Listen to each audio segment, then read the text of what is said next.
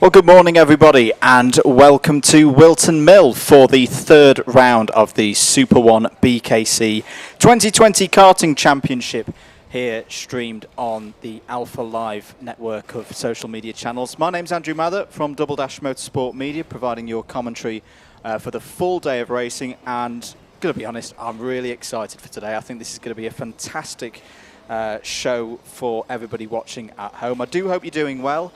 We're slowly getting back to normal, aren't we? We're slowly coming out of this lockdown period. For myself, it's my first day back in a proper comms box since March, and as I say, it's fantastic to get things back up and underway. And we've got a good number of classes running here today at Whilton Mill. Qualifying has just finished for our Senior Rock and Junior Rock classes, who will be at the end of a rotation. But let's have a look at your schedule then for today's racing. Each heat is going to be running with each class, I should say, is going to be running with 2 heats and a final. So we'll start with our C50 Bambino New Era class, moving then on to our C50 Bambino Pro class. IMI Bambino will be next up, and then followed by Honda Cadet. Minimax and Junior Max will then be 2 classes out on circuit at the same time, so 2 races running at the same time there. Rotax Max will then be following up. Mini Rock, who we saw here last weekend, of course, for their guest appearance as part of Whilton Mill Kart Club, live on Alpha Live. Great to see them back here again this weekend. Junior and Senior Rock will then be 2 classes again running with on the same track at the same time. So that's going to be your rotation format. We're going to go through that each time. Nice and easy for you to remember today. So each of those classes run in 2 heats and then a final. So heat 2 should be starting around 20 to 2, finals from just after 3:30. So as I say, the first grid that we'll see out there will be our Bambino C50 New Eras. Let's just go over a little bit of the action from yesterday, though, because this, as I say, this is round 3 of this year's SuperOne BKC Championship. We had round 2 here at Whilton Mill yesterday. Quick rundown of your results from that round. So these are all final results. The Bambino C50 New Era Final was won by Morgan Weston ahead of Marley Fisher and Max Gilman. So very good competition there. Marley Fisher was leading the championship going into the second round. Let's see if he can have some more good results today and keep that lead as we move on to Shannington at the end of the month. Next up, we had the Bambino C50 Pro Final. That one was won by Edward Haynes, who took a hat-trick, actually. 2 heat wins and a final win, so he's in very good nick so far this weekend. Let's see if he can do that again today here at round 3. Harley Musk was second, and then a really impressive performance from Luca Holmes-Ballack, the novice, finishing 3rd in that final. Bambino IAMIs. Their final looked a little bit like this. So Daniel Miron Lorente followed up his Heat 2 victory with a win in the A final. Eric Gilsonen was 2nd, and then Jensen Chalk, who was your winner in Heat 1 for IMI Bambinos, was 3rd. So a very competitive class there. We'll see them out later on in the day. Honda Cadet, going to be honest, is always one of my favourite classes. Honda Cadet is always very competitive and well attended, and that is the same again here this weekend. The final yesterday for round 2 was won by Kasper Tomilewski ahead of Oscar Tumulty. I've not seen Oscar race in a while, so good to see him here.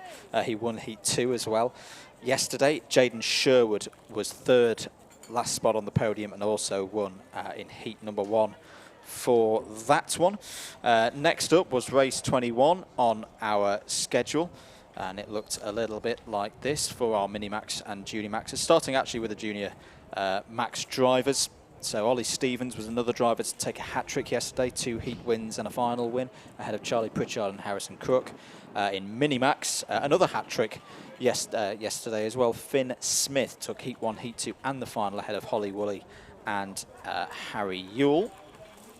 Moving on then to race number 22 in our order, which was the Senior Rotax.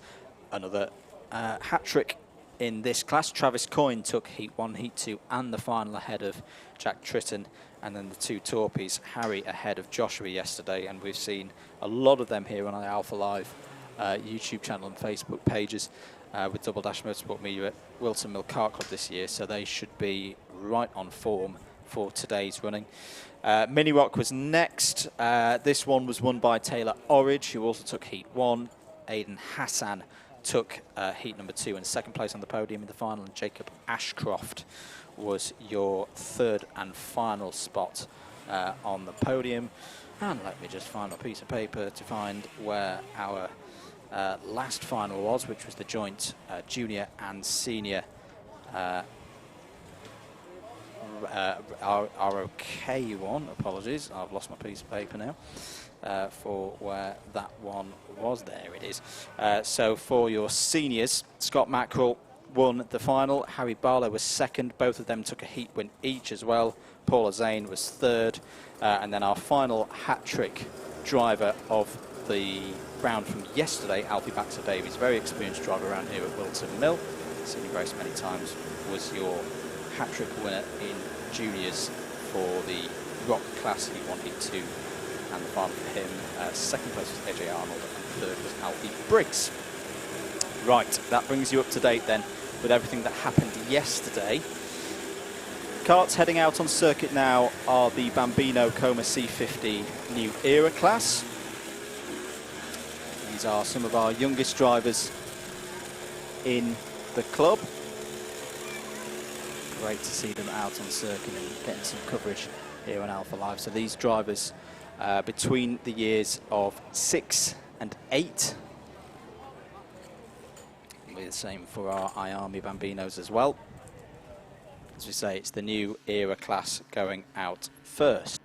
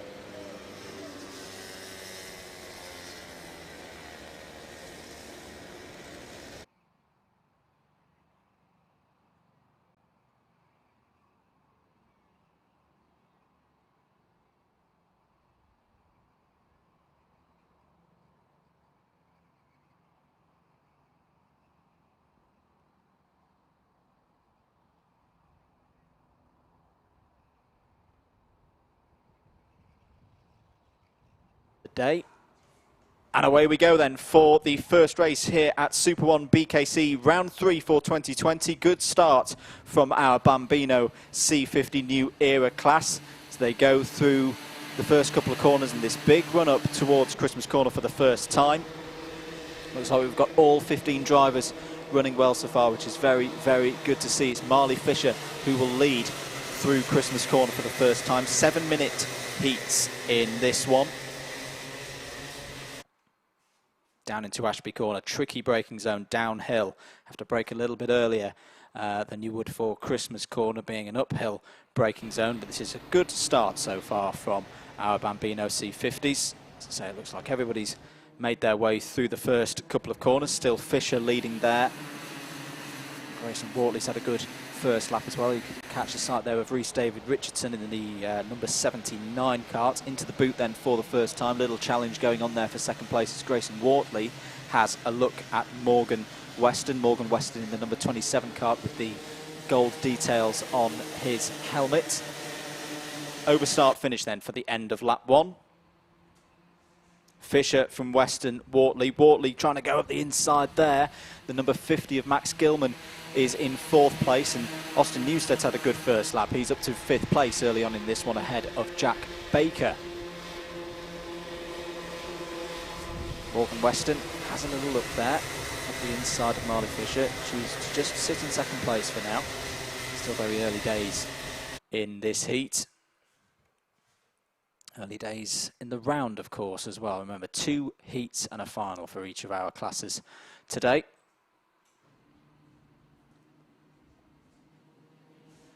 Still Fisher, though, leading from Weston. Wortley just behind.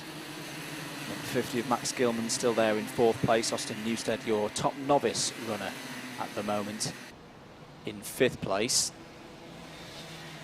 This top 4, though, starting to break away. Fisher, Weston, Wortley and Gilman working together quite well. Always up the inside there, looks Weston into the final corner.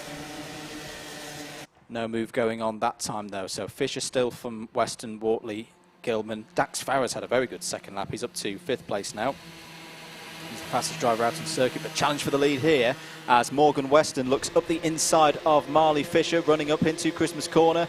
Drivers behind trying to sort themselves out, but up the inside there goes Morgan Weston. That's a very good manoeuvre indeed. Puts him into the lead here on lap number 3 of the first heat, the Bambino C50 New Era class. Drivers closing in behind as well. I can see Jack Baker there in the red kart, the number 17, having a look for 6th place on Austin Newstead. But here's your new leader, Marley Fisher. Has a half check over the shoulder. Very impressive to see the racecraft from these young drivers. We go into the boot then here for lap number 3. Some other moves were made as well. I can tell you Harper Das has got up to 8th place past Jacob Nairn. Round the final corner they go then, end of lap 3. Weston confirmed as your new leader ahead of Fisher, Wortley. Dax Farrer now up to 4th place. Not such a great lap for Max Gilman. He's lost 3 positions to Dax Farrer, Austin Newstead and Jack Baker. And side by side now, you can see the 35 there is Dax Farrer. Trying to go for 3rd place now, and almost 2nd place. Oh, almost contact with Marley Fisher. But he's got the move for 3rd place done, so that's him past Grayson Wortley for that position. 3 minutes on the clock to go. Wortley has a little look down the inside into Ashby Corner again, as someone has had a problem on the run up to Christmas Corner. You can just see them there, and it looks like it's the number 18 of Aaron Southwood Jr. That's such a shame for Aaron. He's got some form of technical issue out there. But Morgan Weston still out ahead at the moment, just starting to break away from this 2nd, 3rd, 4th place squabble, headed up at the moment by Marley Fisher.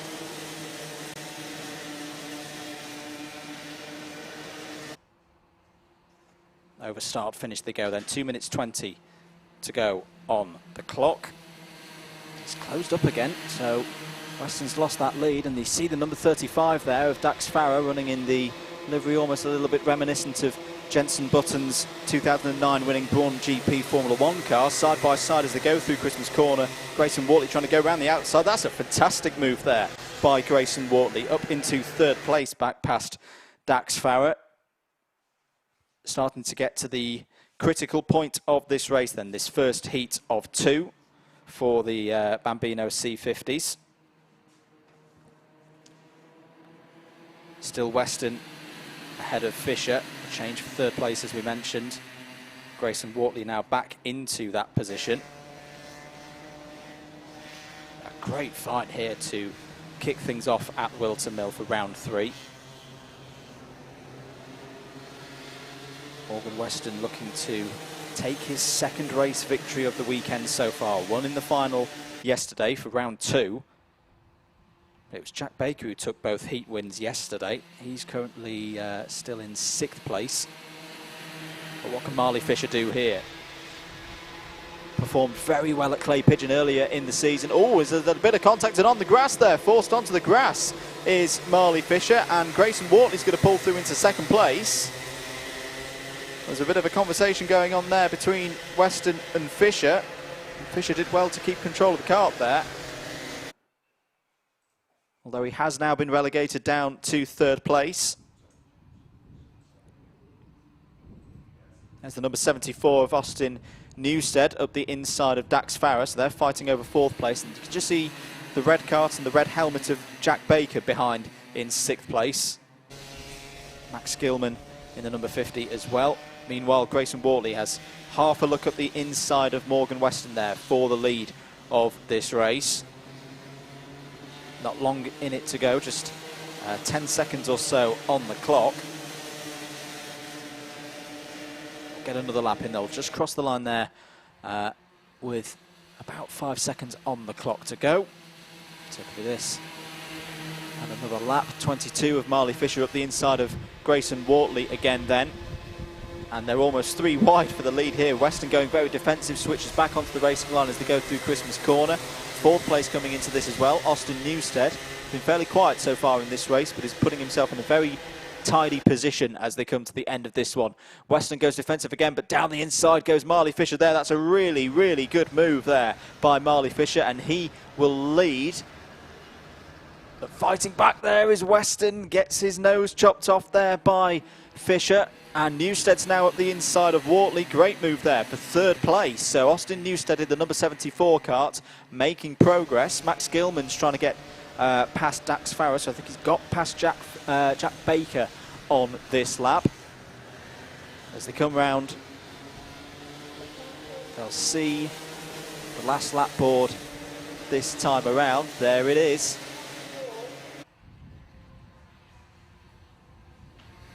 Number 22 of Marley Fisher leads, but here's the big overtaking opportunities. They go up the hill now to Christmas Corner.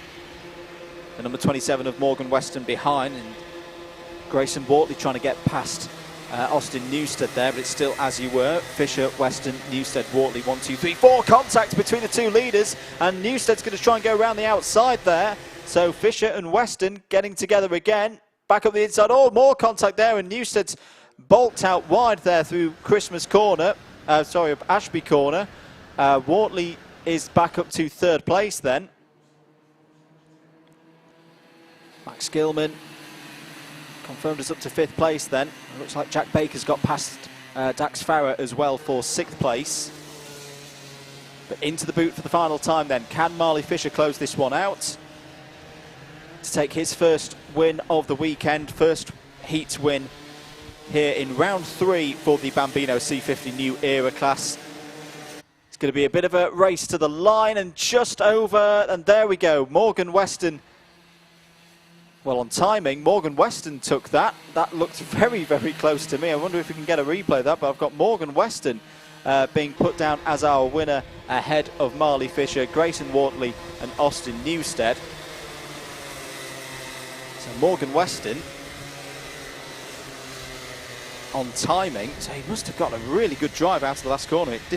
It looked to me on the camera as if Marley Fisher had got that over the line on the shot from turn number 1.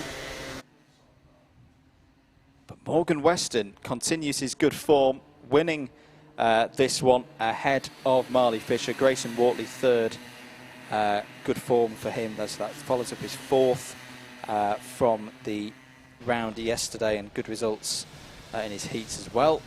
More good points in the championship. Austin Newstead 4th, Max Gilman 5th, and Jack Baker in 6th. Just to say, 34 points for a heat victory in all of our classes here today.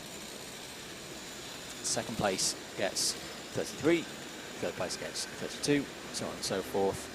Finals worth more points, of course, 60 points for them later in the day. But that was an entertaining first race from our Bambino C50s in the New Era class. We'll see them again for their 2nd heat later on in the day.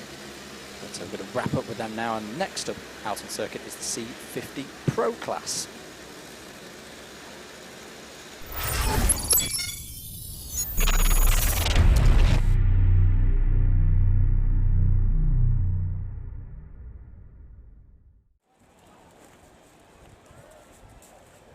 Next on our schedule for their first heat for round 3 of the SuperOne BKC Karting Championships for 2020. Andrew Mather from Double Dash Motorsport Media, live with you in the commentary position on your Alpha live stream. Hello to those of you in the comments. Hello to Noel Gilsonen, Flat Out Eric, another podium. Cheering on Eric there. Hello to JMW Forecasts, who we have got some data from today as well. We'll get that graphic up for you. It's perfect karting conditions here today at Whilton Mill. Sun's out, a few clouds in the sky, not too hot. It was very, very hot earlier in the week, of course, on Friday. Now some of them down not too far from here at Silverstone were struggling with the heat, being a little bit later in the summer, of course. As we say, next class out on circuit is the Bambino C50 Heat Pro class. Just to remind you from yesterday, it was, well, Lewis Hamilton-like domination, you could say, for Edward Haynes in his number 46 kart. He took both heats and the final yesterday, so the maximum number of points possible. That's 60 points for the final and 2 batches of 34 points for those heat victories. Harley Musk second, Luca Holmes-Ballack third, ahead of Albert Friend in fourth. Oliver Sibbald wrapped out the top 5. But this first heat of the day, grid set by qualifying from earlier this morning. Very interesting grid indeed. So Edward Haynes had very good results yesterday, but he hasn't got pole position for this one.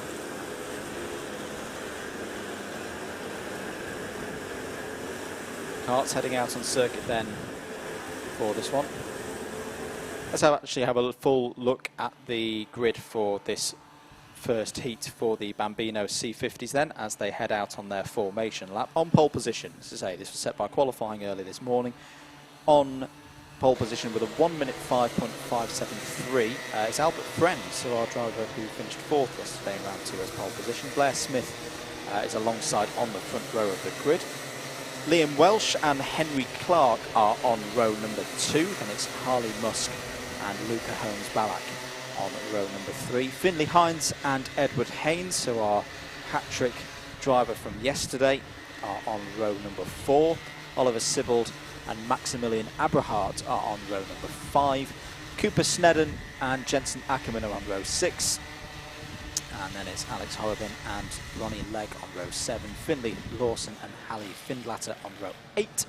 And Jensen White and Sebastian Power forming out the 18 kart field on row number 9. You can get in contact with us here in the commentary position if you're on Twitter at Double Dash MM. Send us your tweets, let us know who you're cheering on here today. Grid forming up then for this Bambino C50 Pro first heat of 2 of the day. And if you're on YouTube and you've not already, please do subscribe to the Alpha Live YouTube channel. Your support is invaluable to us all. And Alpha Live are just short of 10k subscribers at the moment, so if we can get a few more subscribers there, that would be fantastic if we could hit that 10k mark here this weekend with the SuperOne action here at Whilton Mill and other events going on across the country covered by Alpha Live as well. But the grid is ready then for this first heat for the Bambino C50s. Remember your grid, number 19, Albert Friend on the right of your screen, number 45, Blair Smith on the left hand of your screen, and away they go then for their first heat of the day. Very good start there from Albert Friend, and he's shot into an early lead here as they go through the first couple of corners.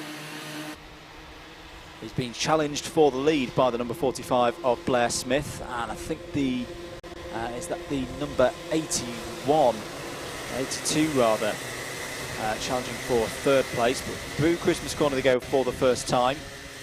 All looks again very clean so far from our Bambino C50s. Oh, one driver running a little bit wide there off circuit. Might be the 21 of Harley Musk.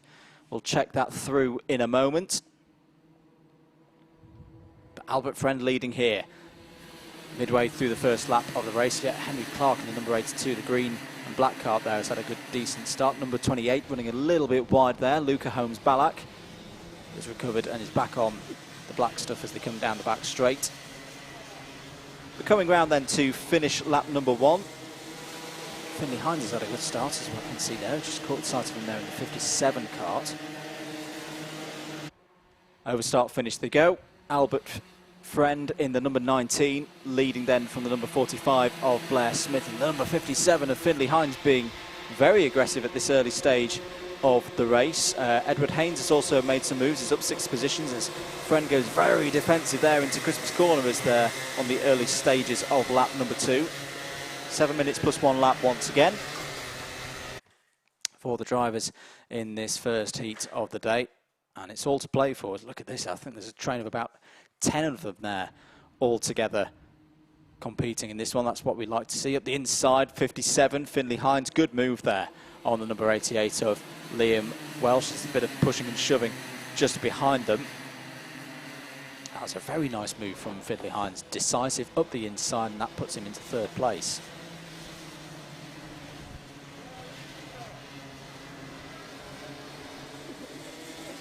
Leaders coming around the boot then to finish lap number 2. Fortunately, it was Harley Musk who was involved in that incident, running wide out of Inkerman's corner on lap 1, and he's a long way off, but he is running though, so that's good to see.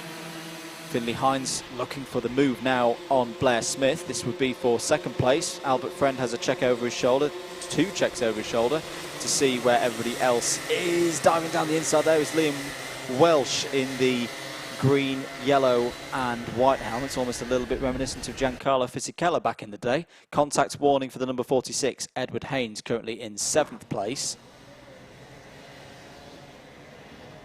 Still a good pack here. I'd say it's the top 9, covered by 2.3 seconds, that are still in it. 4 minutes of this one to go. The battle for 2nd place playing into the hands at the moment of our leader. He's starting to pull away. Looking to be in a nice position here as the number 57 of Finley Hines is up the inside of Blair Smith. Can he get the move done into the final corner? Yes, he can. Another decisive manoeuvre from Finley Hines. He's up to 2nd place now. Didn't feature as much in the final yesterday. Unfortunately, ended 2 laps down. But this is a good fight back from Finley Hines, and in fact he's going for the lead now. Look at the power up to Christmas Corner and straight round the outside of Albert Friend. New leader then here on lap number 4, Finley Hines in the number 57. And the number 46 of Edward Haynes is on the move down the inside there. I think that was on Blair Smith. Yes, it was, for 3rd place. That's 2 positions gained by Haynes already on this lap. He's got past Henry Clark as well in the number 82. You just see him there, the black and green cartoned helmet livery that he's running there. Finley Hines trying to defend now from Albert Friend, who's fighting back, wants his lead back that he lost on the run up to Christmas Corner. 2 minutes 40 to go, hotting up here in the first heat for our Bambino C50 Pro class. Confirmed on timing then. Hines, your new leader, ahead of Friend. If they can work together, they can hopefully pull away from 3rd place, but Edward Haynes is right on them now. Our triple winner from yesterday, starting to come through the field. Nearly has a bit of a moment around the outside of Albert Friend there, and still as you were 1st, 2nd, 3rd for Hines, Friend and Haynes. But they're definitely breaking away from the drivers behind. Haynes down the inside, going for 2nd place. Not quite able to do it, just overshoots a little bit there. And Friend cuts back into 2nd place. The 2nd group being headed up by Blair Smith still at the moment in 4th place. He's got the attentions of Henry Clark and Luca Holmes-Ballack just behind him. Friend has a little look at the inside, side by side as they go into the boot. Edward Haynes is going to... Oh, I thought he was going to stick it down the inside into the toe of the boot, but just pulls out of it. Little shake of the head, not too happy there. With something 1 minute 30 to go. Good respect to the track limits from these drivers as well. Lap times of the leaders currently in the 105s, everybody else in the 106s and 107s. Oh, something's happened to Blair Smith. He's just dropped 6 positions on timing, so it's now Henry Clark up into 4th position. Just see him there in the number 82. Haynes looks to the outside again, nothing doing through Christmas Corner with 65 seconds to go on the clock. But now down the inside, in fact, Friend's got into the lead. Is Haynes going to go for a double move there? That's very, very brave. Nearly pulled it off as well, but Friend to the lead then ahead of Finley Hines.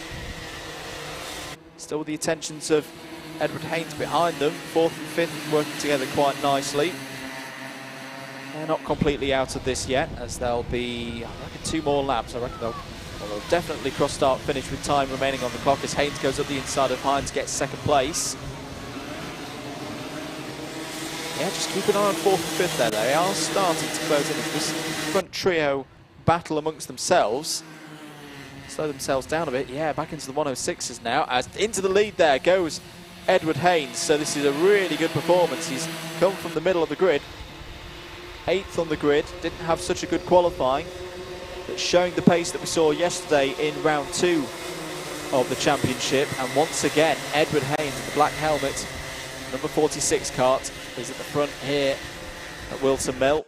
But can Friend and Hines fight back? 4th and 5th place starting to squabble over their position as well. Henry Clark and Luca Holmes-Ballack. This has been a really good first heat from our Bambino C50s. Finley Hines has a bit of a look down the inside of Albert Friend there. But Edward Haynes really is putting a marker down. So he's already got 2 hat-tricks so far this season as Hines goes down the inside of Albert Friend. Clean overtake there, onto the last lap then. Edward Haynes took the hat-trick at Clay Pigeon, took the hat-trick yesterday as well, but always now being challenged by Finley Hines there, and they've both got in the way of each other and lost 3 positions. So, oh, and there's a big hit there between Haynes and Finley Hines. They'd already lost 3 positions. Well, I hope Finley's okay there. That was a big, big hit to the number 57, but Albert Friend's got through and into the lead. Last lap board is out.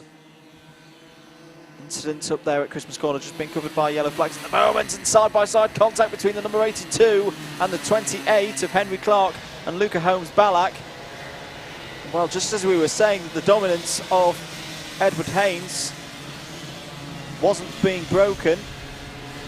Albert Friend has pulled his way through, has kept his nose clean, and he's going to take a really good victory, the first victory for Albert Friend this year, and a very happy number 82 for Henry Clark as well. Albert Friend takes his first victory in SuperOne BKC for 2020, ahead of Henry Clark there in 2nd place. 3rd place for Luca Holmes-Ballack, 4th Oliver Sibbald, and 5th Maximilian Abrahart.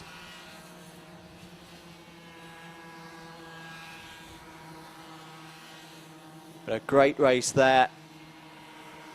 Unfortunate that contact right at the end between Finley Hines and Edward Haynes. I hope Finley is okay there, because I say I think there was a bit of a ride over the top between Hines and Haynes. Can happen. It's a reminder to us all that there is an element of risk in this sport.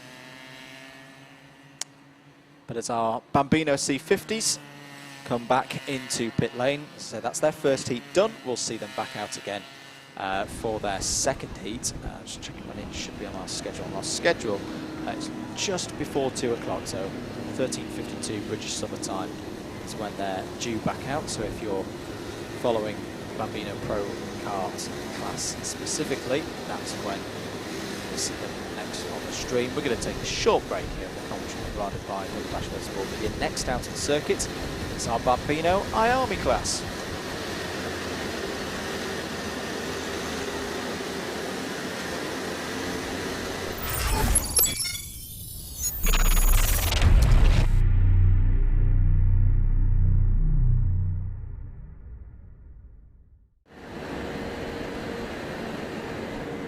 Welcome back to Whilton Mill. It's round 3 of the SuperOne BKC Karting Championships for 2020. Andrew Mather from Double Dash Motorsport Media providing the commentary for your Alpha live stream. 3rd class out on circuit then this morning. Well, it's very quickly, it's going to be lunchtime, 12 o'clock. But the Bambino IMIs are heading out on circuit next. Review from yesterday, Daniel Miron Lorente was your round 2 final winner. Also took one of the heats as well, Eric Gilson. So we've already seen the comments earlier giving him the support. Here he is out of the circuit, so Noel, this is Eric's time to shine.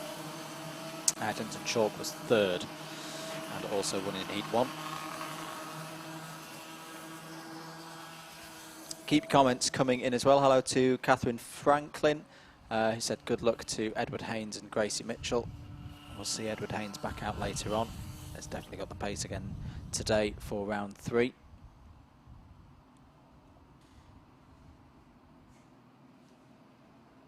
Here's your grid then for our... Oh, unfortunately that's the Honda Cadet graphic. Let's go through the grid for the Bambino IMIs, once again set by qualifying over this morning. Luke Narroway has pole position for his first heat of the day. Harry Curry alongside on the front row. Austin Gibson and Daniel Miron Lorente will start this race from row number 2. Eric Gilsonen and Teddy Porter start on row 3. Teddy is the top novice from our qualifying session. Jensen Chalk and Freddie Denton will start on row number 4. Luke Millward and Jensen Thomas go from row number 5. Row 6 is Sukmani Kira and Jensen Walker.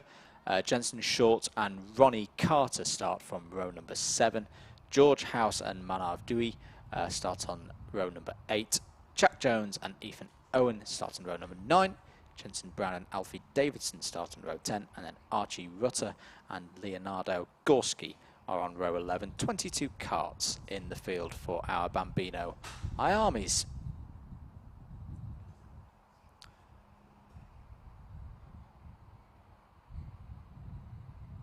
Engines being started then for our Bambino IMI class. Grid being cleared. This should be a really intriguing race, this, to see where this first heat of the day is going to go. So remember, it's Luke Narroway on the right of your screen, Harry Curry on the left. Away they go then for 7 minutes plus 1 lap in the Bambino IMI class. Good start there from the number 84 of Harry Curry as they go through up to Christmas Corner for the first time in this first heat for the Bambino IMIs. Bit spread out already at the front. It's a very, very quick start from the first couple of rows. It's a clean one, a very clean one. That's good to see from Bambino IMIs. I think there's one kart stranded on the start line. Hopefully we can get that cleared before the full field comes around. They've still got a good 20-25 seconds or so to do that, so that should be fine. Number 85's coming through already. It's Daniel Miron Lorente, winner of round 2 yesterday in this class. He's up to 2nd place. 3rd place there is the number 25 of Austin Gibson. Battle going on for 4th place, number 17 of Luke Narroway. Just lost out there to the number 66 of Teddy Porter, so obviously a very good start in his first heat of the day. Cross start finish. Curry being challenged and loses the lead actually to Daniel Miron Lorente. So Miron Lorente got a very good run out of the final corner, was taking the lead early here on lap number 2. The kart that had problems on start line was Archie Rutter, unfortunately. So Archie Rutter, number 20, has not registered as coming through across the line here on lap number 1. Mechanical flag out for the number 40 of Jensen Thomas. So Jensen Thomas, currently in 9th place, is going to have to come into the pit lane for some attentions to his car. Obviously some form of safety issue with that one. Can't quite see it ourselves. But unfortunately, yeah, that's going to be the end of his race. Miron Lorente leads. Move for 2nd place now being done by Austin Gibson. Good move that into the movement. Curry's going to fight back and retake that 2nd spot. 5 minutes of this one to go, end of lap 2. Miron Lorente confirmed as your leader into the 58s already in the number 85. There's number 33 of Eric Gilsonen, currently in 6th place. Teddy Porter still your top novice, by the way, number 66 in 5th place. But our 3 leaders getting very close together as they break down into Ashby Corner, trying not to run too deep through the fast hairpin there. Actually bunching up at the front now for the neutrals among us. Curry has half an attempt to get by. Oh, little mistake there from Teddy Porter, runs slightly wide. He's still there in 5th position. Other novices that we've got in this one, Alfred Davidson in 16th. Technical already not running in this one. fingers crossed we see the number 20 car back out later for heat number 2. There's number 17 of Luke Narroway, the red and white car there, looking up the inside for third place on Austin Gibson, and maybe even second place on Harry Curry. Great run this for Narroway. He's just going to slot there into third place. Gilson with the Red Bull helmet had half a go there at Teddy Porter to try and take 5th place, but just holds in 6th now, so it's a top 7 that are clear. Freddie Denton just at the back of it as well, so not sure what's happened to Sukmani Kira in this last lap, because the gap was fairly close as they came over start-finish, so Kira unfortunately has dropped off this pack at the front of the field. Still led though by Daniel Miron Lorente.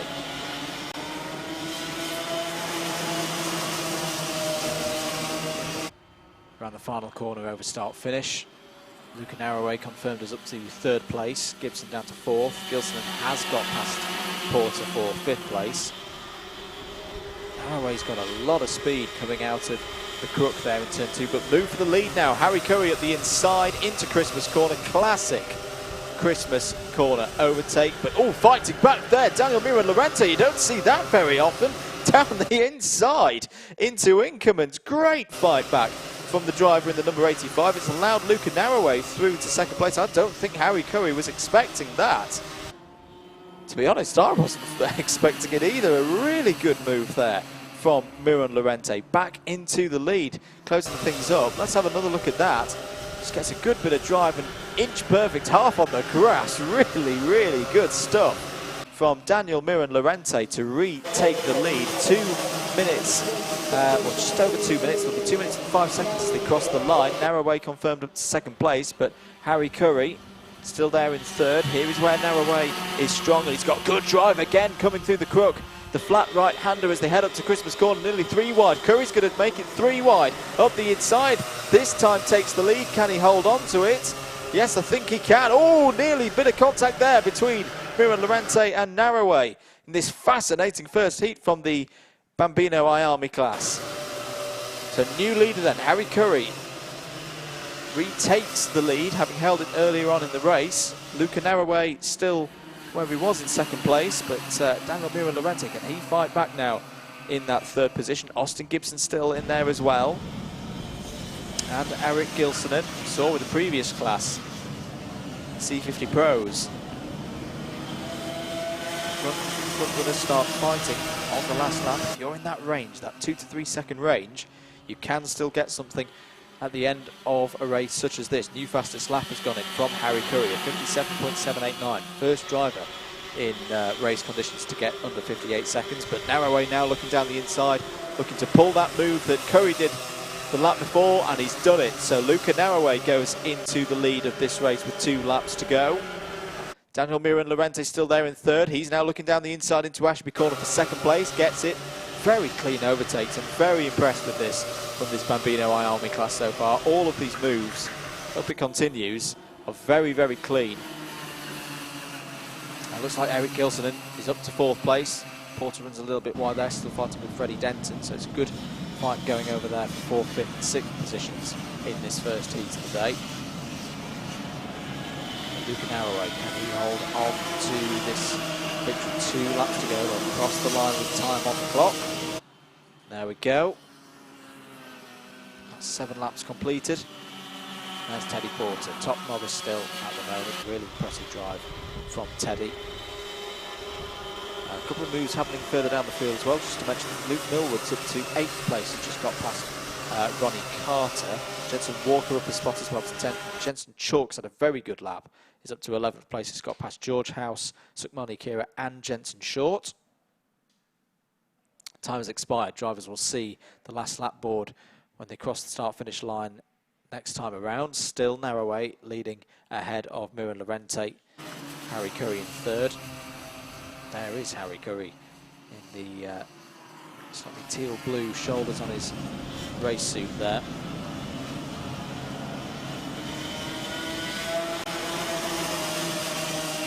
Last lap then for the Bambino IMI's first heat of the day. Can Luca Narroway take this victory?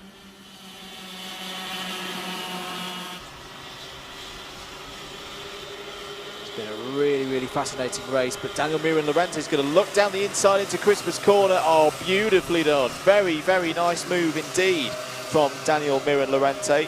Narroway tried to turn in, but there was Miran Lorente. Nothing Narroway could have done about that. Once again, more clean overtakes from our Bambino IMIs.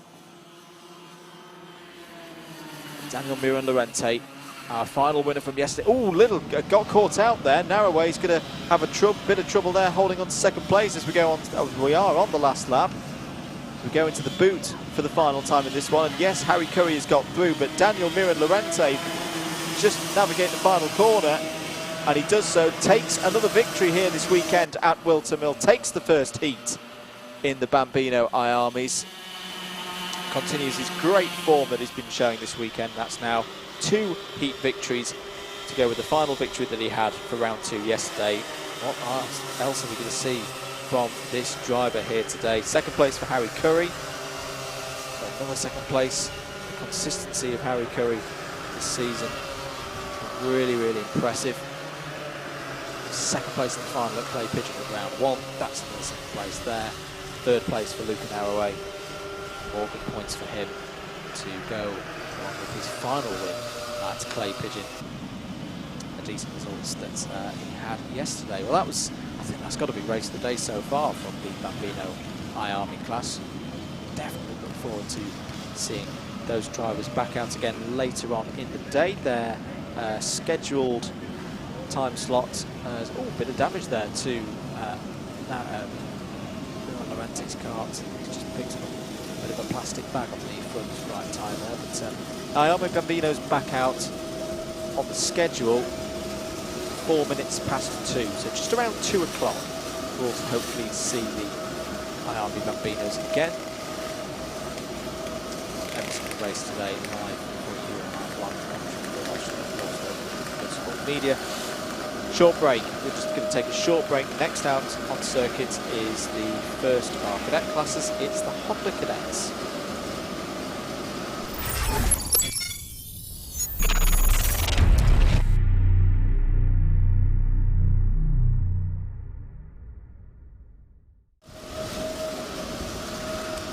Getting ready then for the Honda Cadets and their first heat of the day.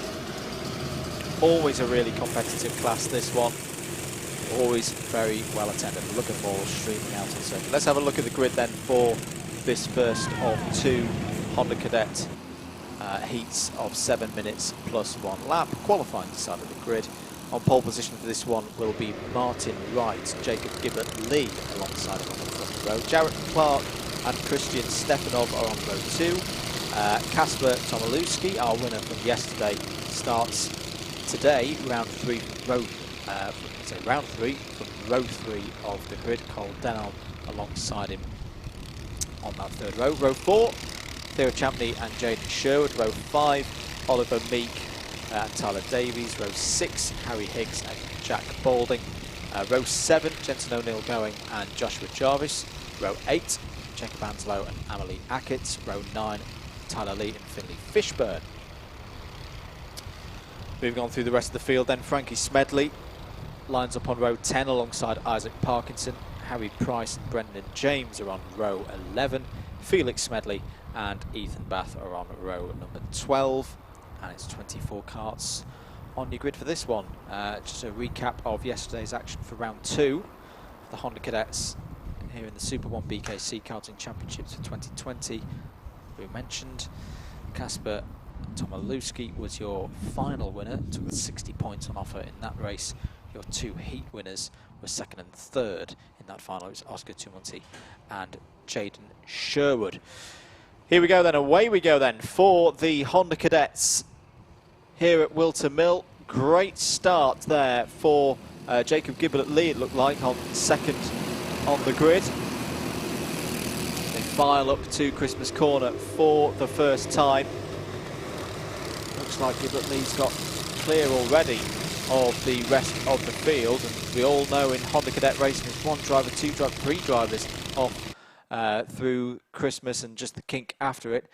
Momentum in Honda Cadet racing really, really important.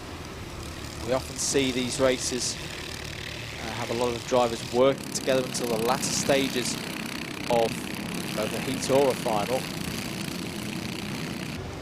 It can be quite hard to stay out front sometimes if you're a lone driver. You already see that the leader's being pulled in by 5 cars just behind. Over start finish then, Jacob Giblet-Lee leads by just under half of a second ahead of Cole Denholm. Jarrett Clark in third, Kasper Tomilewski up to 4th place as well. You can just see him there in the orange and white liveried car, number 20. Thought about making an overtake on Jarrett Clark for third, but just held fire for now. Down the inside, there goes Cole Denholm. Clean overtake there. That gets him into the lead ahead of Jacob Giblet-Lee. 2 novices in this race as well, Felix Smedley and Larry Price. Felix Smedley up 2 positions on the first lap of the race, so that's good to see. Number 17 now in 22nd position. 5 minutes and 15 seconds to go for this first heat for the Honda Cadets. Side by side, Tomilewski and Theo Champney. Theo Champney just pulls out of that one in time, but it's definitely on the move. The holder of the number 1 plate, 5 minutes to go. Here comes the number 55 though. Jarrett Clark is going to get alongside Jacob Giblet-Lee as they run up to Christmas corner, and it's nearly going to be 3 wide if Christian Stefanov. Oh, the really nice move there from Christian Stefanov.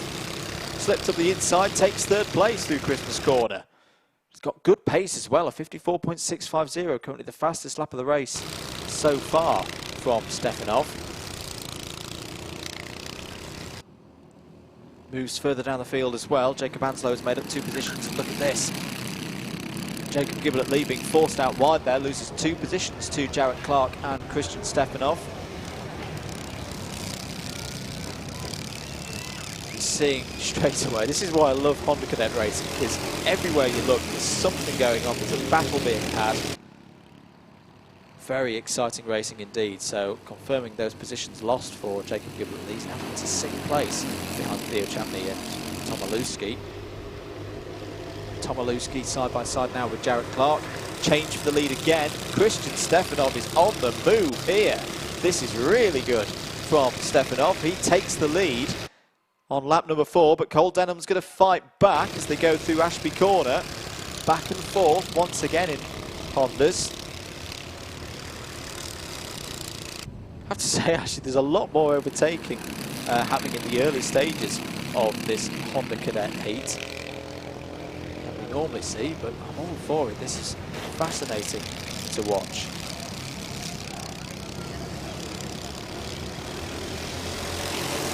Tomilewski there in 3rd place, championship leader. Stefanov just runs a little bit wide there, out of the last corner. Trying to retake that lead. This is where he's been strong though, to Christmas corner. Oh, what a bit of driving there from Jasper Clark. He's got back up the inside of Tomilewski. He's going to get the move done for 3rd place. Yes, he is. And Theo Champney's trying to follow through. Gets closed off there. That was well recovered from Kasper Tomilewski. And I can just see, oh yeah, number 28 is in trouble there. That's the number 28 of Jacob Anslow. Oh, he's having a really good race as well, was Jacob. Was up in 13th place, but has had a problem there and is out of this one. Oh, contact there between the number 49 of Cole Denholm and the 27 of Christian Stefanov. Has now been swamped. Look at that. We talked about momentum. He's completely lost momentum. There may be a problem with the kart as well, because he's lost about 5 or 6 positions. Yeah, I think there is a problem with the kart. I just saw one of the parents running over to a possibly stranded Christian Stefanov, and that would be a real shame. Back with our leaders though, Cole Denholm and Kasper Tomilewski now.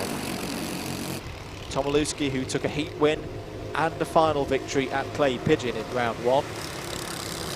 In the round 2 final yesterday here at Whilton Mill. Can he get his first heat win and 34 points in the weekend so far? He's got 2 minutes to find a way past Cole Denholm here. Clark's still there in 3rd place. Tyler Davis has slipped up to 4th. Really good stuff from Tyler. Plenty of drivers just behind him as well. I'd say anywhere down to 8th place at the moment are still in the fight for the win here. So Denholm, Tomilewski, Clark, Davies, and Tomilewski down the inside now is going to get the block pass done. Yes, very nicely done into the final corner. So Kasper Tomilewski back to the front of the field here, but is now not going to have the slipstream up to Christmas corner. Is he going to be attacked by Cole Denholm here, or are they going to just try and get the heads down? Still a few laps on the schedule for this race. 1 minute 10 to go plus 1 lap after it.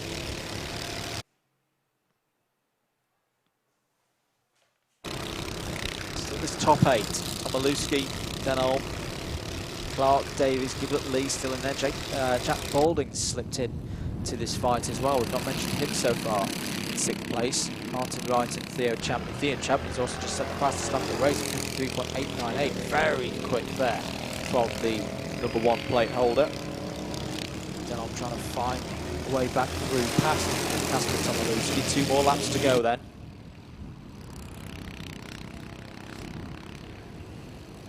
Harry Higgs as well. I wouldn't even count out Harry Higgs, 3 seconds off the lead at the moment, because if this top 8 really start fighting, he could just nip in there, get a good result. I saw not a checkered flag, a yellow flag. Yes, I did see a yellow flag. I think the number 21 out there has potentially stopped. Back with the leaders. Stefan, by the way, is running now down to 19th place. Oh, contact! So there was an incident there going through Osiers, and round is the number 83. So that's Tyler Davis. Oh, Tyler was having a really strong race. Was up in 4th place, but something happened there through Osiers, and that split the field up a little bit. So going on to the last lap, it's going to be this top 3 of Tomilewski, Denholm, and Clark. You'd imagine it's going to come from one of these 3, the race victory. Cole Denholm trying to be as close to the rear bumper of Tomilewski as possible as they go up into Christmas corner. Oh, switch back there, beautifully done. What a dummy from Cole Denholm. Tricked Tomilewski to going back out wide. Jacob Gibblet-Lee has stopped, there he is. The Total Karting machine. That's a real shame for him, he was running strongly in this race. I imagine that's due to contact damage with Tyler Davis a lap ago, but can Cole Denholm here close out this victory? Didn't really feature yesterday, but oh, round the outside goes Jared Clark. What a move for 2nd place, and it could still be on for the win. Cole Denholm goes defensive into the final corner, drag race to the line. Who's going to take it? Cole Denholm takes the checkered flag and the win. Jared Clark with an amazing manoeuvre round the outside of the championship leader takes 2nd place on the last lap there. Kasper Tomilewski, more good points for him. He's having a very strong season so far. Let's just have a look at that move again. Really brave stuff. That is not easy to do, to get that overspeed and the move done before the toe of the boot. Really impressive from Jared Clark. Theo Champney fights back to finish in 4th place. Martin Wright 5th, Harry Higgs 6th, Jake Balding 7th, Jensen O'Neill going in 8th. Joshua Jarvis in 9th, Tyler Davis recovered, thankfully, to 10th place with Jaden Sherwood and Frankie Smedley 11th, 12th, Finley Fishburne 13th, Oliver Meek 14th, Emily Ackett's 15th, Isaac Parkinson 16th, Christian Stefanov. That's a real shame for Christian. He was having a very strong race, some good pace. Hopefully we'll see that replicated in heat number 2 with a better result. 17th though here in this one. Brendan James and Tyler Lee, Bath wrapping up top 20, top novice in that one was Felix Smedley. Hondas. I do love Hondas. They produce a good race 9 times out of 10, probably more than 9 times out of 10, but we'll see them back out later on. 14-16 British Summertime is when they're due back out on circuit for their 2nd heat of the day. We're going to take another short break. Next out on circuit is the first of our double class races, so both Mini Max and Junior Max out on circuit very shortly here at Whilton Mill.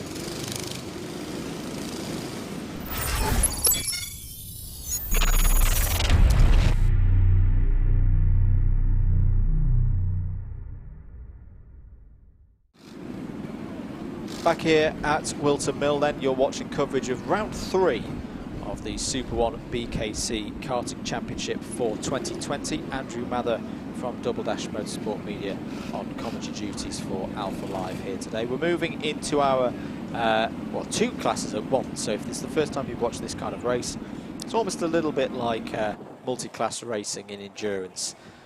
You've got two races going on at once, and we'll keep our eyes on both of them. It's our Mini-Max and Junior Max heats out on the circuit for their first of 2 7-minute plus 1 lap races.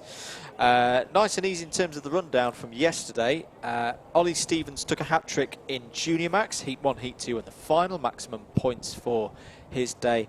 And same in Mini-Max, this was Finn Smith taking Heat 1, Heat 2 and the final in Mini-Max. Let's have a look through the grid though, just as we wait for the Hondas to be completely cleared off the circuit. So Ollie Stevens and James Jackson will be on the front row for Junior Max. Jack Davies and Harrison Crook on row 2. Charlie Pritchard and Daniel Cebula are on row number 3. Jake Howarth and Cameron Crockett are on row number 4. Callum Davies and Oakley Keatley are on row 5. Finn Smith, so getting into the Mini-Max drivers now. Finn Smith ahead of Holly Woolley on row 6 overall. Caleb McDuff and Harry Ewell are on row number 7 overall, row 2 in the Mini-Maxes. Say 10 Junior Rotax Max drivers out on circuit, and you can see that their numbers are the red backgrounds and the white numbering, and then the 4 Mini-Max drivers just behind as well. So they'll probably run in a slightly separated out formation for their rolling starts. Almost similar to cycling pursuit racing if you're looking into that. So there go your 10 Junior Max drivers out on circuit. The number 81 of Ollie Stevens looking to continue his really strong form so far this weekend. Round 3 for Ollie gets underway.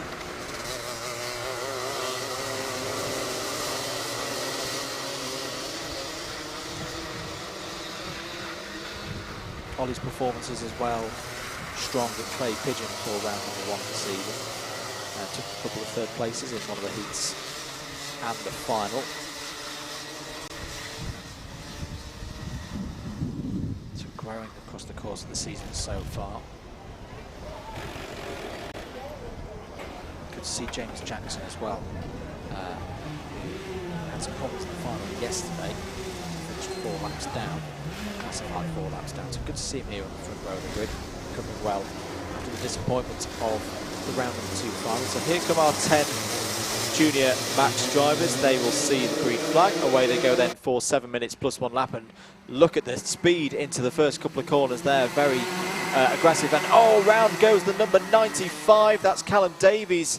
Around he's got going again, but his race in terms of good positions pretty much already done there at turn number 1 and 2, and nearly contacts again as the number 72 of Harrison Crook goes off circuit with a bit of lawn mowing there. So quite an aggressive start there from the Junior Rotax drivers. I can tell you that the Mini-Max drivers as well have set off. Yellow backgrounds on their number boards with black characters. Easily tell visually the difference between those two classes, but round 2 finish lap number 1 for our juniors. Ollie Stevens leads. That's the number 41 of James Jackson, starting on the front row of the grid, still up there at the pointy end of the field. Charlie Pritchard up now into 2nd place.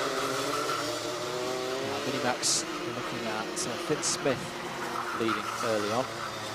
Junior, that's the 95 back through the field of Mini-Max drivers. So Finn Smith ahead of Holly Woolley at the moment. Holly led the championship after round 1, had a very good weekend at Clay Pigeon. Finn Smith has both finals so far this season in Mini-Max. Looking to have the championship lead at the end of this round, but a lot of racing before we get to that point. Ollie Stevens leads by half a second then ahead of Charlie Pritchard in the number 24, the number 41 of James Jackson, just behind Jack Davies in 4th. I can just see there that Daniel Cebula has made a move into 5th place, got past Jake Howarth. Finn Smith continuing to lead in Minimax. Down the inside goes James Jackson, taking second place away from Charlie Pritchard as they go through Oz's corner there into the boot. Three here, just start to see, I think as well. 79 Jack Davies. Maybe thinking about getting a move done on Charlie Pritchard this lap. Another really quick lap from Sabula with the number 12. Daniel Sabula, 46.628. Is what he's just set. We've just seen the blue, white, and yellow DHR cart just behind in third place. Driver from Hampton. 4 minutes and 17 seconds to go. We're going to see Oakley Keatley in the number 33. Privateer. Local to this area, comes from Northampton. Not too far down the A5 from here. He's having a good race so far, holding in 8th place. James Jackson starting to put some good pace in there. 46.317 from the driver in second place there. Trying to close in on Ollie Stevens. As you say, has really dominated in this class so far this weekend. Hasn't lost any of his races so far. 0.6 of a second is the gap at the end of lap number 4. There he is in the number 81 Praga liveried car. That's wide. Oh, the number 36 Jake Howarth has got problems there and has got back on circuit. Team Haas driver looking particularly happy about that one. He's going to drop down at least a couple of positions. There's number 79, Daniel Sabula. Stuck in the 46.5s at the moment. The drivers ahead of him have just picked their pace up a little bit. Sabula needs to dig deep if he's going to hold on to these leaders. Clear top 5 though, ahead of Harrison Crook in 6th place. Meanwhile, Minimax still Finn Smith leading ahead of Callum Davies. The pace for Finn Smith very good at the moment. Second almost, quicker than Holly Woolley, Harry Orr, Caleb McDuff, lap by lap. Yellow flag out on Oz's corner. That's going to be for Jake Howarth, who's fully pulled off the circuit now. Classified down there at the bottom.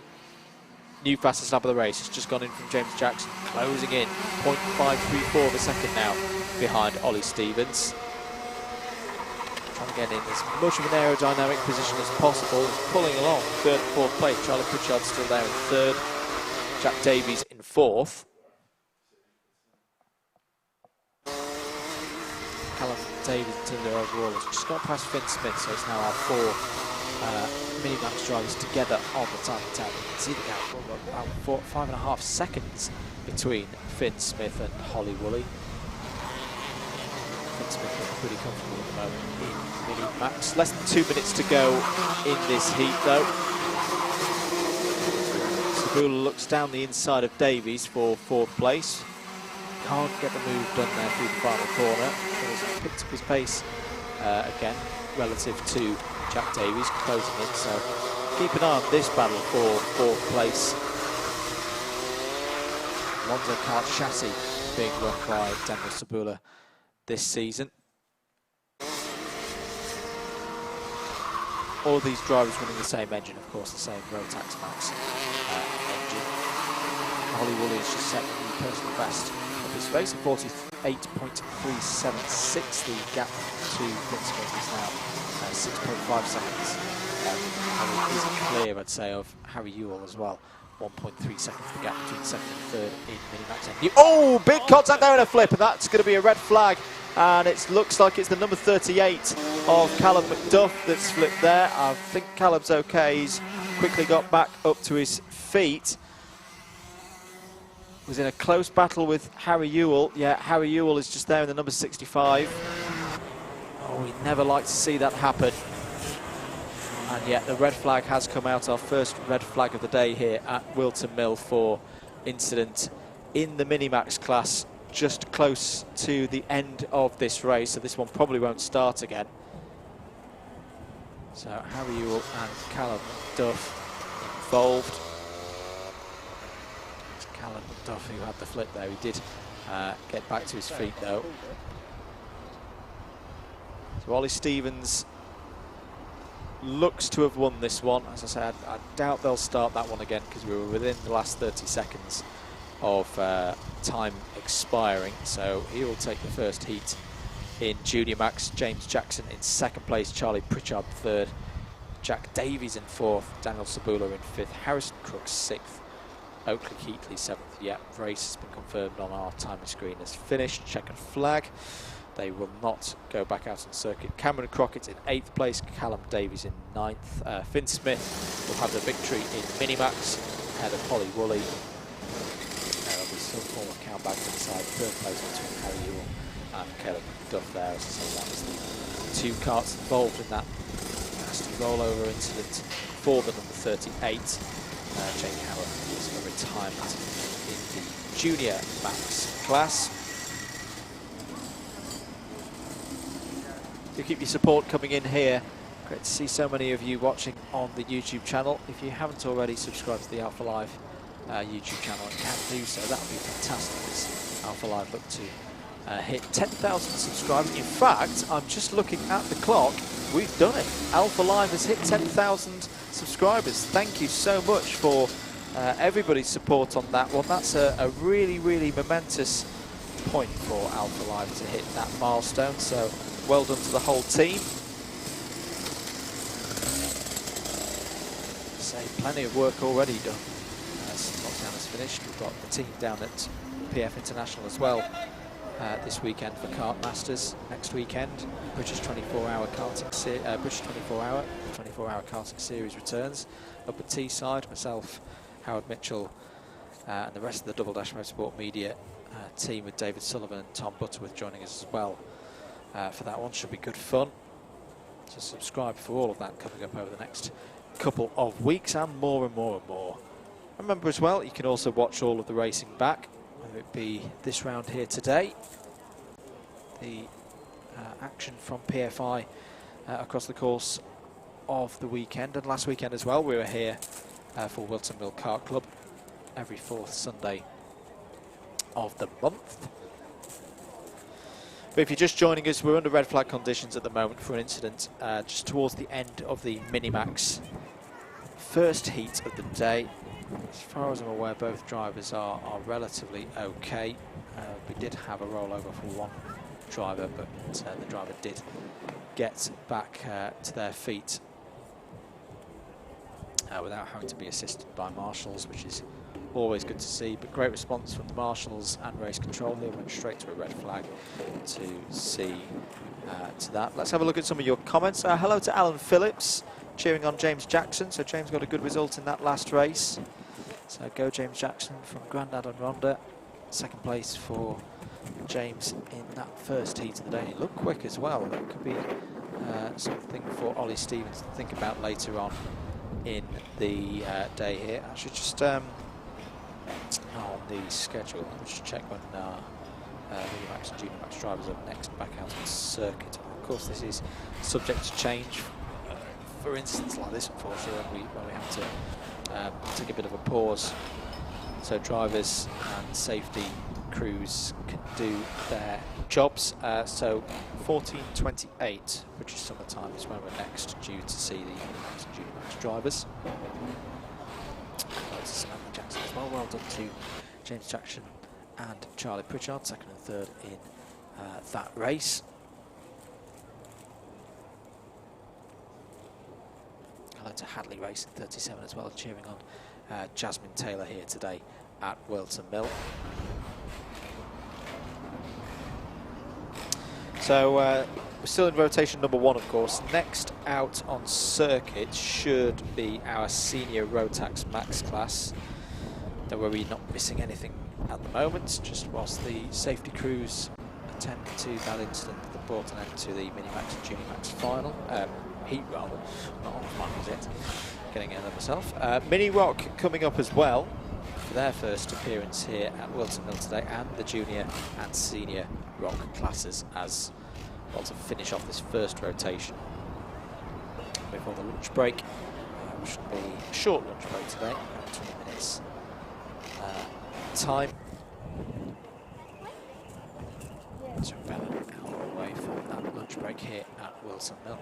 Just see on our multi-screen, so we're not showing all of these pictures to yourselves, just out of respect for anyone potentially hurt out there. I can see the 38 car is back on a trolley, just being wheeled back into the paddock. Damage to both front corners, both front wheels pointing inward. Apart from that, not too much damage to the rest of the car. I think the safety features on the car have done their job there, protecting Caleb, so that's very good news. As soon as we've got more news on Caleb's condition, we will let you know, of course. But we're not going to speculate on that for now. I hope you understand that. Hello to Harry Rogers. Good luck to all the Haas boys out there today.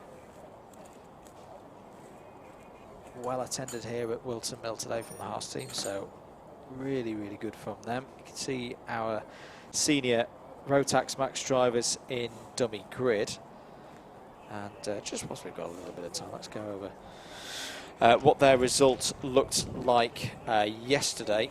So it was a great day at round 2 of the SuperOne BKC 2020 karting championship for Travis Coyne. He took both heat wins and the final win yesterday. Jack Tritton in 2nd place. And the 2 Torpies, Harry Torpy and Joshua Torpy, who we see quite regularly here at Whilton Mill, regulars in the WMKC. They've been running very strongly so far this season in their senior classes, including last weekend. They were 3rd and 4th, Ethan Ling 5th, Rob Ellis 6th, Georgie Whitbread in 7th, Harry Canham 8th, Casey Watson and Thomas Taylor wrapping out the top 10.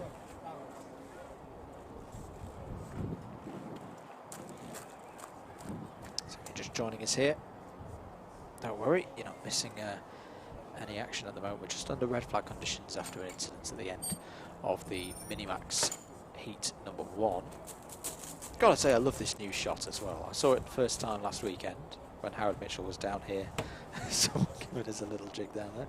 I love this shot. It really captures the paddock, the last corner, all the development work that's gone on here at Whilton Mill over the last couple of years. So well done, Mr. Fitchew. Well done, James Fitchew from Alpha Live. He set this one up. It's going to be very useful for some of our events where there's pit stops and team events later on in the year.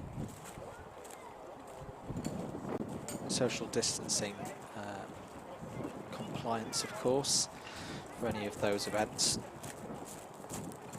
A great effort from the Whilton Mill staff as well to get this event on. See, pretty much everyone's got the paddock have got the face masks on.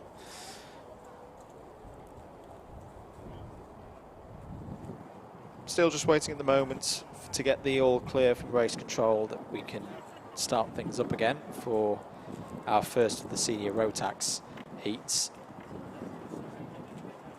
Going into this weekend, at the start of the weekend, your standings looks like this. Lewis Halliday had a very good time down at Clay Pigeon for round number 1.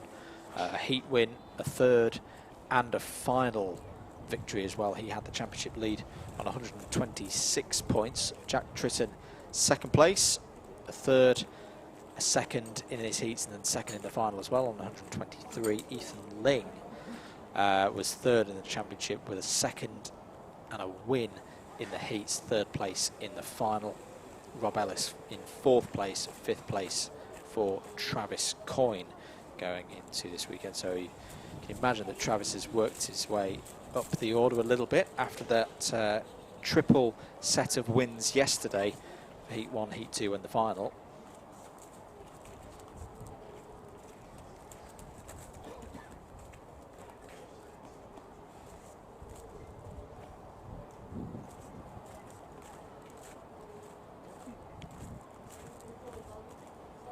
Grid, a very interesting one as well for this. I'm just having a look at it now. We'll go through it just before the drivers head out on circuit. So Travis Coyne did get pole position for this class this morning. So 44.213 his pole position time. So Just over a tenth clear of Jack Tritton, who was second in the qualifying session, of 44.357 for him. Harry Torpy third, Rob Ellis fourth, Casey Watson fifth, Joshua Torpy sixth, Georgie Whitbread and Ethan Ling 7th and 8th, Harry Canneman, Thomas Taylor 9th and 10th, Mikey Austin and Joshua Taylor 11th and 12th, Harry James and Thomas Parker 13th and 14th. So the whole field covered by just over a second, 1.172 seconds from front to back. So this should be a very competitive race here today at Whilton Mill.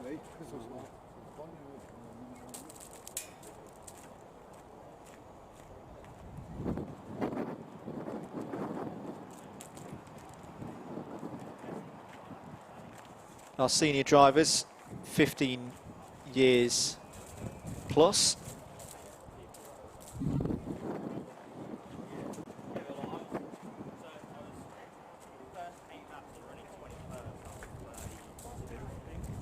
And a very experienced field here today at Whilton Mill. We're pretty close now to getting things back up and running here at Whilton Mill after that incident for Caleb McDuff at the end of the Minimax Heat number 1. As we say, we'll hopefully get news as soon as possible on Caleb's condition and whether we're going to see Caleb racing again later in the morning. Keep comments coming in on the YouTube stream. You can support us on Double Dash Motorsport Media as well. We're on Facebook at Double Dash Motorsport Media. Give our page a like if you can. That'll be invaluable to us as well. And we're on Twitter and Instagram at Double Dash MM, and the YouTube channel as well, which we're doing a lot of sim racing on at the moment. A few commentaries, taking part ourselves. So Double Dash Motorsport Media on YouTube. Give us a subscribe if you can, if that's your kind of thing. As we say, Alpha Live, multiple events being run this weekend. We've got the Kartmasters GP coverage from PF International going on at the moment as well. Being biased, of course, I would say, no, don't go watch that now. Go watch that later on in the afternoon, once we're done here at Whilton Mill, for round 3 of the SuperOne BKC Championships for 2020.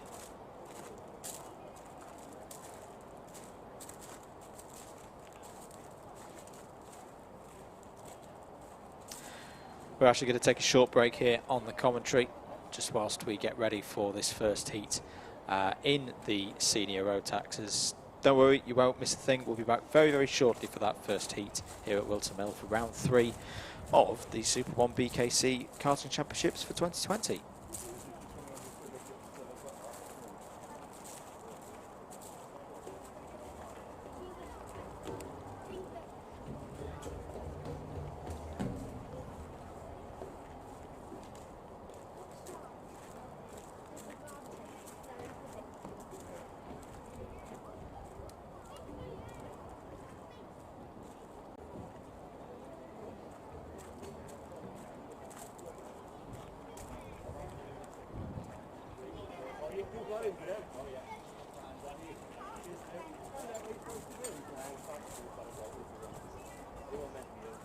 But you like see me, Gary, don't you?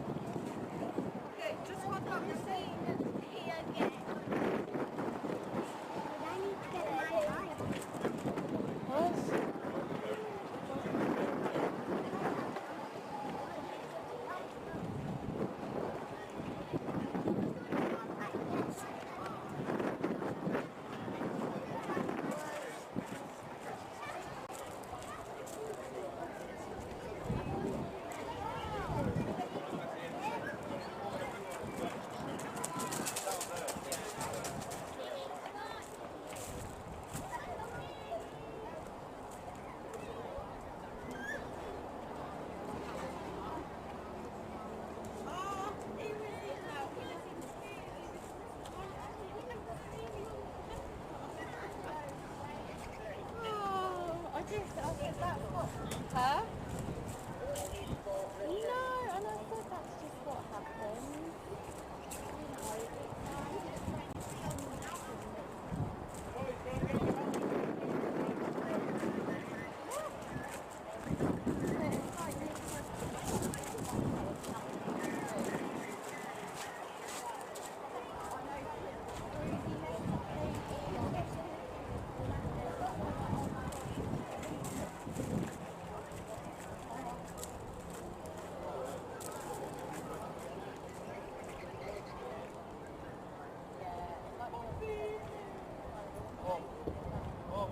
We will be taking the lunch break now, so we would like the drivers with their helmets and suits on the circuit for a photograph for the drivers' parade.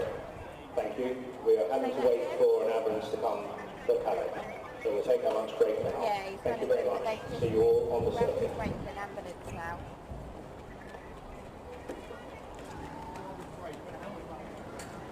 Well, yeah, we went it back to the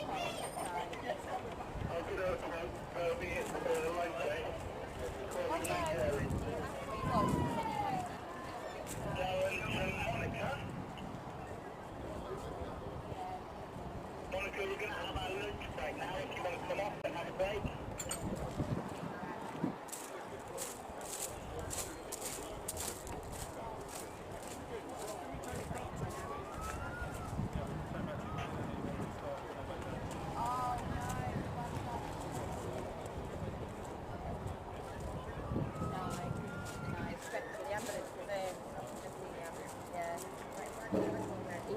He's on a stretcher. Yeah, yeah. Alright, see you in 6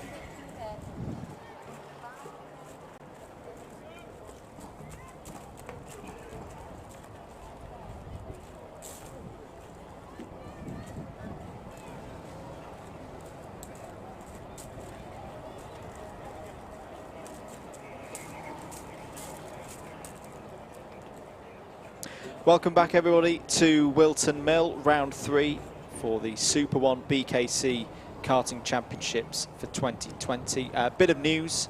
There's going to be a change to the schedule, or there has been a change to the schedule. The 20-minute lunch break that was scheduled in for after the culmination of the first rotation of heats, that's being taken now. So we're into a lunch break now for 20 minutes, after which we will have the first heat for senior Rotax. You can see them in dummy grid now. After that, we'll then have the first heat for the mini rock class, and then the first heat for our junior and senior rock classes out on circuit at the same time. So that's the news here from Whilton Mill, that the 20-minute lunch break is being taken now. You're not missing anything, and you're not going to miss anything, as I say, for a little while. But we'll be back shortly here at Whilton Mill on the Alpha Live stream with commentary from Double Dash Motorsport Media after the lunch break for the first heat for senior Rotax. Don't go anywhere, or no, do go somewhere. Go grab a cup of tea, bit of lunch, and we'll see you back for senior Rotax heat 1 in about 20 minutes' time.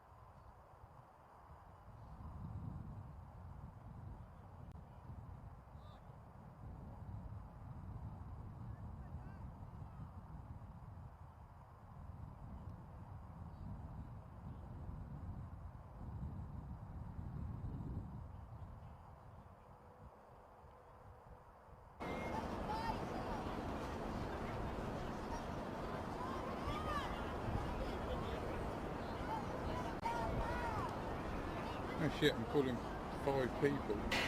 No.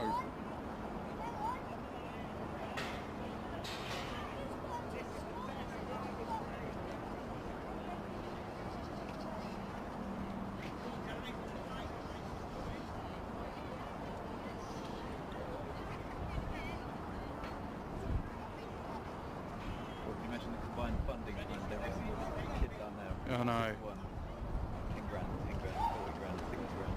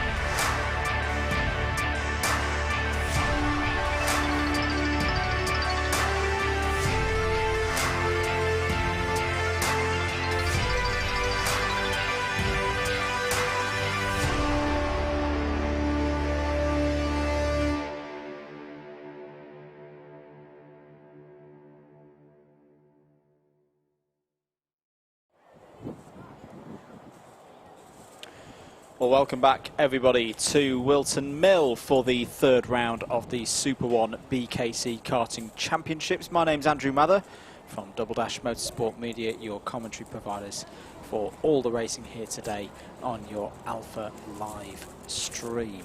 Lunch break is coming to an end. If you're just joining us, we are not off, well, we're off schedule. We've changed the schedule. We had an incident towards the end of the Mini-Max and Junior Max class and their first heat, which has needed an ambulance. The news is that Caleb is a little trip to hospital, a precautionary check. We've been told that it's a dislocated shoulder for Caleb McDuff there, so we wish Caleb all the best. We hope he gets that fixed and we get him out racing again later in the season, of course, but Caleb McDuff won't be racing any further races here today in Minimax. But it took lunch break early whilst everything was being sorted out with that, so we now recommence our schedule. This is still in rotation number 1. This is the senior Rotax class heading out next.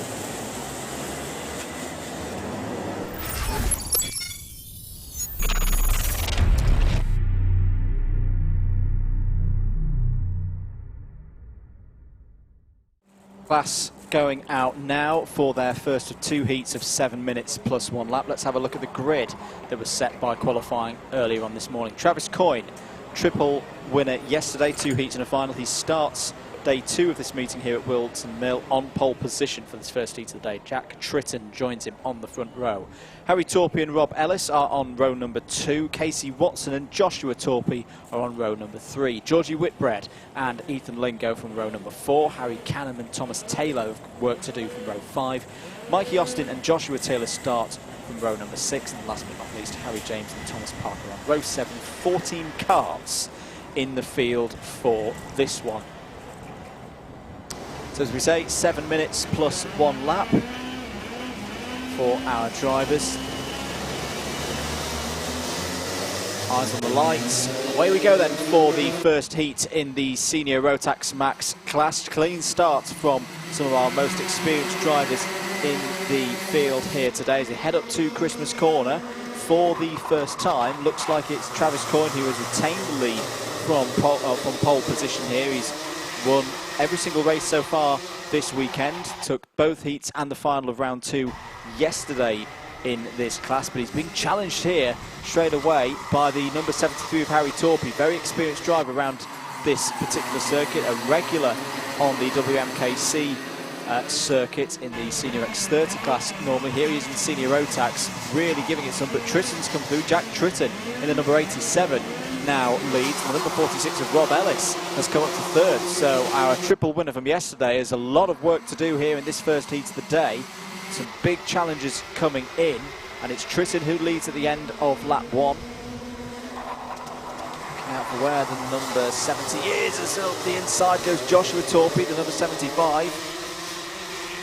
The other Torpey, both of them very experienced round this circuit. The number 77 of Thomas Taylor going down the inside of another driver there looking for the move.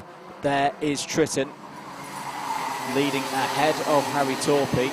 Rob Ellis there, the number 46 in 3rd place. Already a minute and a half or so gone in this first heat for the senior Rotax Max drivers.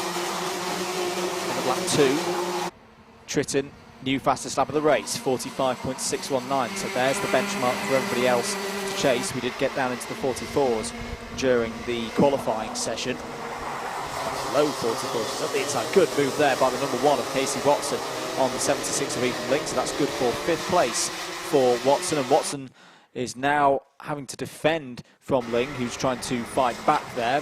But a separation between the first 4 and the rest of the field now. 5th, 6th, 7th have to work together if they're going to pull that gap back. The 46, Rob Ellis, has a little look at Harry Torpey into the boot. Thinks better of it at this stage of the race. It'll be interesting to see what the gap rather is between 4th and 5th this time around. It's over a second. It's over a second between Joshua Torpey and Casey Watson.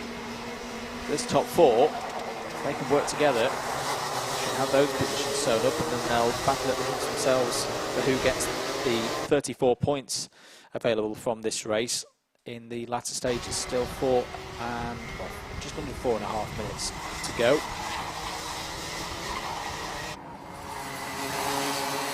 Joshua Torpey makes the move there on Rob Ellis. So Joshua Torpey now up to third. Finished fourth in the final yesterday, just behind Harry. And mechanical flag out there for number 76 of Ethan Ling. So something is wrong on the 76 cars that's going to fortunately end Ethan's race. Here was fifth in the final yesterday for round 2 of the SuperOne BKC Karting Championships 2020. Not had a good start to round number 3. Casey Watson, meanwhile, putting in some really quick lap times, 44.837 last time around, and it is less, well, that's much less than half a second behind Rob Ellis now, so the gap between 4th and 5th has started to close. There we just catch a shot of Mikey Austin, the number 12, currently in 12th place. Around last corner to start a new lap, 44.600 for our leader, Jack Tritton that time. Quarter of a second is his lead over Harry Torpey. There's Joshua Torpey, the all-green helmet just behind. Ethan Ling's mechanical flag is being shown again. Yeah, he's still circulating out there in 6th place on the road at the moment. Casey Watson continuing to close in on Rob Ellis, has just set the best first sector time of anyone in this race so far, 44.470. There's the number 23. Won the 23, we haven't lost this race. Here he is, Jack Tritton, leading ahead of Harry Torpey. Over start finish to start a new lap, 44.496. The pace of this race is really hotting up now. We're not far off what the drivers were doing in qualifying when Travis Coyne set a 44.213. Travis Coyne having a very quiet race so far. He's just pulling to one side there is the number 76 of Ethan Ling to that. You can see, yeah, rear bumper damage on the rear right there. The bumper starting to hang off. That is why the number 76 has received the mechanical flag, and yeah, definitely needs to come in for that damage. Might not be aware of it, to be honest, because it is the rear of the kart. So position on the road to Harry Carr. Final corner to go. I was just mentioning Travis Coyne having a very quiet race so far. He's in 6th place now. Joshua Torpey has just put in the fastest lap of the race so far, 44.487. He's pulling Rob Ellis and Casey Watson along though, I think, with 90 seconds of this heat to go. Ethan Ling has now pitted. So unfortunately for him, that is the end of his heat. We'll see him back out again, I'm sure, in heat number 2 later on this afternoon. Concentrating at the front though, Tritton and Harry Torpey working together very well at the moment. They've got a gap to 3rd, 4th and 5th behind. Let's see what time across the line. Yeah, I think they'll have this lap plus 2 more remaining. Really quick lap times coming in. Travis Coyne must have heard us because he just put in a 44.292, which is less than a 1/10 of a second slower than what he achieved in qualifying. A little bit of is that a loose exhaust possibly on the number 46 car to Rob Ellis? We'll try and keep an eye on that one. Doing a little bit more than his competitors. Back to the leaders, Tritton and Torpey. Torpey putting a lot of pressure on now. Winding this one up maybe for a charge towards the end of the race. Time will still be on the clock as they cross start finish line now. 12 seconds of it, so they'll do 2 more laps here for this 7 minutes plus 1 lap heat. Good drive out of Oblivion and past the crook for Jack Tritton. Just keeping Harry Torpey at a cart's length at the moment as they go into that crucial braking zone at Christmas Corner. Both of them in the 44.5s last time around. Torpey 3rd still. Gap about 1.1 seconds between the 2 Torpeys at the moment. Time's expired. Drivers will see the last lap board next time around. Still 11 of them running out there. Mikey Austin has got up into 10th place. He's got past Harry James for that position. Travis Coyne starting to really wind it up again. It's just set a purple sector number 2 in 6th place. He's in clear air though, he's 1.7 seconds behind Casey Watson. But here we are then on the final lap then of this first heat for the senior Rotax drivers. Unsurprisingly, the pace has been relentless, and Tritton checks over his shoulder, sees that Harry Torpey is not within striking range, so doesn't have to defend as they go into Ashby Corner. Here's the battle for 3rd place still between Joshua Torpey and Rob Ellis. Pretty much as you were. Can Harry Torpey throw one down the inside or maybe to the outside as they go through the boot for the last time in this heat? Tritton defends, he'll lock it down low surely for the final corner. He doesn't need to. Round the final corner, Jack Tritton takes the first heat today in senior Rotax. 34 points for him. That will do very nicely. 2nd place for Harry Torpey, 3rd place for Joshua Torpey. That's your 1, 2, 3. Rob Ellis holds on to 4th place ahead of Casey Watson, the number 1 driver there in 5th. Travis Coyne, maybe a little bit disappointed with 6th place, having started from pole position, but still has the 2nd heat and another chance from pole position to come later this afternoon. Harry Canham in 7th, Thomas Taylor in 8th, Joshua Taylor in 9th, Mikey Austin in 10th, Harry James in 11th, and Ethan Ling was a retirement 5 laps from the end of that race. Oh, we waited a long time for it, and I think it was worth the wait. That was the first heat for our senior Rotax drivers. And as they come into pit lane, have the carts checked over by the scrutineers and the Whilton Mill staff. We're going to take another short break here on the commentary from Double Dash Motorsport Media. 2 more races of the first rotation of heats to come up, and the penultimate race is going to be the longly awaited, much supported Mini Rock Heat. So Mini Rock Heat 1 coming up straight up after this.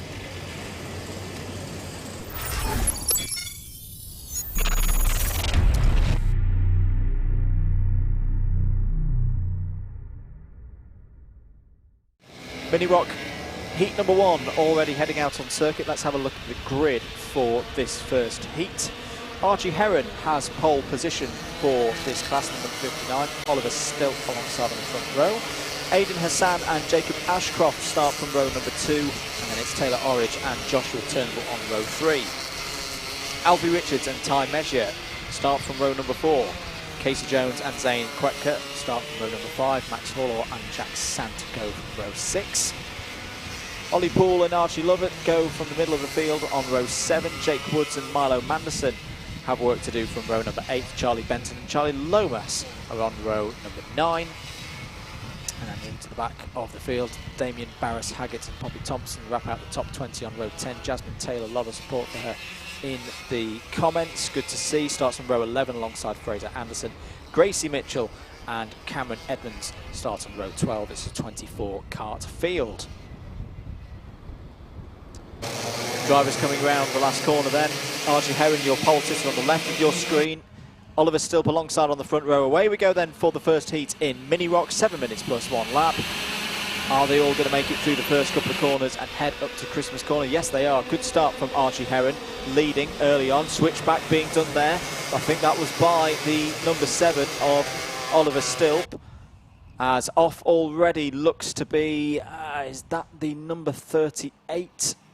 We'll just have to check that through in a few moments' time, as timing confirms it. But straight away, Taylor Orridge in the number 1 has got up to the front of the field, ahead of Aidan Hassan. That's up the inside of the 83. There goes 68 of Casey Jones. So that was Casey Jones on Alfie Richards. Both drivers doing very well there not to come to blows and have any race-ending contacts. Yes, it was Joshua Turnbull, the number 38, as 2 drivers involved in incidents on through the boot corner, and one of them is the number 22, who looks in some distress. That's Jacob Ashcroft. Hope Jacob's okay. There's damage to the front of the car. You can see the front bumper is dropped at least, but Jacob Ashcroft being tended to by the marshals. 3 wide almost into Christmas Corner there. Fight between the number 15 of Fraser Anderson and 94 of Ollie Poole. And it's all quite frantic in the middle part of this pack. Gracie Mitchell's had a very good start, by the way. Top novice runner at the moment. 14th place in the number 11. Very good to see. A bit of bumping down the back straight, just coming out of Moses Corner. Yellow flag out on the boot for the recovery of Jacob Ashcroft. Archie Lovett's had some problems as well. Yeah, I think you just saw. Oh, it's 3 drivers off in the boot. It's the 86, the 77. So the 77 being Milo Manderson, the 86 being Jack Sant, who started from, I think, about 12th on the grid. So problems there for Jack to get that kart going. And I think we're effectively, yeah, we're under safety kart conditions. You can see the quartered flag coming out there. So the race is neutralised. No overtaking allowed at this stage. Time still ticks on by. 4 minutes and 42 seconds of this one to go.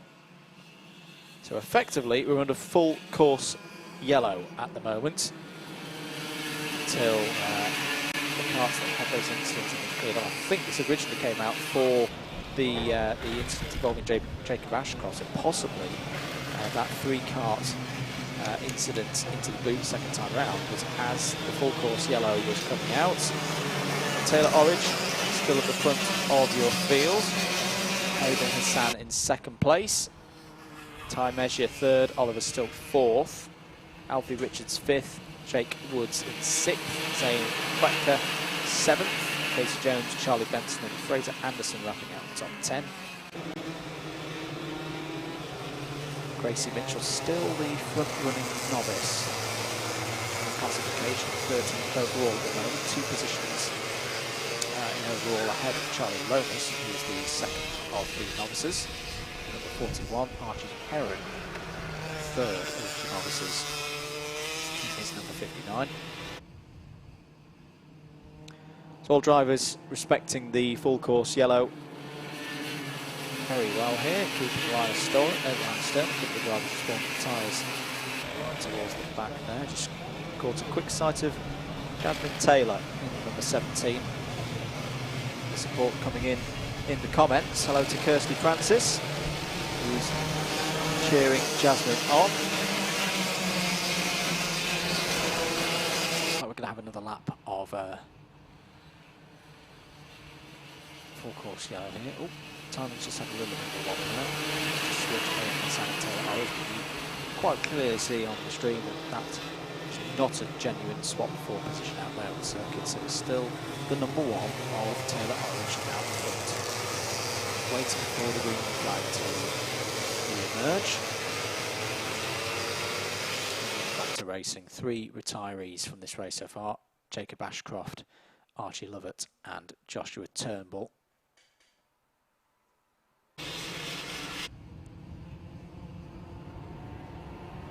Two and a half minutes to go. I've actually seen on time, I think those 3 karts, I say they were retirements, I think they are running again. Yes, they are. They're recording times on timing, so Ashcroft, Lovett, Turnbull are running out there. Nope, correct myself straight away there. No, that's because they came through sector 2 and didn't come through sector 3. Anyway, green flag, back out, back to racing, then 2 minutes. 2 minutes then for these drivers to sort themselves out.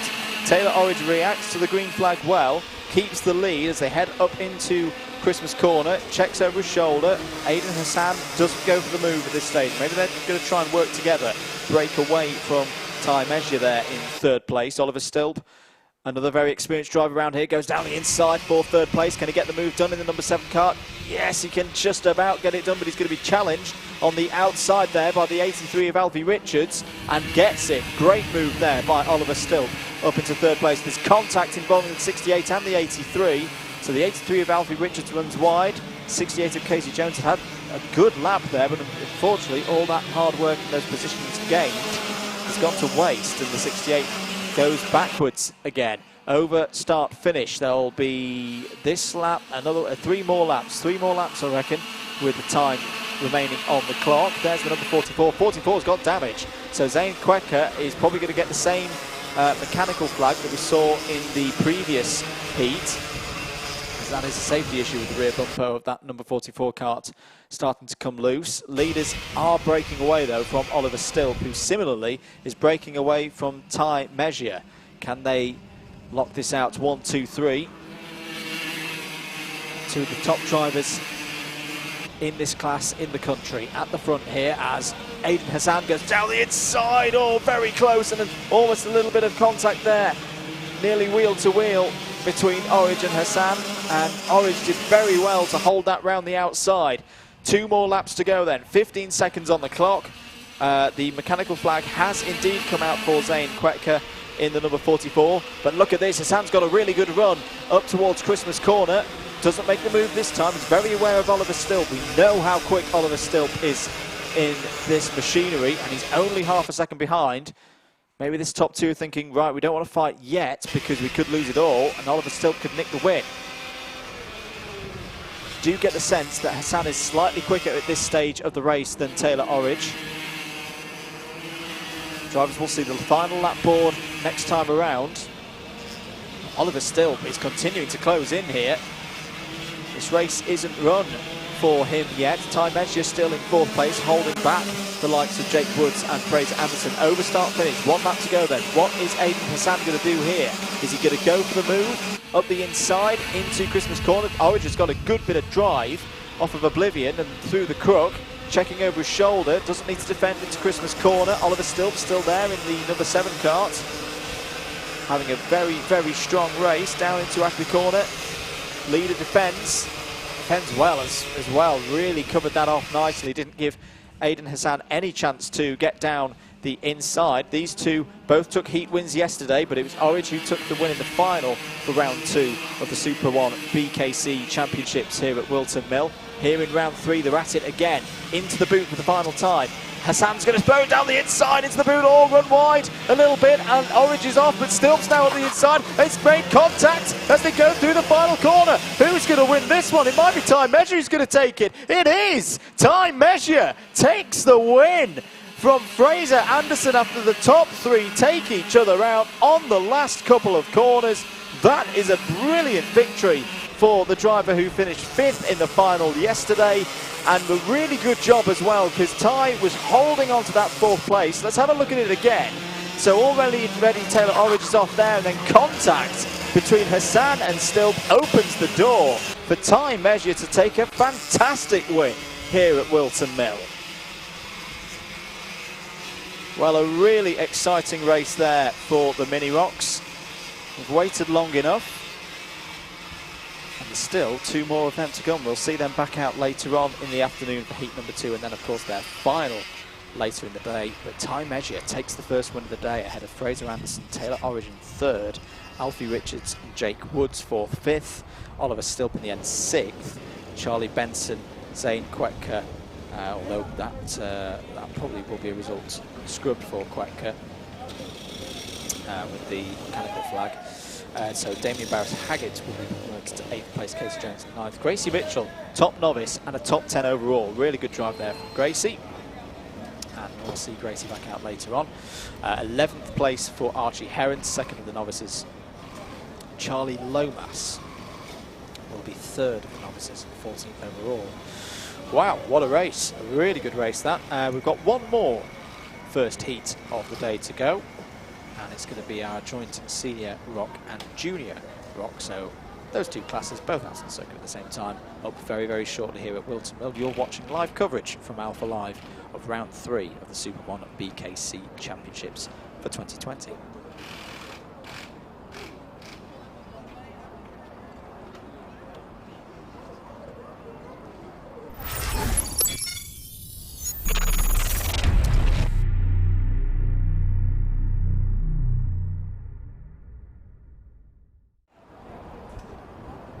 And at long last, we get to see our Junior Rock and Senior Rock drivers for their first heat of the day. Let's have a look at the grid then for both of these classes. Starting with the seniors, Scott Mackerel and Joe Weaver will start on row number 1. Very quick lap time there from Scott in qualifying this morning. Nathan Herbert and Paula Zane will start on the 2nd row. Harry Barlow and Harry Little, and all Harry affair there on row number 3. Jack Tomlin and Max Davies are on row number 4, and then Mateo Palmer is the last of the seniors there on row 5. Starting into the juniors then, Alfie Baxter Davies starts on pole position in Junior Rock. Ollie Stevens and AJ Arnold 2nd and 3rd in that class. Alfie Briggs and Thomas Wainwright's 4th and 5th. Kieran Pepper and Isaac Lord 6th and 7th. And Joe Lorenz wraps out the field there, 8th of the Junior Rocks.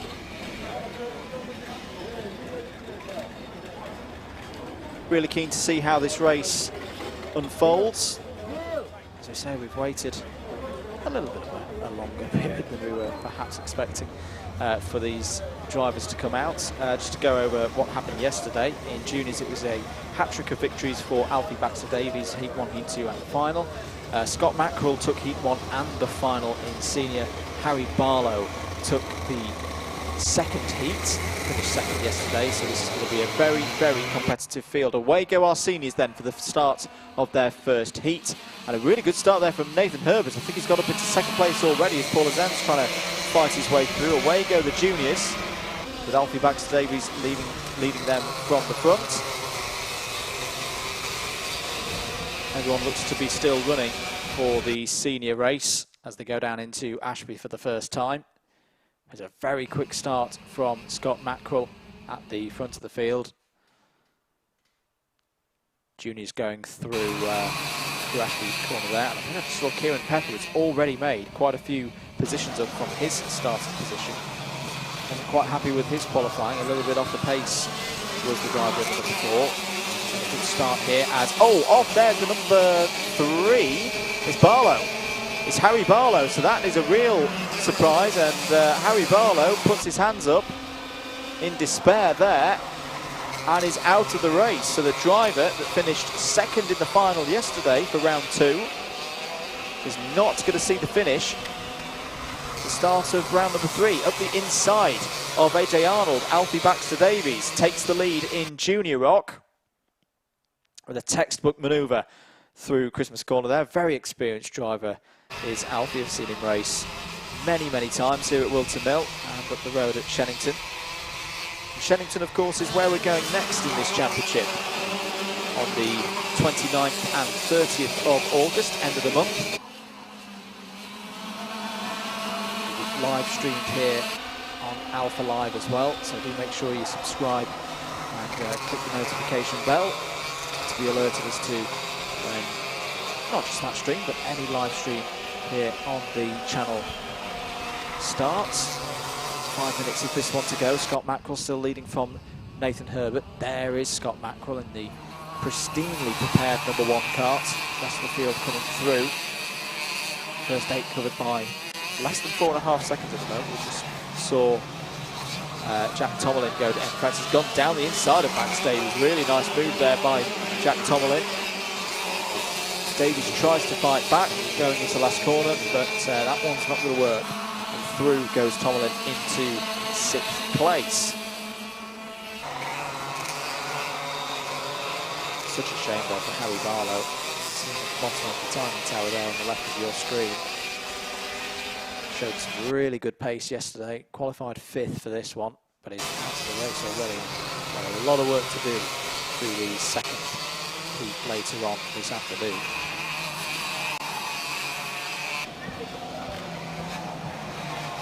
There's Nathan Herbert in the number 51. Joe Weaver just behind there in the number 5. Rest of the seniors coming through. Here's a good battle in the junior ranks. The number 36 of Thomas Wainwright and Ollie Stevens, the 81. I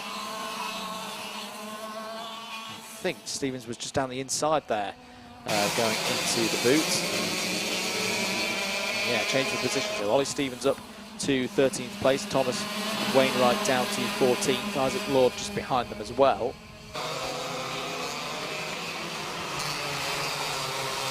Kieran Pepper has made up positions in this race. We just caught sight of him there. So he's in 4th place in juniors at the moment. There's Ollie Stevens in the Praga kart.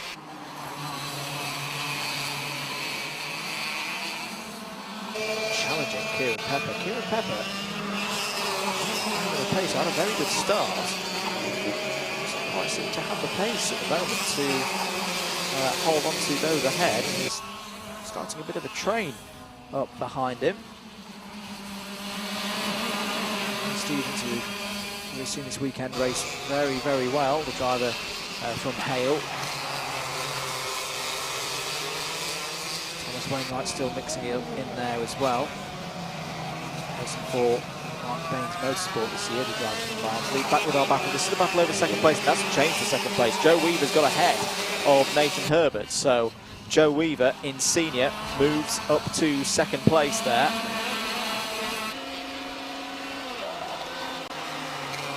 What can he do about the pace of Scott Mackerel, who's got a 2.1 second lead at the moment? That is, in karting terms, a mile. That is a huge lead for Scott Mackerel. With only 2 minutes, as we say, to go, it's going to be very, very hard for Joe Weaver to pull that back in. Contact warning for number 36 of Thomas Wainwright in the junior class. Max Davies just started to lose touch with, as off is the 27, Paul Zane. Oh, that is a real shame. Paul was up in 4th place and is not going to be in 4th place much longer yet. You start to see him tumble down the order there. So more problems. Another mechanical issue for one of our seniors. Puts them out of the race. Here's the battle for 4th place now. As up the inside goes Jack Tomlin. We've seen him make a move on Max Davies already. Now he's trying to get past Harry Little here. Harry Little held it round the outside. Through Ashby corner. Little looks over his right shoulder, sees Tomlin there, but there's a bit of a gap between 4th and 5th at the moment. These two will probably know already that there's very little chance of them catching Nathan Herbert with so little time for this race yet to go. They are just fighting for this position now. The points available for it. 34 points for a win in these heats, 33, 32, 31 for 4th place. Goes defensive into Christmas, nicely blocks that one off. Tomlin doesn't try and go around the outside, you often get squeezed, but he's gone up the inside into Ashby. Really, really good on the brakes there. Did Tomlin get the move done? They're still side by side, him and Little. Into Ozzy's corner now. Oh, big hop over the little divot there on driver's right, but through has gone Jack Tomlin. Harry Little, though, you've got to give it to him for his spirit. Really fought hard there for that position. I'll try and just follow Tomlin in now, make sure he doesn't fall into the clutches of Max Davies behind. A couple of moves in junior to talk about as well. Joe Lorenz has got up 2 positions now and is ahead of Kieran Pepper and Isaac Lord. Definitely work for Kieran Pepper and team to do before the second heat in the final, because the pace of that number 4 is not quite there at the moment. Coming to the end of this one then, Scott Mackerel still looks in complete control of this race at the moment. 2 seconds clear of Joe Weaver. In turn is now just under 1.5 seconds clear of Nathan Herbert's 3rd. Last lap board has been shown to the leader. There he is, Scott Mackerel, number 1. Shown again why he holds that place. A really good weekend so far. Took the first heat yesterday in round number 2 before going on to the final victory. And has looked relatively unchallenged, if I'm being honest, in this one. Looked very much in control. Leader of the championship after Clay Pitt in the 4th row. He got the hat-trick of victories. Didn't quite get it yesterday, but could get it today. That's 1/3 of the job done here for round 3. Scott Mackerel takes the first heat in Senior Rock. Joe Weaver 2nd, Nathan Herbert 3rd. Jack Tomlin fighting through to 4th place there. 5th for Harry Little, Max Davies 6th, Mateo Palmer in 7th. There's a really good win. Another win for Alfie Baxter Davies, his 4th of the weekend so far, first one here today, and he's still on for a clean sweep of victories then on this Whilton Mill SuperOne weekend.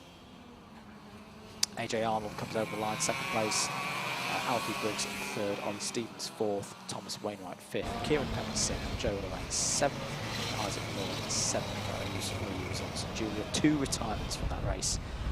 Both in the senior class. Paul Zane, 5 laps from the end, and Harry Barlow on lap 1. Well, there's your winner, Scott Mackerel. with yet another victory here in SuperOne. Drivers will go into scrutineering for the checks required to make sure the karts are all legal, no dropped bumpers or anything of that description. That does bring an end to the first rotation of heats then this, well, not morning anymore, into the afternoon now here at Whilton Mill. We're going to take a short break on the commentary, reset and get ready for the start of the second set of heats. And we'll be kicking off with the C50 Bambino New Era class.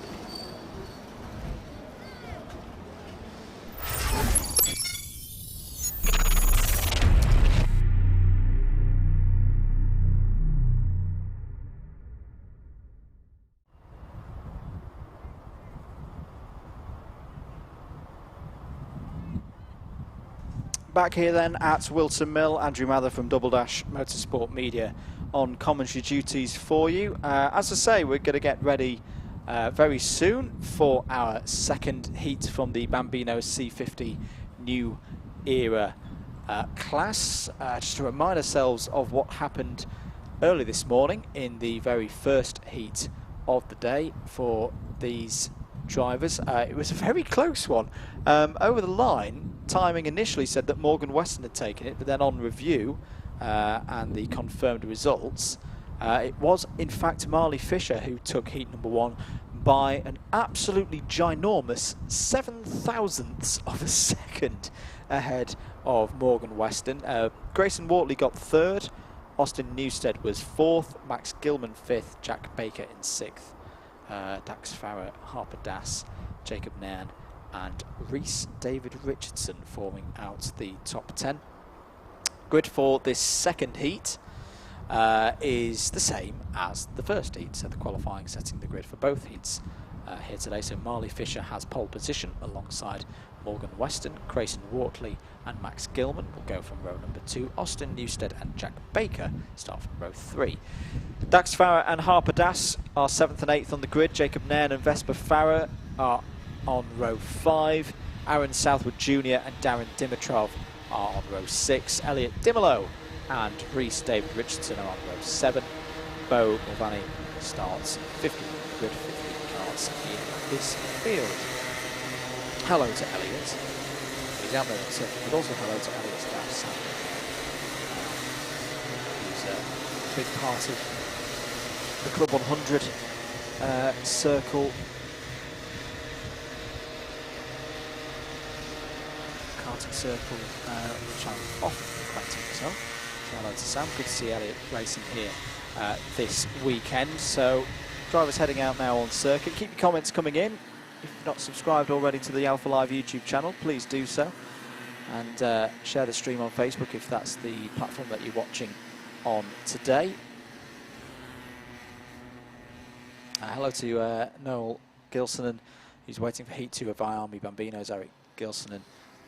Wishing him good luck. Yep, we'll see them out later on. And Eric raced very well earlier on this morning, so we'll keenly await his second heat later on in the day. So the grid forming up now for this second and final heat for the Bambino C50 New Era class.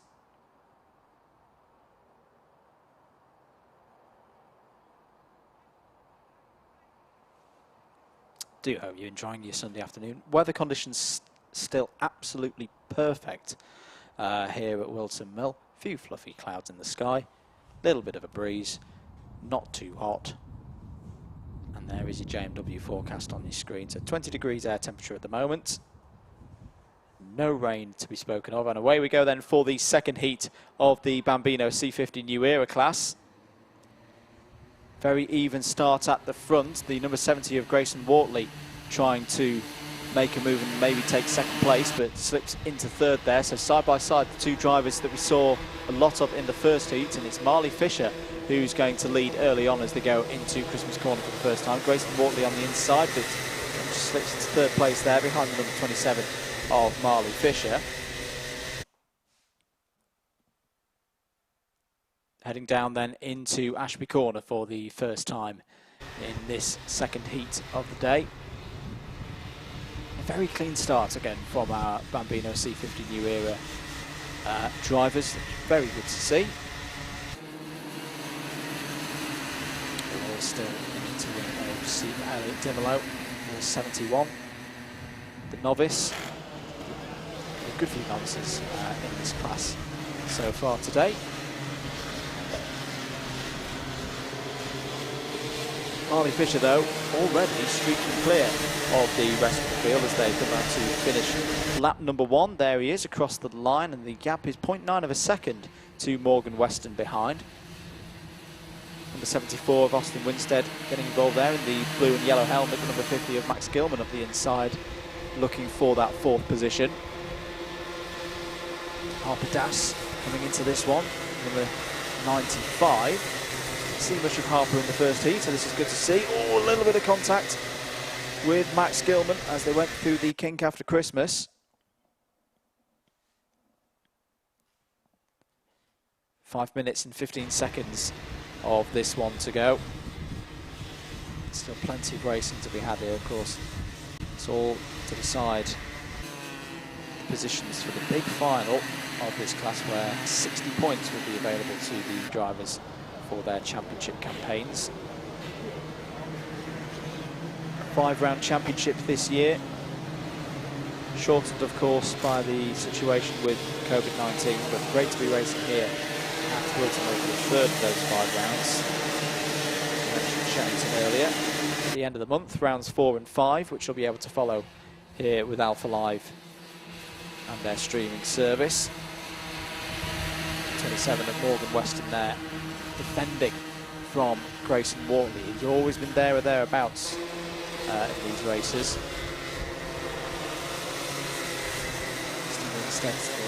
Good to see Max Gilman having a stronger race here in 5th place.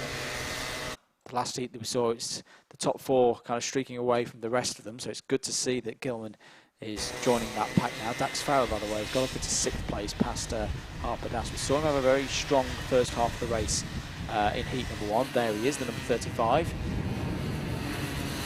Mentioning again, the colours almost a little bit like Jenson Button's 2009 Braun car, the white and the fluorescent yellow there. Always a good combination of colours to see out on the race circuit. Still Morgan Weston though holding this 2nd place very nicely ahead of the rest of the pack. And on the inside there goes the number 74 of Austin Winstead, and he's worked his way through brilliantly there. He's up to 2nd place. Grayson Wortley trying to go for 3rd place. Trying to keep the momentum up. Weston cuts to the inside as they run through Fine Lady and will take back 2nd place. This is all playing into the hands of Marley Fisher, of course, because Marley Fisher now has a nearly 3-second lead as 2nd, 3rd, 4th and 5th have this great battle, very entertaining battle. See Farah and Das just behind as well. They're starting to pull in. You never know, they could work their way onto the back of this group with 2 minutes and 50 seconds to go.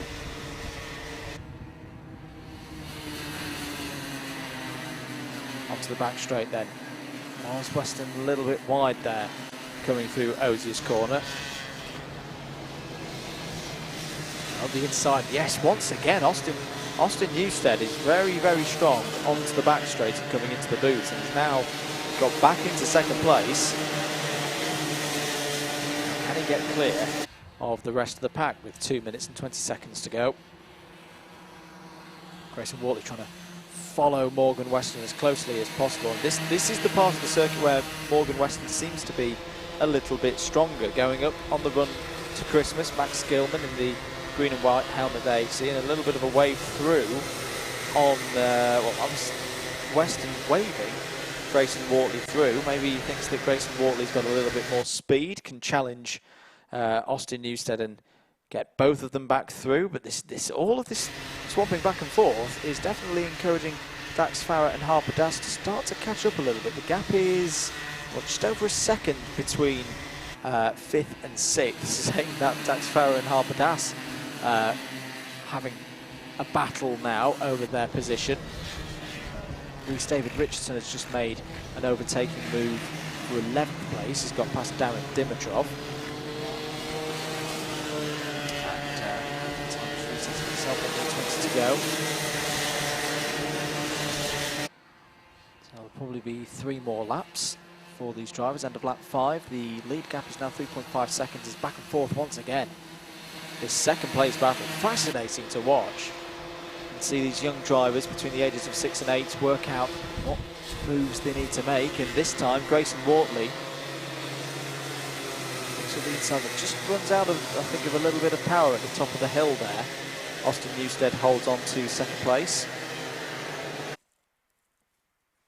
Not long in this one to go then. Wortley continues to just hold to the inside. Let Austin Newstead know he's there.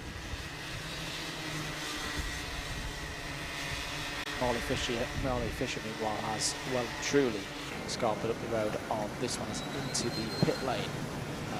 Comes the number 13, unfortunately, that's Bo Mulvaney, who's sadly had to retire from this second heat. Was in 15th place.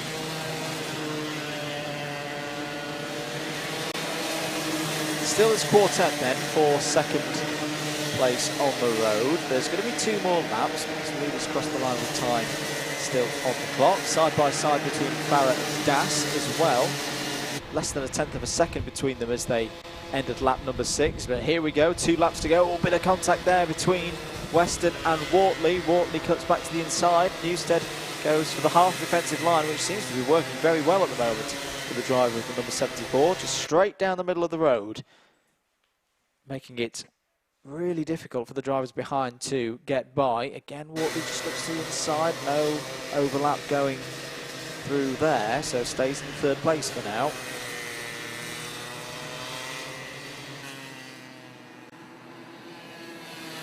Onto the back straight then, penultimate time in this one. Still Marley Fisher out ahead of Austin Newstead. Grayson Wortley in 3rd. Good points for Wortley.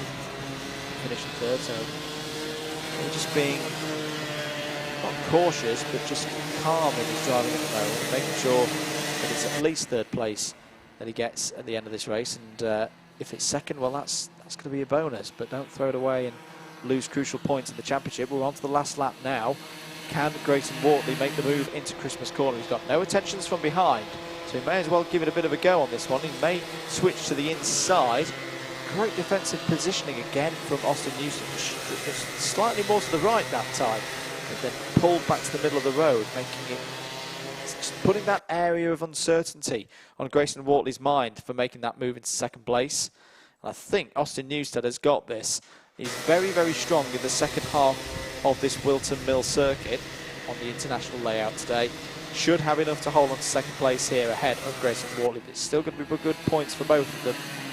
Morgan Weston there. In fact, no, Max Gilman's got passed on this lap. So Max Gilman now up to 4th place ahead of Morgan Weston. On the last lap then, not talked about Marley Fisher much, but here he is. It's been a much simpler job for him in this one. He's going to go around the final corner and take the 2nd heat of the day here in the Bambino C50 New Era class. A cross start finish. 2nd place is just on time and going to go to Austin Newstead. 3rd for Grayson Wortley, 4th for Max Gilman, 5th Morgan Weston, 6th for Harper Das, 7th Dax Farah. Here's the battle for 8th place. Jacob Nairn takes it ahead of Jack Baker. Another top 10 for Rhys David Richardson, Vesper Farah, Darren Dimitrov and Aaron Southwood Jr. across the line. And here's Elliot Dimolo learning his craft. Great to see, finishing there in 14th place. Well, that's heat racing for the Bambino C50 New Era class completed. We'll see them back out again later on in the afternoon for their final. Where 60 championship points will be up for grabs for those drivers. Should be a fascinating watch, so do stick around for that one here on the Alpha Live YouTube channel and the Alpha Live Double Dash Motorsport Media Facebook pages.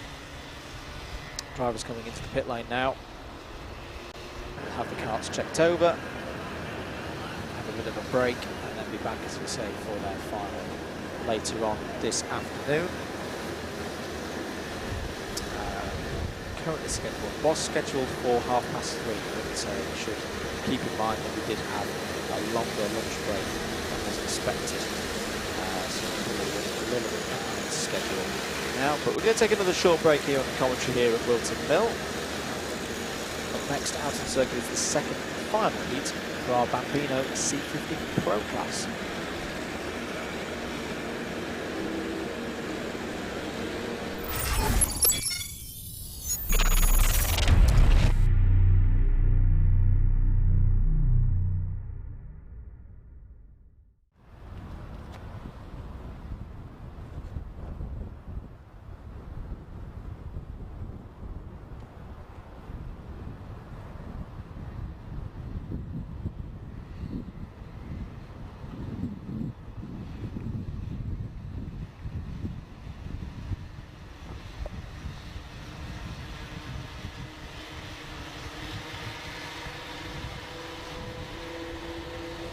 Back here then at Whilton Mill for the second heat for our Bambino C50s. Let's have a look at the grid then for this next 7 minutes plus 1 lap heat. Albert Friend was your race winner in heat number 1. Starts from pole position here in the heat number 2. Blair Smith alongside. And hello to Blair Smith's mum, who's here today. It's her birthday as well. Happy birthday, Mrs. Smith. So great things there. Great to have the family of Blair Smith supporting him here this weekend. Liam Welsh and Henry Clark are on row number 2. Harley Musk and Luca Holmes-Ballack on row 3. Finley Hines had a really strong race in heat number 1. He starts this one from row number 4 alongside Edward Haynes. Oliver Sibbald and Maximilian Abrahart are on row 5. Cooper Snedden and Jensen Ackerman start on row 6. Alex Horrobin and Ronnie Lake go from row 7. Finley Lawson and Hallie Findlatter go from row number 8, and then Jensen White and Sebastian Power are on row number 9.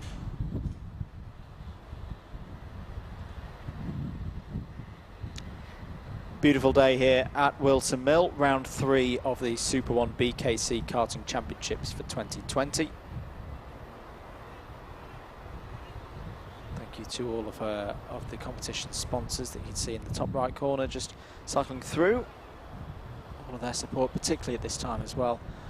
Budget's tight at the moment for everyone in motorsport, but especially at this level, so thank you for their continued support of the championships. Looks like we are ready to go then here for the second heat of the C50 Pro class. There they are, and away we go then.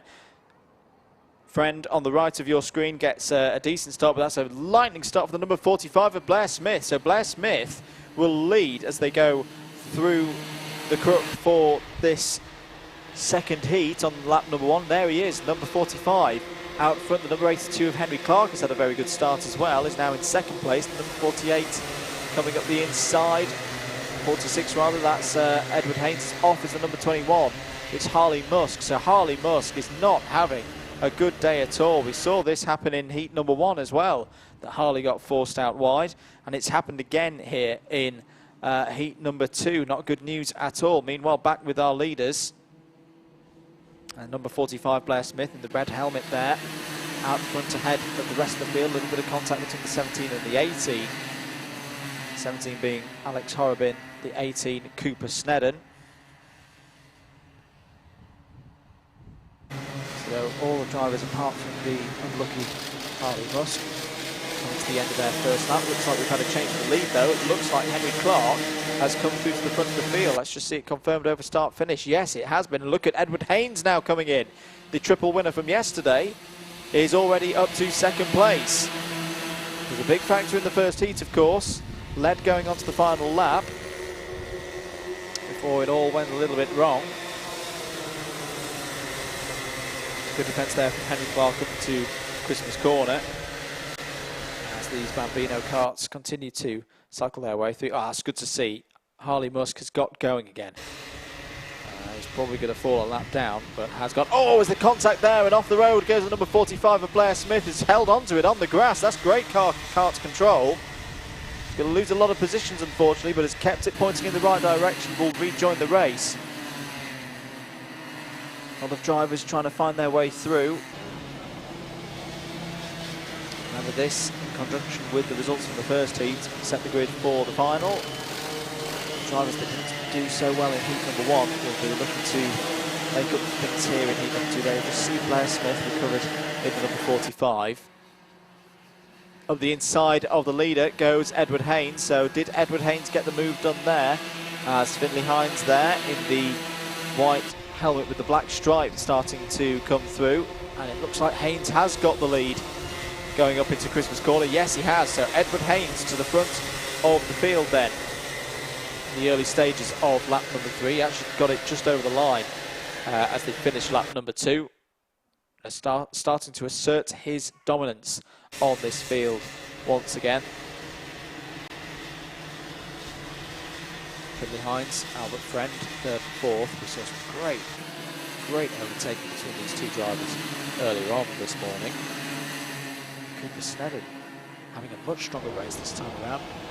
Blue flag out for Harley Musk there, who will always run wide there, and has actually been forced wide, didn't quite get out of the way of the leaders, and has come to a stop on driver's left through the boot.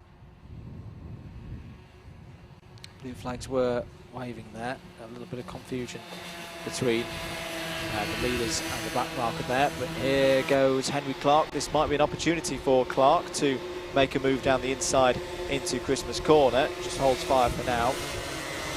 Finley Hines has had a really good lap. It's broken away from the battle for fourth place, which is now headed up by the number 61 of Maximilian Abrahart. So it's the highest we've seen Abrahart running so far today in the C50 Pro class. And a couple of drivers also making moves on that last lap. Luca Holmes-Ballack has got past Jensen Ackerman. Blair Smith, Jensen White, Hallie Finlatter have all made places. Contact there between the number 19 of Albert Friend and I think that was the number 28 of Luca Holmes-Ballack. He's a really tough corner to overtake through his Ozies because it's not much room for two karts to go side by side, even karts as tiny as this.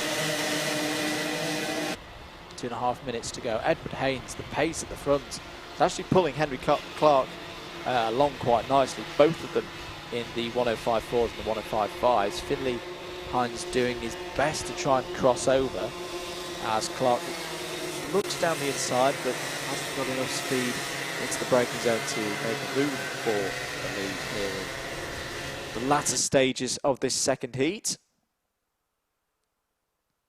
Down into Ashby Corner. A lot of changes actually on that last lap. I was to say, Abrahart up to fourth, Oliver Sybil now fifth, Luca Holmes-Ballack sixth, Cooper Snedden, Albert Friend and Liam Welsh, apologies, all fell down the order in that one. Hallie Finlatter's got past Jensen White for 12th place. Good work from Hallie there, making up another position. Just over 90 seconds to go then. Can Edward Haynes get back on the winning trail? We thought he was going to continue the streak in the first heat before it all went a bit pear-shaped on the final lap of the race. Took a hat-trick of victories at Clay Pigeon in round 1, a hat-trick of victories yesterday in round 2. Isn't going to take a hat-trick of victories today here at round 3, but still it's in a very good position to set himself up for a big score in the final. 1 minute to go then. Finley Hines is really pushing as hard as he can. He's just had a really strong first sector of this lap at 21.796, 0.3 quicker than anybody else out there on circuit through that single sector alone. Especially if Haynes and Clark start fighting, Hines is going to be right there to pick up any spoils should they come together. Waiting for the sector 2 time to come through. Once again, Clark has glanced down the inside of Edward Haynes. 2 laps to go then. In fact, Clark has just set the fastest. That was a really strong second half of the lap for Henry Clark, a 105.452. In fact, both Clark and Hines setting exactly the same lap time last time around. The pressure really is being applied to Edward Haynes now as they go through Christmas Corner for the penultimate time. Time about to expire, of course. Both second and third slightly quicker than the leader at this present time. And again through sector 1, Hines is closing here. You can see it visually on your screens as they go through Ashby Corner. This could be a three-way scrap for the lead as they come onto the final lap of this C50 Pro second heat of the day. Maximilian Eberhardt is having a great battle as well with Oliver Sibbald over fourth place. Less than 0.2 of a second between them last time round. But here we go then into the boot for the penultimate time. Still Edward Haynes in the gunmetal grey and orange liveried car with black helmet out front. Contact warning for Albert Friend, his second of the race so far. What can Henry Clark do here? Can he make the move stick up into Christmas Corner? A little bit of a run on Edward Haynes, and Haynes might have to go defensive here. I'll just hold the position for now. Once again, the cards that Edward Haynes has underneath him, very strong in that second half of the run up to Christmas Corner. Finley Hines still waiting there. He's quicker again through sector number 1. As, oh, spin, and around there, I think that's Liam Welsh, the number 88. Who was in 9th position. Back with the leaders though. Edward Haynes still out front ahead of Henry Clark. There's just the boot to go now with good points on offer for all of these positions. Will Henry Clark dare make a move for the lead as they go through the boot for the final time? He's having a think about it. He's keeping Edward Haynes on his toes. In fact, no, they're side by side. He's going to have a run into the final corner. This is going to be a drag race to the line. Who's going to take this? Tight as you like, it could almost be a dead heat over the line. Edward Haynes takes it on timing. 0.06 ahead of Henry Clark. Third place for Finley Hines, who sets the fastest lap of the race on the last lap at 1:05.339.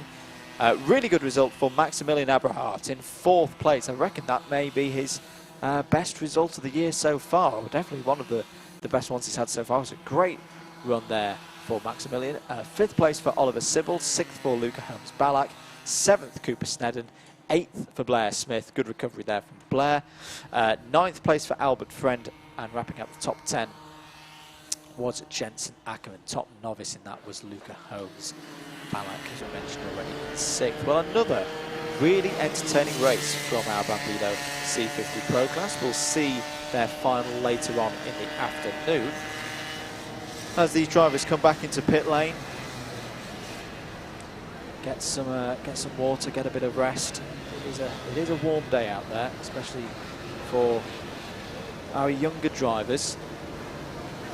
And a really good race from Edward Haynes there. His 7th victory out of 8 races this season. Very nearly 8 times going to will surely be the favourites for the final later on today. Well, we're going to take a short break now. We'll see the C50 Pros out later, but next up out on the circuit for their second heat, probably the class that had the best racing so far today, is the Bambino IMI. So Bambino IMI Heat 2 is next up.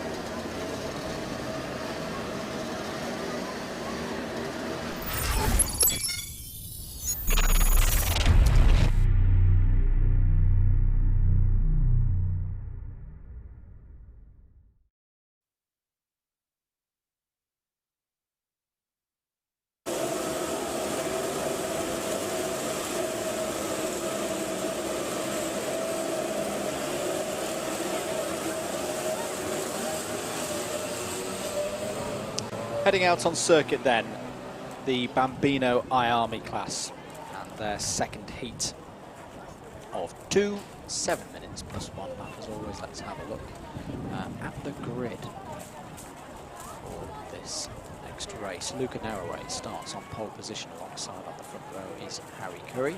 Row 2 is formed up like this: Austin Gibson and Daniel Miron-Lorente. Row 3 is Eric Gilsonen and Teddy Porter. Row number 4, Jensen Chalk and Freddie Denton. Row number 5, Luke Millwood and Jensen Thomas. Row 6, Submani Kira and Jensen Walker. Jensen Short and Ronnie Carter start from row 7 of the grid.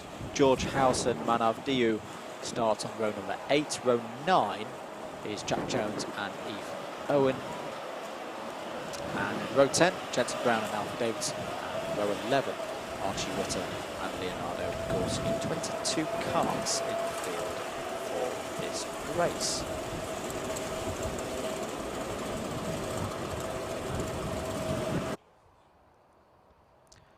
So the grid forming up then, just to remind you of how this class raced earlier. Very, very well, if you ask me. It was, for me, the race of the morning, and it was Daniel Miron Lorente who was your winner. Harry Curry and Luca Naure second and third, Eric Gilson and Teddy Porter fourth and fifth. Teddy Porter, the top novice as well in that one. But the grid clearing now, engines fired up,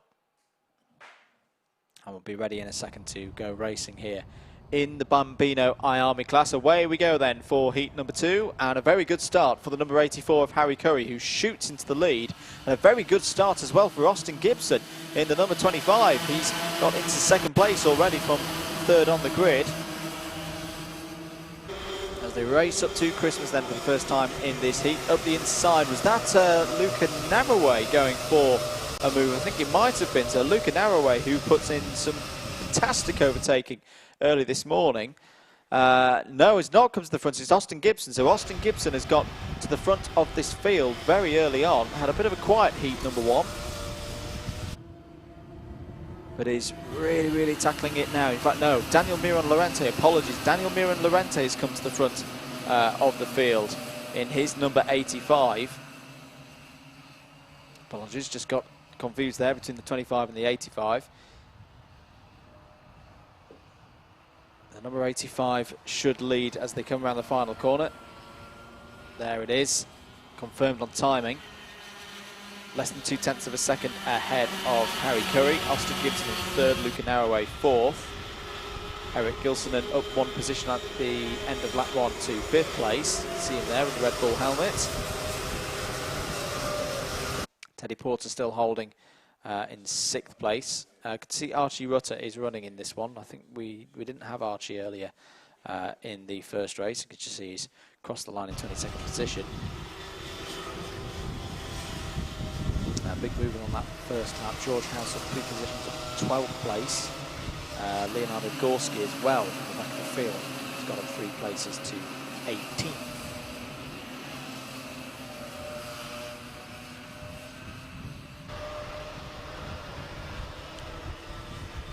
Daniel Miron Lorente and Harry Curry just working together at the moment, which is absolutely the right thing to do. Try and break away from Gibson, Gilson and Naraway behind. Oh, a little bit wide there goes Luca Naraway, and he's going to lose positions. Puts his hand up to gesticulate slightly. Side by side with Gilson through the crook and Oblivion. It looked like firm but fair racing to me, if I'm being honest. Naraway, I think, lost 3 positions there. We'll see it confirmed when they next come round. But Gilson is having a really strong race here. This is a better performance than what we saw in the first heat, which was a quieter race for Eric. Came through to finish in 4th place. Spent much of the race in 6th place, but is really, really putting it to some of these drivers here. Jensen Chalk in there as well. Luca Naraway trying to fight back through. So yeah, he fell 3 positions. He's now in 8th place. This is all good news though for our 3 leaders. Miron Lorente, Curry and Gibson. Doing absolutely the right thing here, just working together at the moment. They've got a gap of over 1.5 seconds to 4th and 5th behind. And we just saw Eric Gilson popping back into 4th place there past Jensen Chalk. Jensen Chalk, another driver, having a really strong race here. He was 9th in the heat earlier this morning. Could be pretty happy with the top 5, I think. That would show some good progress for Jensen Chalk. I was saying that Jensen did win a heat yesterday and took 3rd in the final, so a bit of a comeback drive so far today for Jensen. Less than 3 minutes of this one to go. Austin Gibson looking down the inside of Harry Curry, and that's a very clean move. I have to say, I've been very impressed today with the level of clean overtaking from this class in particular. It has been very, very good. Austin Gibson, the textbook maneuver, as we call it, into Christmas corner, up the inside, late on the brakes, allowing the incline of the hill to help you there. It's up into second place. We are on the back straight. Curry trying to find back though. Is Curry going to retake second place? Yes, he is. So Harry Curry, well, the lap chart will show as if nothing happened at all, or will it? Because here goes Gibson again. But this is brilliant. This really, really is impressive stuff from these young drivers. Austin Gibson fights back again and is back into second place. So the lap chart will show a change of position on that particular lap. But here comes Curry again. Is he going to sling it down the inside? No. Good speed being carried by Austin Gibson there through Christmas corner. Holds on to second place. Is this also good news for Daniel Miran-Lorente, because he's now got 8/10 over these two drivers.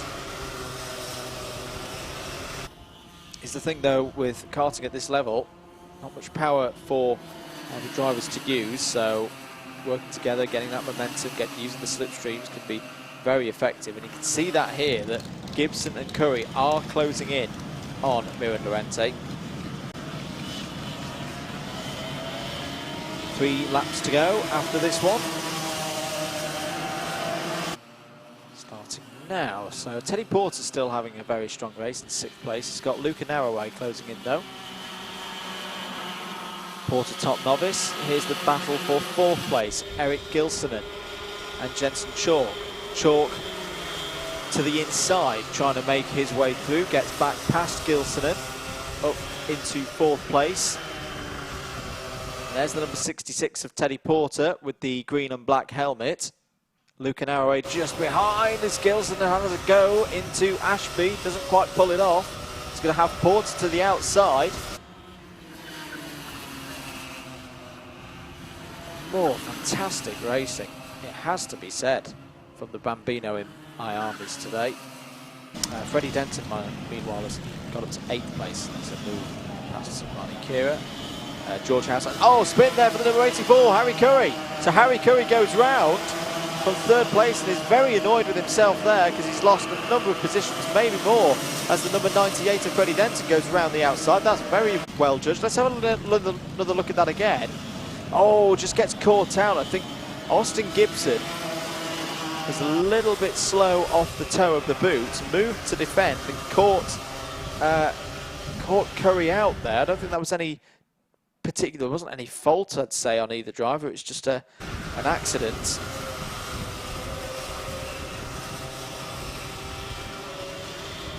Where did the other guys drop to? But yeah, that's a shame for Harry Curry that he's gone all the way there down to 9th place. Leaves us with 2 at the front then, Austin Gibson and Daniel Miran-Lorente. Last lap board next time around. Can Austin Gibson find a way through with 7th in heat number 1, 4th in the final yesterday for round number 2. You can see Daniel Miran-Lorente there leaning, really pushing hard in his number 85 car. Has driven brilliantly so far today, but can Austin Gibson do anything about this lead on the last lap? You can still see 3rd, 4th and 5th there. They're not completely out of this as well. Jensen Chalk leading this trio at the moment, ahead of Gilsonen and Narroway. What are we looking at there? I think that was slightly towards the end of the order. But yeah, it was a recovering Jensen Walker who's had a slow lap there. Unfortunately, it's in 8th place.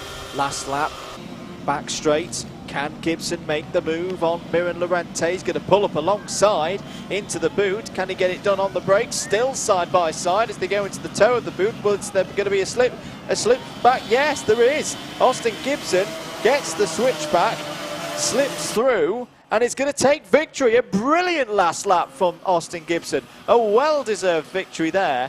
Daniel Miran-Lorente makes the mistake and finishes in 2nd place. Still a very strong drive from him, and Eric Gilsonen takes 3rd place as well. Another driver making a move on the last lap of the race.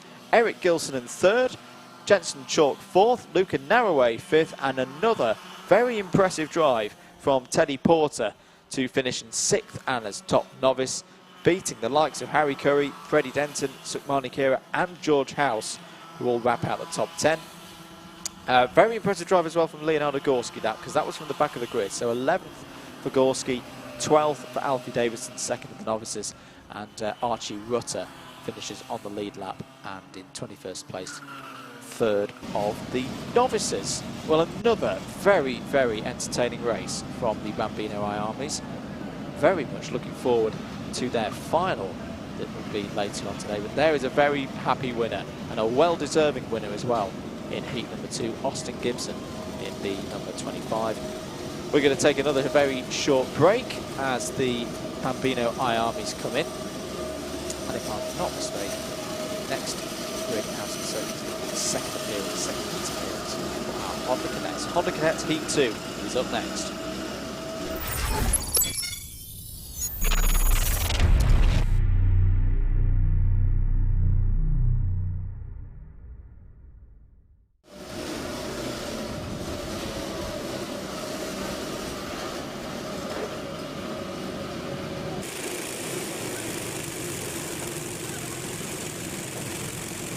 Quick Schlerpentine, away we go. Honda Cadets Heat 2.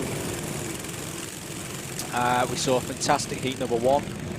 Dramatic at times as well. Martin Wright was your winner of...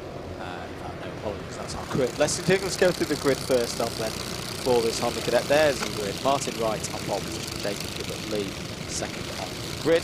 Jarrett Clark and Christian Stepanov on row 2. Kasper Tomilewski and Cole Denon on row number 3. Theo Champney and Jaden Sherwood are on row 4, Oliver Meek and Tyler Davis row 5, Harry Hicks and Jack Boulding form row number 6. Jensen O'Neill going and Joshua Jarvis are on row 7, Jacob Anslow and Amelie Ackitts are on row 8, Tyler Lee and Finley Fishburne are on row 9, Frankie Smedley and Isaac Parkinson are on row 10, Larry Price and Brendan James are on row 11, Felix Smedley and Ethan Bath are on row 12. 24 karts in the field, 2 novices are on the back of the grid. As I say, the first heat that we saw from the Hondas was very entertaining. Cole Denon took the win by a tenth and a half ahead of Jarrett Clark and Kasper Tomilewski. That was your 1, 2, 3. Martin Wright was 4th, Harry Briggs 5th. Of the novices, Felix Smedley finished in 20th place overall, ahead of Larry Price in 21st. What's happening there to the number 4 of Jaden Sherwood? Is something wrong with the number 4? I hope not. Driver just having some help be applied there. It looks to be, was there a bit of attention to the brake pedal on the number 4? Bit of attention just being given.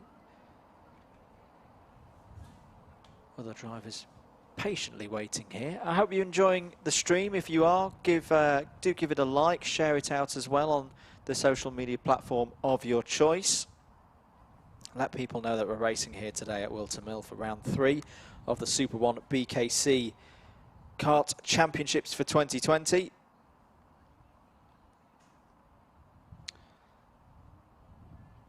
So this grid then. Martin Wright on your right, Jacob Gilbert Lee on your left. Away we go then for heat number 2 in Honda Cadet. 7 minutes plus 1 lap. Very even start from the front row, but it's looking like it's Jacob Gilbert Lee again, who's got a fantastic start and will lead the Honda Cadets as they go up to Christmas Corner for the first time. They've all made it through the first couple of corners, spreading out 3 wide, maybe 4 wide in places. Are they all going to survive through Christmas Corner? Very well behaved, very good start from the Hondas, but it's Jacob Gilbert Lee who has the lead early on here. And is that a problem? Yes, I think it is a problem for the number 4. Jaden Sherwood pulls off the circuit just before Ashby Corner. He's clearly not happy with the kart there. That's good driving in a way. You know, if he's got a problem with the kart, keeps it out of the way of everybody else, keeps everybody safe. That's you've got to commend that. That's a really unfortunate bit of news for Jaden Sherwood that he is now out of this race. Bit of side by side action between 14 and 27 there. Christian Stevenel losing out a couple of positions. Over start finish then. Jacob Giblet leads with the O plate. Jarrett Clark second. Kasper Tomilewski is in third. It's very, very wide there. And off into the grass goes the number 54 of Harry Higgs. Back on circuit now. Didn't quite catch which driver was alongside as they went through oblivion.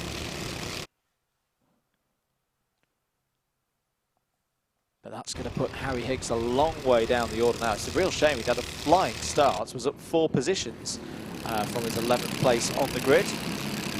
Frankie Smedley, by the way, has also made a very good start, up 5 positions at the end of lap number 1, up to 14th. And round goes the number 97, which is Larry Price, the novice. So he's got going again. He's back into the race. That's a shame for Larry. He made a couple of positions up from his start, or starting grid slot.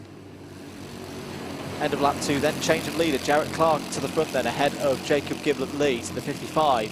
Ahead of the O plate, Kasper Tomilewski in third place, the orange and white liveried machine there. With Theo Champney just behind in the number 1.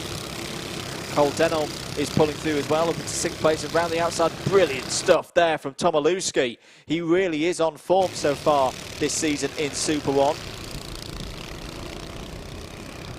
And is showing what he's made of here in round 3. 27 of Christian Stefanov is pulling his way through the order. We saw him do this a fair bit in heat number 1 before bad luck struck him in that race. Fell down the order a little bit. The rest of the field came through. Number 45 there. Jensen O'Neill going.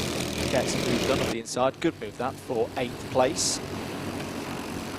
Contact warning for the number 27, which is Stefanov.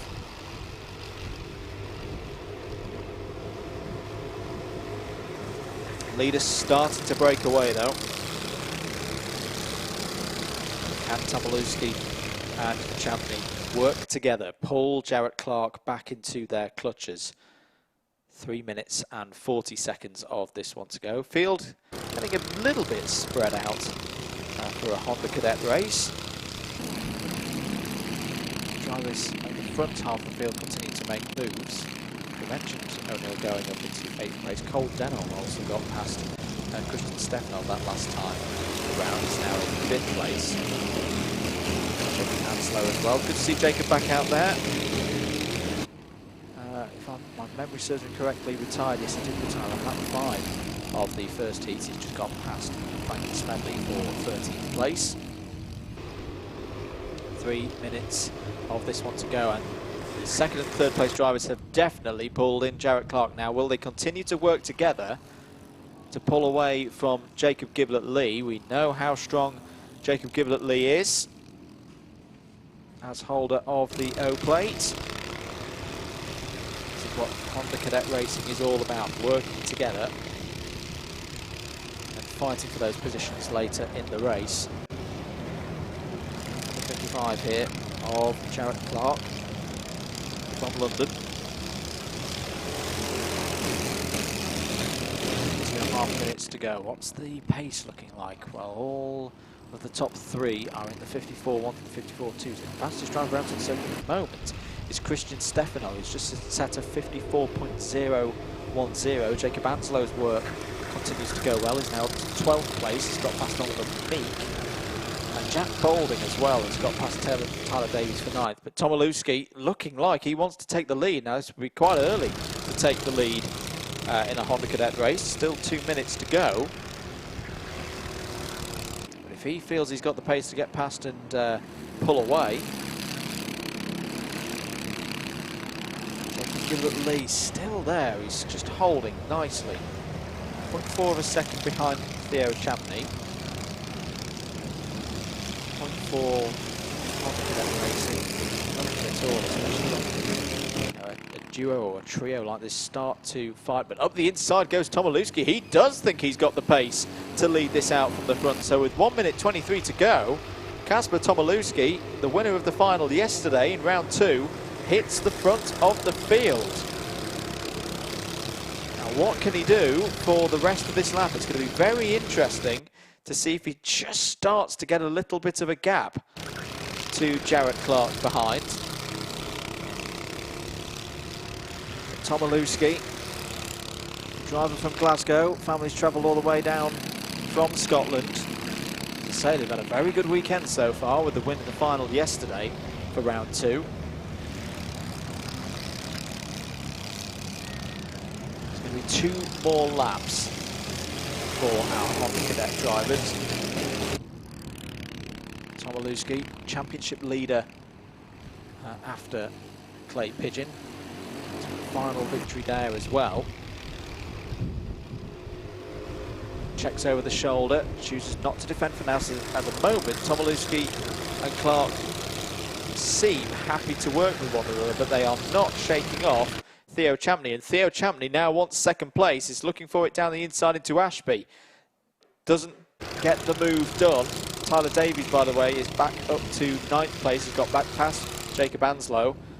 Tyler Lee and Ethan Batten both got past Isaac Parkinson as well for 16th and 17th places respectively.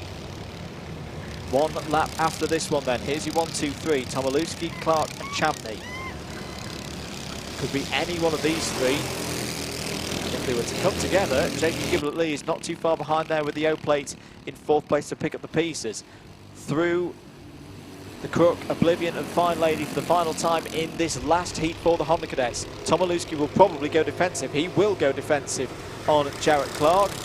Jarrett Clark not able to go around the outside there. Next chance is down into Ashby Corner. Hard on the brakes. Tomilewski will go defensive again. No, he'll leave the door open. He's just got so much corner entry speed. He really is good on the brakes. And just with that speed alone, he's fending Jarrett Clark off.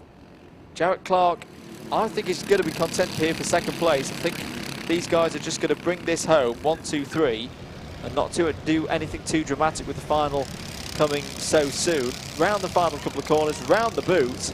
This has been a very controlled and measured response from Kasper Tomilewski, and he's going to take the win again. On the inside goes Theo Champney though, he's going to take second. So it's Tomilewski winning the second heat of the day. Champney in second, Jarrett Clark in third. Jacob Giblett-Lee in 4th, Cole Denholm in 5th, Christian Stefanov in 6th, Martin Wright 7th, Jensen O'Neill going in 8th, Tyler Davis 9th and Jacob Anslow in 10th. Top novice in that one, I think is going to be Larry Price. We're just waiting for the novices to finish their race. They should be coming around the corner any second now. There they are. So Larry Price takes 21st, Felix Smedley takes 22nd. 2 novices across the line. A very intriguing heat that from the Hondas, and it's a win for Kasper Tomilewski. He's got another, well, it's going to be his 4th race win of the year, his 2nd of them being a heat. Just showing the competitiveness of this Honda Cadet field in SuperOne this season. We'll see them back out again for their final later on in the day, of course. We're going to take another short break. Next out on circuit, 2 classes at once, is Minimax and Junimax. Their second heat coming right up.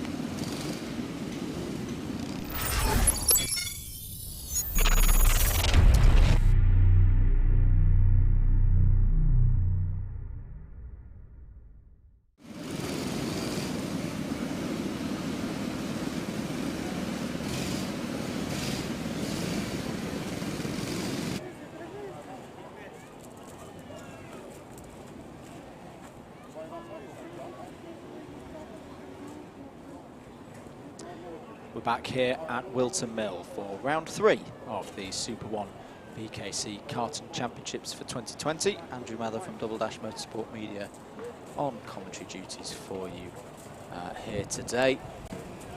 Great to be back in the commentary box here at Whilton Mill.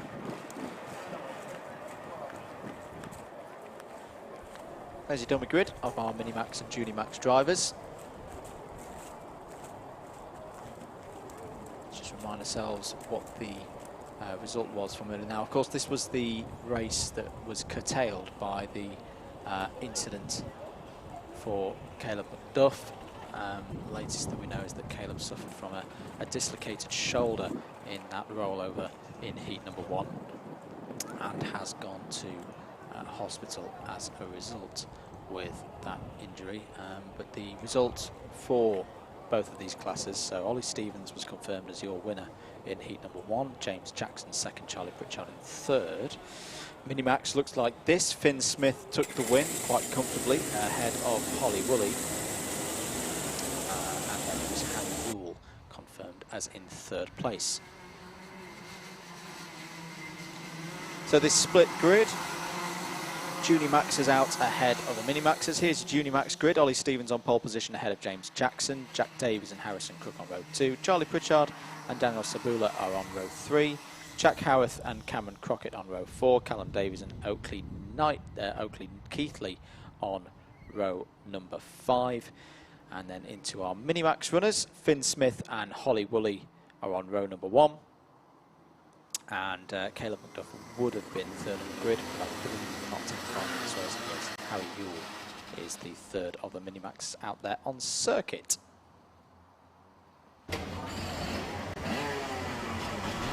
So the kart's coming down the back straight then.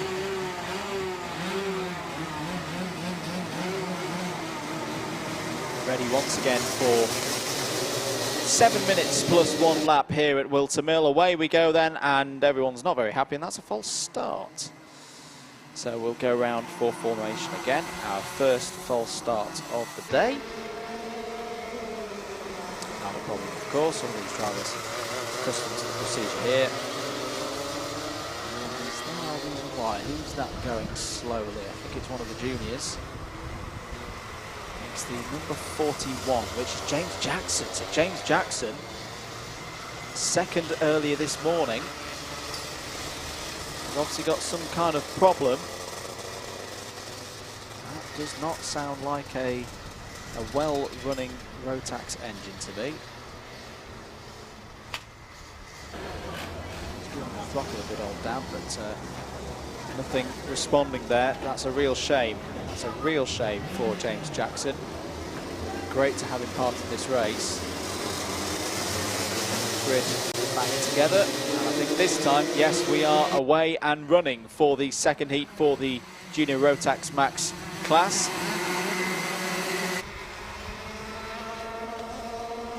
Up to Christmas for the first time. Very good start for Ollie Stevens. He's already clear of the rest of the field. Away go our 3 remaining Minimax drivers for their race. The number 4 of Finn Smith gets out ahead of Holly Woolley and Harry Yule straight away. Harry Yule goes down the inside, goes for second place, gets second place. Really good move there on lap number 1 for Harry Yule.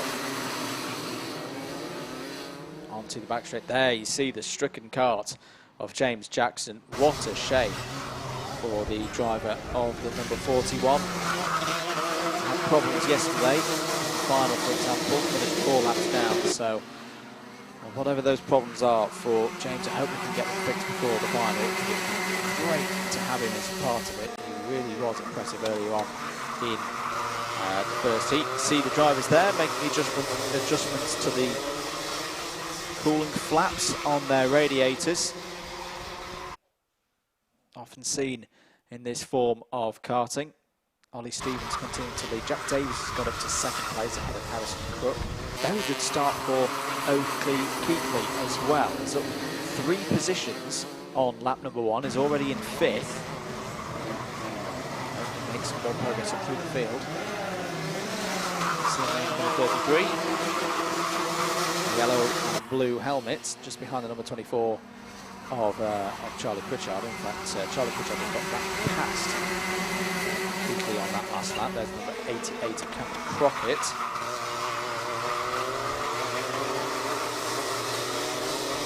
On lap 3 then, 5 minutes to go. Still plenty of time for these drivers to gain more positions, gain more points in this championship. As your leader, Ollie Stevens, Jack Davies in 4th. Jack is 4th in the order from heat number 1. It's good to see a mix-up of the order actually from that first heat. So Charlie Pritchard 3rd heat is 5th race. That's how competitive this class is. mechanical flag out for number 95, Callum Davies. So, oh, it's off there, goes to number 33, Oakley Keithley. Mate, was that a mistake or very strange off coming out of oblivion? And up towards Fine Lady, did he get a snap of oversteer? We'll have another look at that again if we could. It's cost him a number of positions. It's a real shame that Oakley was having a strong race up to that point. Just trying to catch sight of the number 95 and where the number 95 is and what's next. Another rear bumper. Oh, that one's very loose. I think that's gone at both sides. And yeah, Callum's now aware of it. You can probably feel that affecting the handling of the car as it catches the tyres. Callum will have to retire. Finn Smith, meanwhile, is 5 seconds clear. 5 seconds clear of Holly Williams in Minimax, so it looks like he's got that class sewn up already. Just needs to see this remaining 3.5 minutes out. Callum Davies confirmed, you can see on the time tower on the left. He's in the pits, he's out of this race. It's possible to see him again in the final. I think so, it's relatively light damage. Simple damage to the rear of that car. The team will get that fixed and get him back out there for the next race. Developing fight situation here. Second place, Harrison Crook sets the fastest lap of the race, 46.764 in his number 72 kart. 0.379 is the gap, or was the gap. That's a lot less than 0.3 of a second behind Jack Davies. Harrison Crook is turning it on here as they go into the second half of this heat. Early work with Jack Davies. The gap to Ollie Stevens is not huge. It was 0.9 of a second last time around. With Ollie Stevens out there on his own, he could be pulled back in if these two drivers can work together. Final corner, lap 6. Ollie Stevens responds, huge lap, 46.645 from Ollie Stevens there, pulls out the gap to 1.4 seconds. I don't know if he knew about the gap the last time around. If he did, he's just sent a hammer blow to the rest of this field. Saying to him, do not even think about trying to catch me in this race. This win is mine. Ollie Stevens, who took the hat-trick yesterday, is on for another one here. In a league of his own so far this season. Fighting there and through into second place. There goes Harrison Crook. He's got the move done into, contact as they go through the final corner. That was very, very touch and go there. My heart was in my mouth there. I never like to see those two bits of kart make contact through that corner. That's ended in disaster before, but look at this. The number 12, Daniel Sabula, has got into the mix here. Charlie Pritchard trying to get positions as well. I think Harrison Crook has been, he has been able to get back into second place. Big moment off of Ashby though. Holds on to it. Contact warning for Harrison Crook. It's as you were. Crook from Davies, Sabula in 12th, and then Pritchard there in 5th. Crook starting to pull away from Davies now. It's a crucial lap from Harrison Crook. He's just put a bit of a gap between himself and third place now.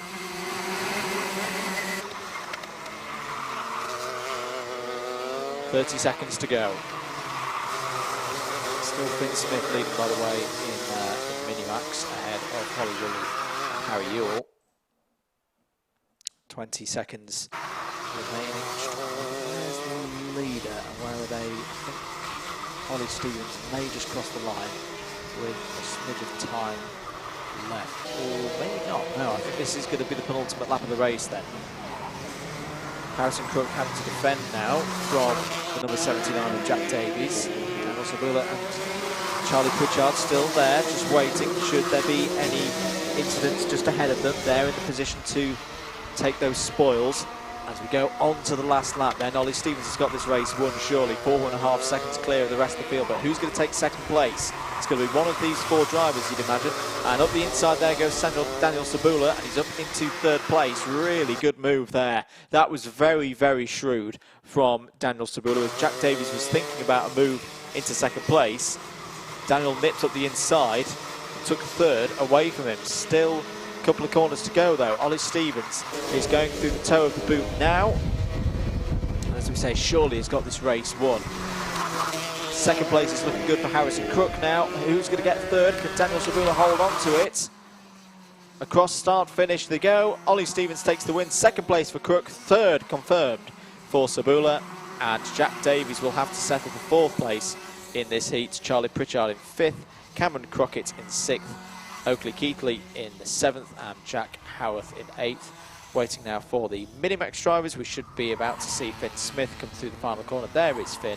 Across start finish, another win for him. Holly Woolley should hold on to 2nd place here. Just waiting for the 2 remaining Minimax drivers to come through. There is Holly.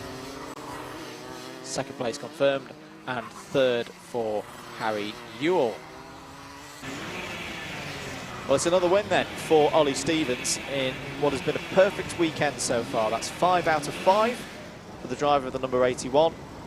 1 race to go. Can Ollie Stevens make it a double hat-trick here at Whilton Mill this weekend? Rounds 2 and 3 on the SuperOne BKC karting championships in the junior Rotax Max class. We'll see if he can do so later on. And on to Finn Smith as well, because he's on the same record as well. A double hat-trick in Minimax. We're going to take another very short break here on the commentary provided by Double Dash Motorsport Media. Next up out on circuit, it's the 2nd heat for our senior Rotax Max class. Heat 2 senior Rotax is next.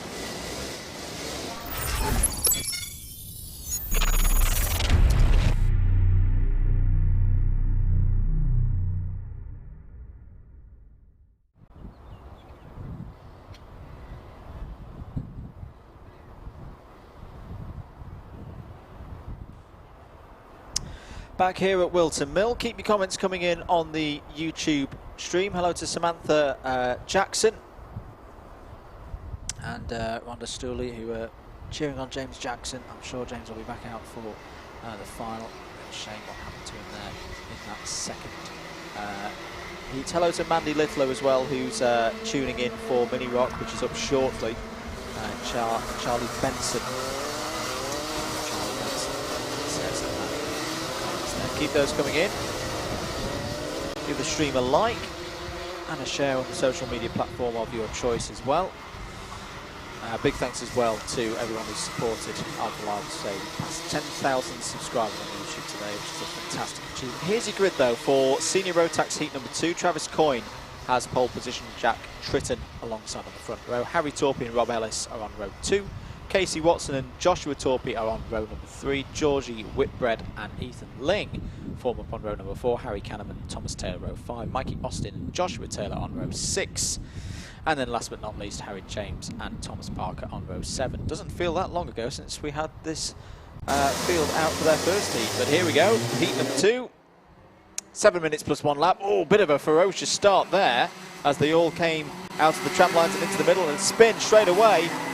It's that the number of drivers involved. The number 12 of Mikey Austin is off the road. I think Ethan Ling might have been involved as well. Let's have a look at that again. Yeah, that all got a little bit racy in the middle of the order and towards the back. So already a couple of drivers off the back of the field. It's Travis Coyne who's got the lead early on, but no, up the inside goes Harry Torpey. Decisive move there. Harry Torpey to the lead. Jack Tritton is not far behind as well. And here comes the other Torpey. Joshua Torpey up the inside. The Torpeys taking Whilton Mill by storm once again here. End of lap 1 then. Harry Torpey leads. Travis Coyne 2nd. Joshua Torpey in 3rd. Jack Tritton down to 4th. And drivers involved in the incident on lap 1. Georgie Whitbread was involved in the number 23. Hasn't come over start finish yet. Mikey Austin, as we mentioned, got collected as well. So it's those two mainly that got compromised. The field making its way along this Whilton Mill circuit here on lap number 2.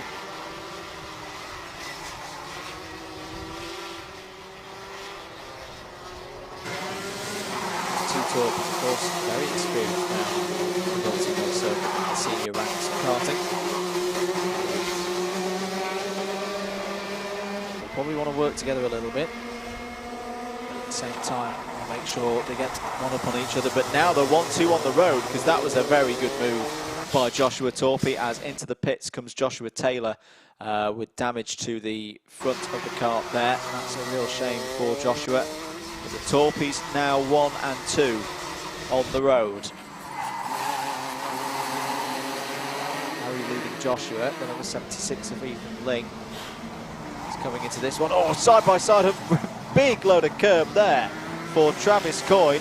Says sorry. He realises that was a bit of an ambitious move, and it's actually cost him a little bit, because Casey Watson's come through and Jack Tritton. Ethan Ling will try and get past Travis Coyne now. Little adjustment on the radiator flap there, a bit more air. Needed to be going into the engine there, according to Travis, and he's just made that change. As down the inside goes Ethan Ling into Ashby Corner, side by side off of it, and that's a very clean overtake from Ethan Ling. Good for 5th place. Thomas Taylor coming into this race, the number 77 in 7th place. See Ethan Ling there. Cardiff boy, proudly wearing the Welsh Dragon on the back of his lid there. Very nicely done. Over start finish. Joshua Torby puts in a 45.006. Rob Ellis is going quick as well, by the way. 9th place. Off your screen at the moment, which is a 44.906. Can he work his way into this race? Still plenty of time to go. 3 minutes and 40 seconds. Hello to Mia Rogers cheering on Thomas Taylor.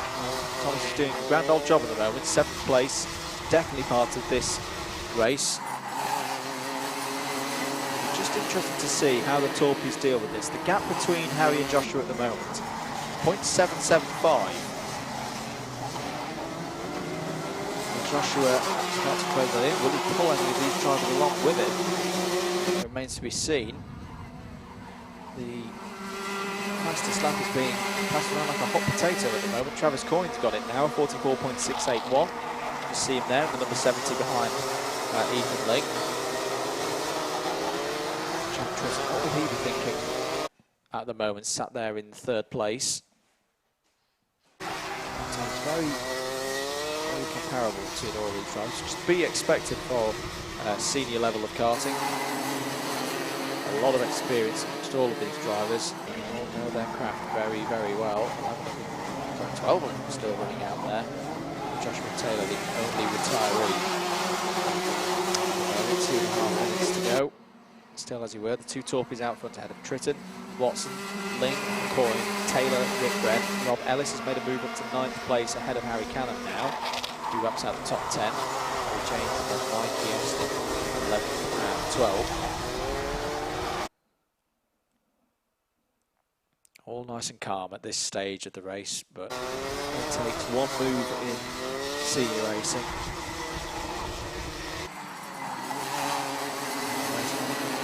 Come to life at a moment's notice. That's what these drivers are doing. They're just measuring each other up at the moment. See what the gap between 1st and 2nd is, because it looks like it's coming down to me at the moment. Around the final corner, there goes Harry across start finish. No, it goes back up again. It just keeps yo-yoing back and forth between 0.75 in a second and 0.6.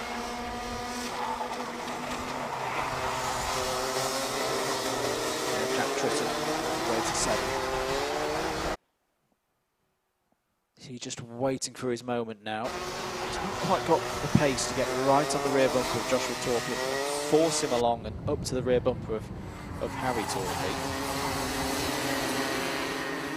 Has he got enough to go for a big move on the last couple of laps? Also, there's a bit of a gap emerging there between 3rd and 4th. Can Casey Watson respond on this lap? Casey's got to, because otherwise Ethan Ling is going to want to come through and get that 4th place, because you can see 2nd and 3rd starting to disappear on the road. Less than a minute to go then. A few laps to go. think just holds position now. Travis Coyne's still there as well. Has done very well so far this season.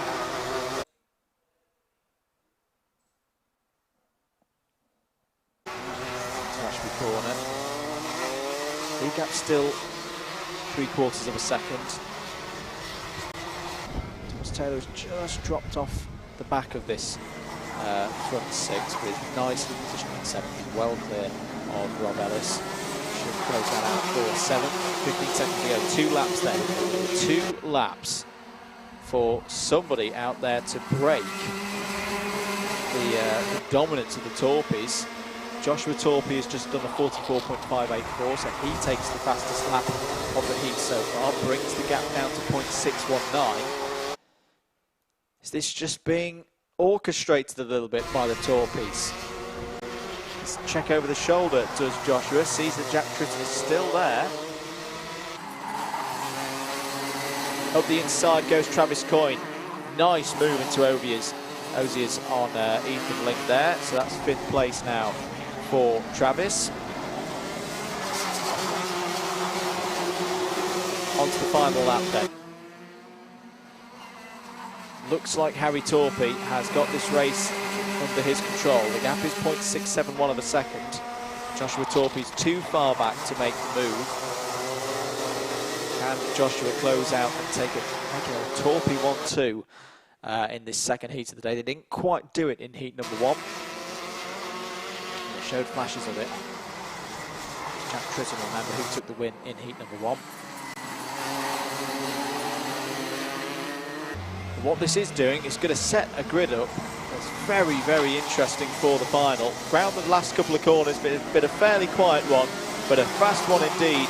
Harry Torpy is going to take the victory in heat number 2, followed by Joshua Torpy there in 2nd, very close over the line. Jack Tritton in 3rd, Casey Watson 4th, Travis Coyne 5th with the fastest lap of the heat so far on the very last lap of the race, and nobody's going to beat that. 6th for Ethan Ling.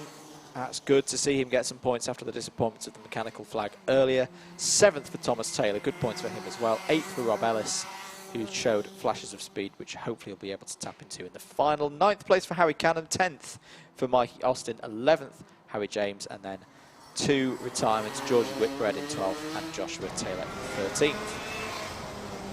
Well, what a show put on there by the Torpies. 1st and 2nd, an improvement on 2nd and 3rd from heat number 1. Can anybody stop them? So far this weekend, there's been a bit of a story throughout the season so far here at Whilton Mill. You've not joined us for any of the WMKC events held here every 4th Sunday of the month, streamed by Alpha Live. Torpies always towards the front of the senior ranks. They really do have a grip on this circuit. We'll see what they can do in the final, of course. We'll see that final later on in the afternoon. We're going to take a short break, and next out on the circuit, it's going to be the mini-runs.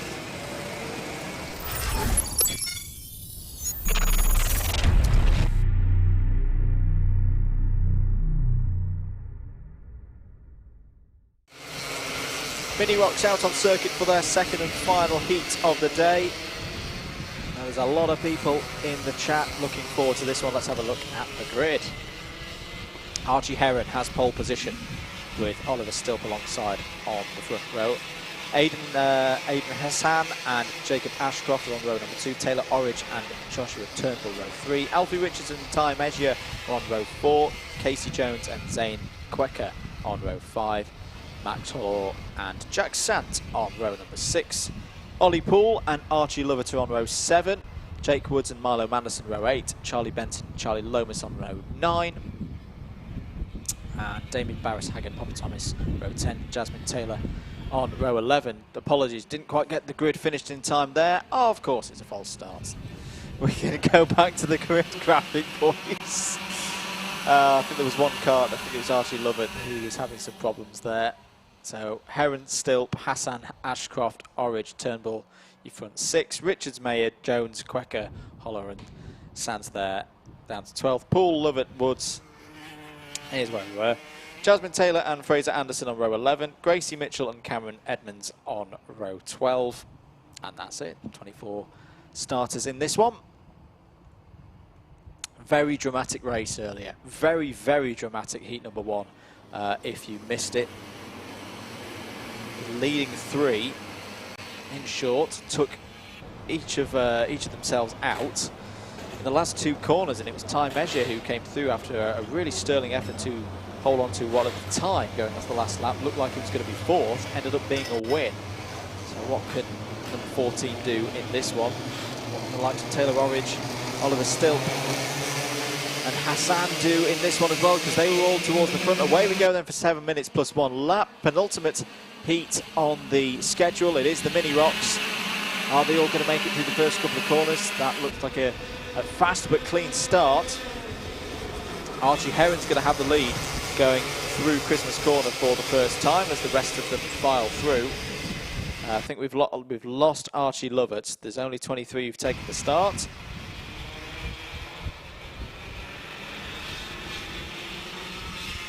Archie Heron, classified as a novice at this level. Through the field go, they've just caught sight of Milo Anderson there, another one of our novices in the number 77. Up the inside goes Taylor Orridge, so the number 1 straight to the front of the field, and Aidan Hassan has followed as well. So these 2 drivers who were at the front of the field throughout the course of the first heat, back up to the front of the field at the end of lap 1. Orridge from Hassan, Ashcroft up to 3rd, Archie Heron down to 4th, Oliver Still is there again in the top 5. Alfie Richards 6th, Time Measure winner from heat number 1 in 7th.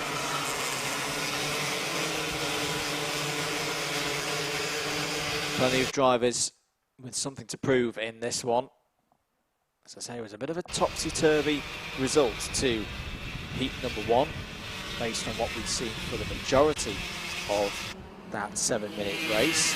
Down the inside, there goes the number 14, Time Measure, the winner from the first heat, so that's moved past Alfie Richards. It's good for 6th place here at the moment.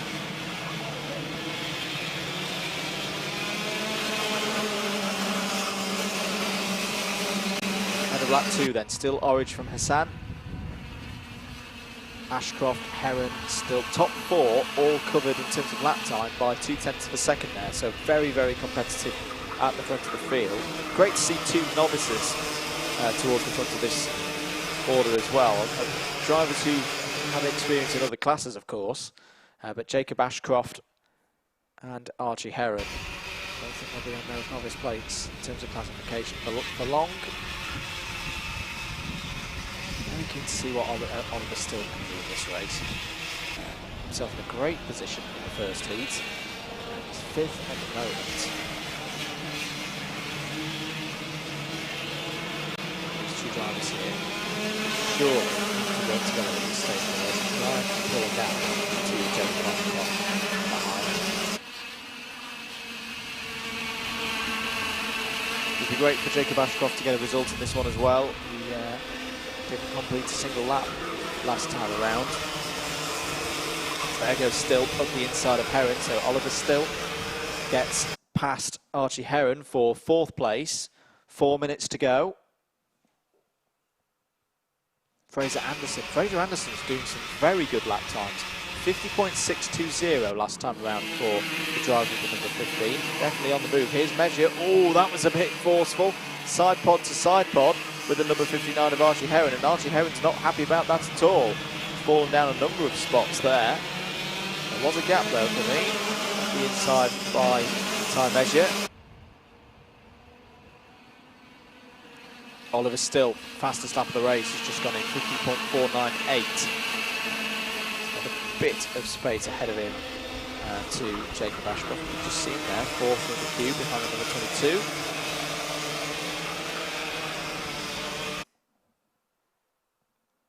Minutes 15. Lots of other moves going on in this race. As we say, Fraser Anderson's got another spot, now up to 7th place.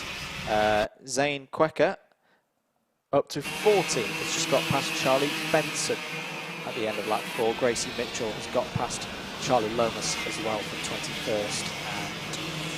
And what's that? 1, 2, 3, 4, 5th in novice at the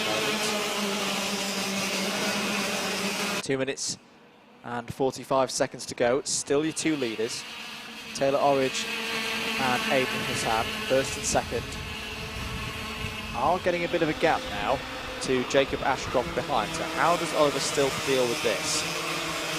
Try and work with Ashcroft at this stage of the race, or does he want to go for the move, get third place? Because we did see a similar thing in heat number 1. Origin Hassan got out front, Stilp remained within a second. That gap were a second behind, starts to whittle it in. Was in a good position to win the heat until the contact at the end. Oh, it's off. It goes to number 59. That's Archie Heron. Same corner as he had problems with before when battling with time measure. Fraser Anderson really is on the move here. It's off. It's the number 25 and not happy at all. Is Charlie Benson there. Off the road. Back on it now. Is not a happy driver at all. Was up in around 15th place. Zane Quecker has also had some form of instances. Dropped down to the bottom of the order. There is Zane, and that looks like a technical issue to me. That looks like a problem for Zane Quecker and the number 44, so that's a real shame. Looks like he's going again now, though. Leaders, though, 1 minute and 20 to go. Here they are. And to be fair, Jacob Ashcroft is pulling them back in. I was about to say that Oliver still moved past into third and then whittled the 2 leaders and their lead away, but at the moment Jacob Ashcroft looks like he's got the pace to reel them in as well and work as a duo with Oliver Stilp. Less than a minute to go as up the inside goes Hassan. No, sorry, that's them switching back, so that's Taylor Orridge going back past Aiden Hassan. So Aiden Hassan must have taken the lead. So yes, they've started battling here. That's what's encouraged Ashcroft and Stilp into the mix. So we've got a 4-kart battle for the lead. So even better than last time when it was 3. It's very dramatic towards the end of the race. Contact warning for the number 25, which is Charlie Benson, who we saw off the road a few moments ago. Taylor Orridge. 2 laps to go then. They'll cross, start, finish with some time on the clock. 13 seconds of it. So Orridge confirmed back into the lead. Hassan second. Ashcroft third in the number 22. And then Oliver Stilp. Considering what we saw before, do not count out Alfie Richards there in the number 83 and Fraser Anderson in number 15, given that he's had some very good pace so far in this race.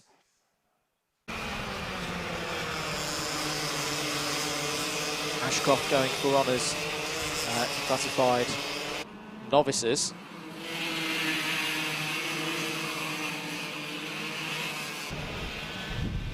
He's not running black background on the boards on the kart this weekend, but is on the entry list still classed as a Norwich driver. Round the final corner we go then for the penultimate lap. Last lap board is out. Can Taylor Orridge hold on to this one this time? Took a heat victory yesterday before winning the final for round 2.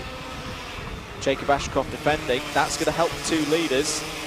Oliver Stilp won't like seeing that because he wants to win this race, and at the moment he can see first and second bolting out ahead. Orridge goes slightly defensive into Ashby corner. Can Hassan throw a move? Has a half look. Here's another opportunity to overtake, and Hassan has gone for it into Orridge side by side. Are they going to get through the corner? That was great racing by the 2 leaders there, but Hassan has made the move clean, has got into the lead. Jacob Ashcroft's having a go now for second place, but if that is the move to win this race, what a move it is. It is Aiden Hassan with a fantastic overtake, one of the best overtakes through overages I've seen in a while, takes the win. Taylor Orridge in second, Jacob Ashcroft third, Oliver Stilp fourth, Alfie Richards fifth, with the fastest lap of the heat on the last lap. 6th place for Fraser Anderson, 7th for time measure, 8th for Archie Heron, 2nd of the novices, 9th for Casey Jones, 10th Joshua Turnbull. Well, got to say, another fantastic race from the Mini Rocks. Really good to see Turnbull and Ashcroft get better results this time around. We'll see them in the final. Could be a very interesting grid for the final. There could be a lot of action with faster drivers coming through from the middle of the pack. And we've got some great drivers at the front of it as well. Hassan, Orridge and Stilp, all with good results. Very interesting to see how the points play out. There's your winner though, Aiden Hassan. A really clean move. You see so many moves into Ozier's go wrong and drive on the outside, bounce out onto the grass, and all kinds of conflabs go on after that. But that was a really, really good move from Hassan, and really well respected by Taylor Orridge as well. So they're first and second. Jacob Ashcroft, good points for him in third. We'll see the mini rocks out again for their final later. One more heat to go then, everybody, and we're going to take a short break just before it. But next out on circuit, it's two classes at once. It's the junior and senior rock classes for their second and final heat. That's the next one coming right up.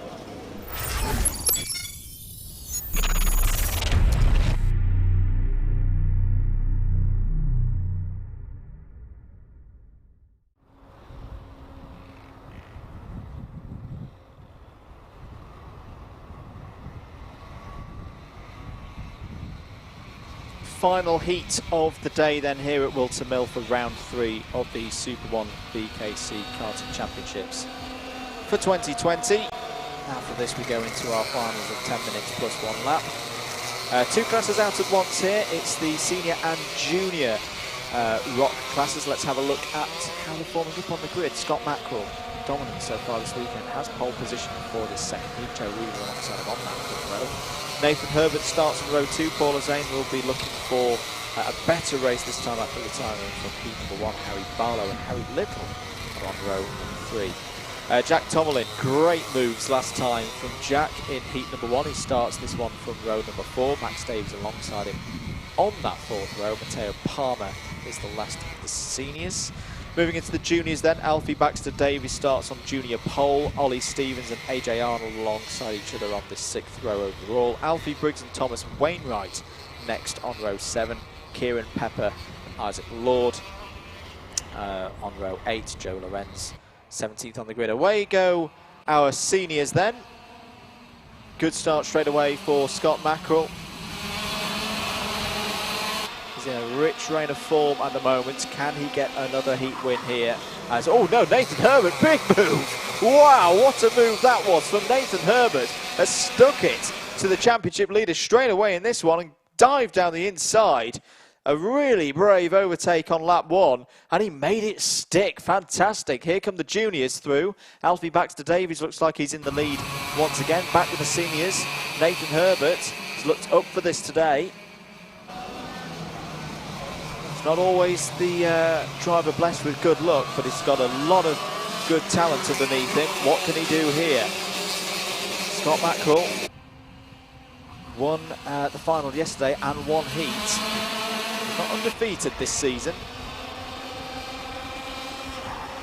Nathan Herbert, another driver who knows this place very well, a Whilton Mill Kart Club regular. And knows how to get the match, as I say, doesn't always have the best of luck when I've seen him race. A side-by-side for 3rd place as well. The number 5 of Joe Weaver, I think that was Harry Barlow having a go at Weaver there. Weaver 2nd place in the last heat. Nathan Herbert doing a fantastic job here in the lead of this one, end of lap number 2.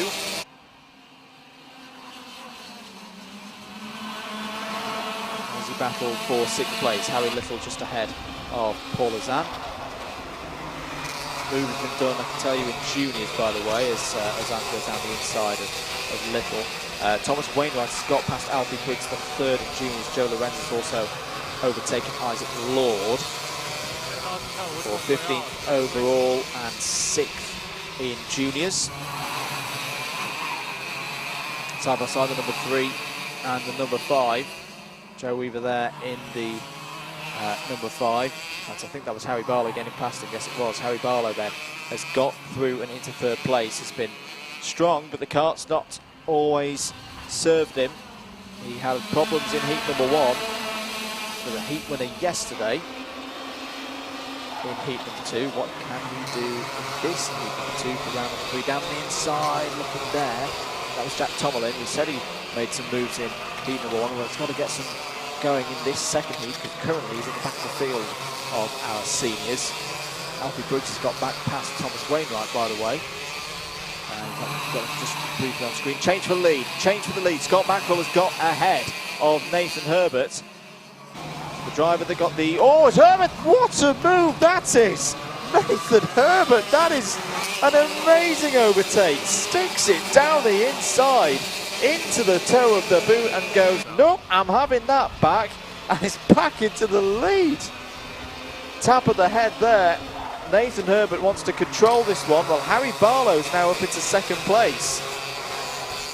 Scott Mackerel. Down the inside goes Harry Barlow. He goes for the lead now. This is a great race between our senior drivers as Herbert has a look again. He does not like being in second place in this race. But Harry Barlow, who had the problems earlier, had the retirement very early on in the first heat, the first race immediately after lunch. Can Herbert do anything to respond? We've seen him do those two incredible moves. One into Christmas on lap 1, the other into the boot. He's slightly quicker through sector number 1 than Harry Barlow. This one is closing up as well because the drivers behind this initial pack are going very quickly. Paul Azan's put in a 44.896. Harry Little a 45.076. So currently 2.2 seconds covering the top 7 of this one with 2.5 minutes to go. But once again, Harry Barlow, the pace, he really has cranked it up in the second half of that last lap at 44.883. Harry Barlow's gone.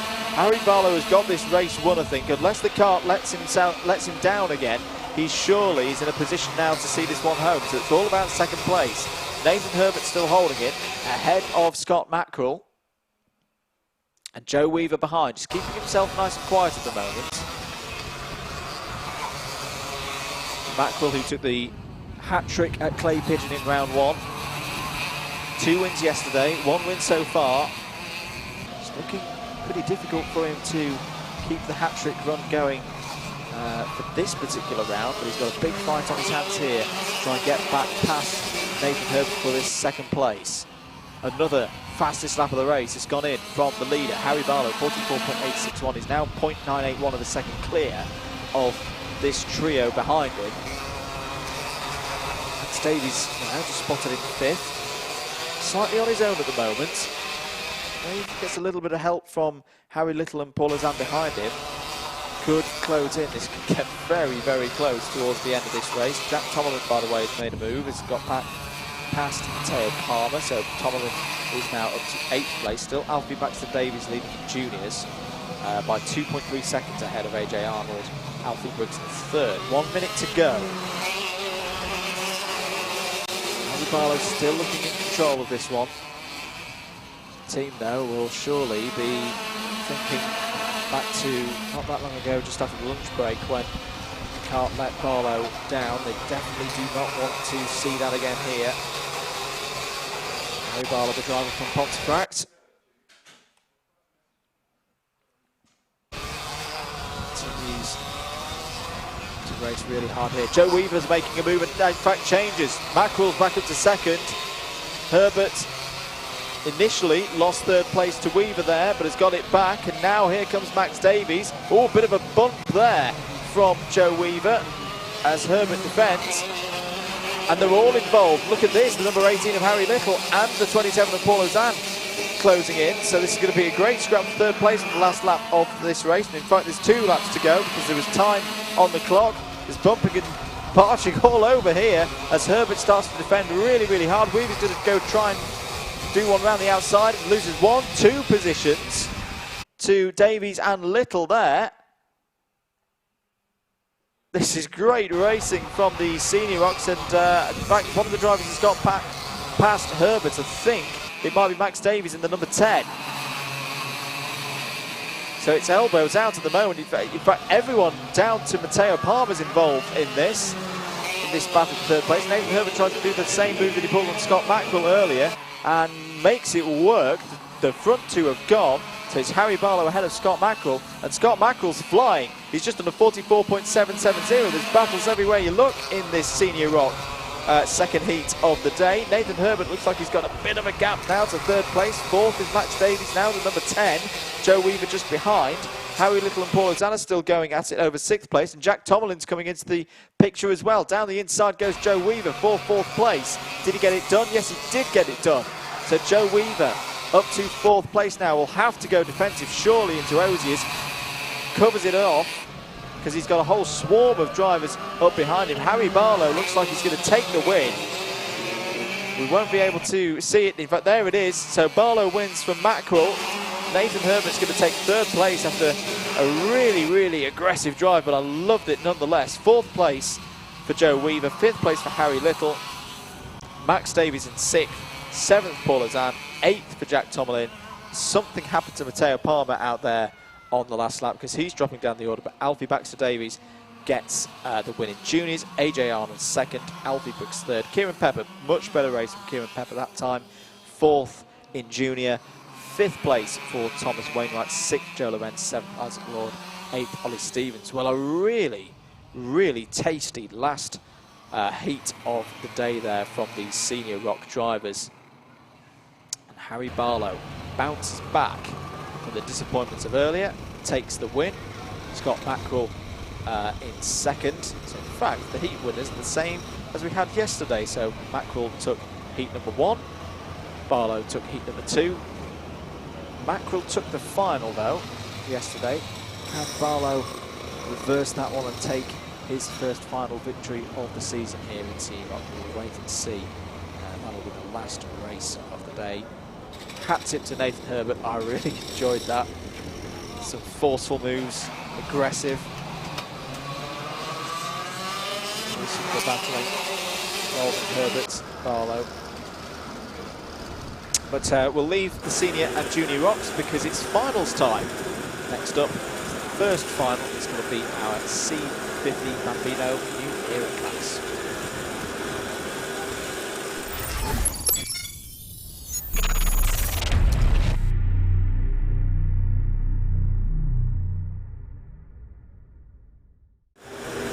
It's finals time here at Whilton Mill for round 3 of the SuperOne BKC Karting Championships for 2020. We're starting our 10 minutes plus 1 lap finals with the Bambino C50 New Era class. Let's have a look at the grid then, how it's worked out through the 2 heats. Marley Fisher has pole position ahead of Grayson Wortley in 2nd place. That's your front row. Austin Newstead and Morgan Weston start on row number 2. Max Gilman and Dax Farrer 5th and 6th on the grid. On row 3. Row 4 is Harper Das and Jack Baker, Jacob Nairn and Rhys David Richardson forms out the top 10. Vesper Farrer and Darren Dimitrov start on row number 6. Aaron Southwood Jr. and Elliot Dimolo start on row 7. And Bo Mulvaney is 15th on the grid. That is your field. 15 cars in the field for this New Era C50 final. We've seen the front 4 always be there or thereabouts throughout the course of the 2 heats. That's why they're at the front of this grid.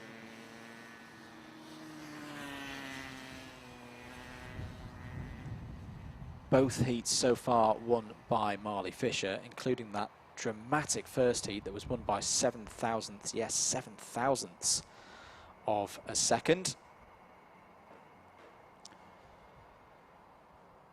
Grid being formed up then, standing start for our Bambino C50 New Era drivers, all between the ages of 6 and 8.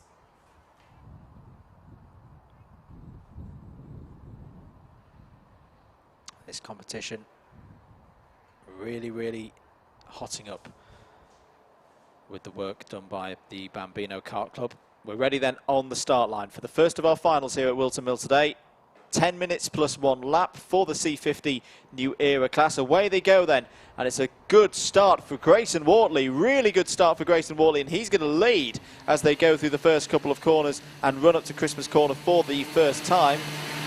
Fantastic start from 2nd on the grid, and he's got a bit of a gap as well to Morgan Weston, number 27 just behind, the number 22 of Marley Fisher, and then the 74 of Austin Newstead. Austin Newstead down the inside for 2nd place, takes 2nd place. Well, work to do then for our double heat winner and pole sitter now. Marley Fisher down to 4th place. As they go down through Ashby Corner for the first time, a clean start once again from our C50 New Era class.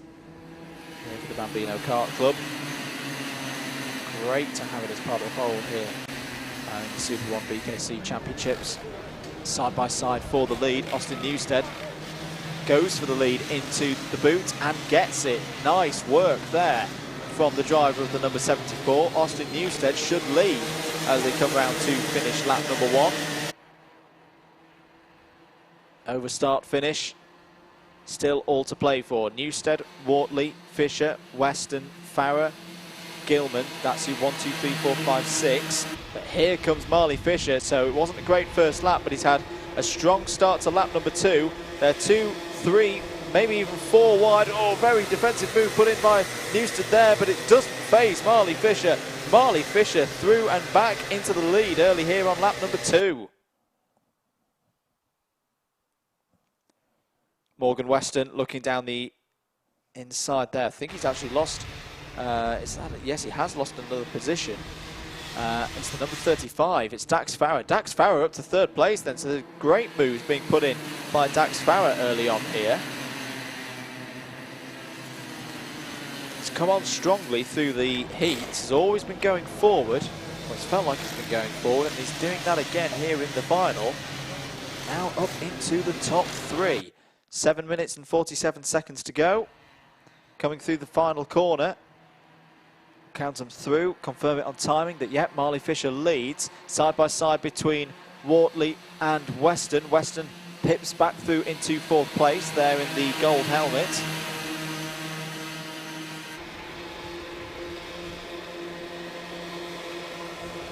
Up to Christmas corner. Newstead on the inside. Farrer trying to go around the outside. Dax Farrer, the driver, as off there is the number 77. And that's a real shame for... In fact, no, that was the 70. It was Elliot Dimolo. It was Elliot Dimolo, the 71 there. It's a real shame for Elliot, a driver who's very much learning his craft. It's 12 months since he took up karting. Greatly supported by his dad Sam, team from High Wycombe. I'm sure we'll see them back in future rounds when the next round, the next broadcast for the SuperOne series. Oh, bumping together, locked between 2nd and 3rd. That was Newstead and Farrer, and might give the opportunity to the likes of Weston, Gilman and Wortley to try and nip through. Newstead and Farrer did very well to unlock that. I thought that was going to end in a bit of a nasty situation for those two, but through comes Morgan Weston here in the number 27 and is up to 3rd place.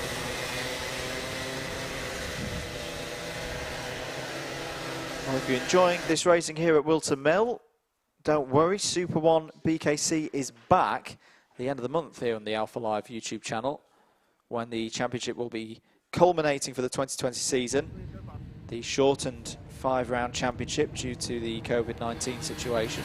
Not too far from here, actually, up at Shennington Kart Racing Club. Great circuit. Will be the hosts for rounds 4 and 5 of the championship on the 29th and 30th of August. 5.5 minutes of this race to go. Marley Fisher has been pulled back in here. But once again, Marley Fisher and Morgan Weston are going to go side by side as they go over start finish. 5 minutes and 22 seconds to go. Seen these two drivers battle a lot so far today through the heats. Marley Fisher, the privateer from Bridgewater, defending from Morgan Weston, Pontypridd.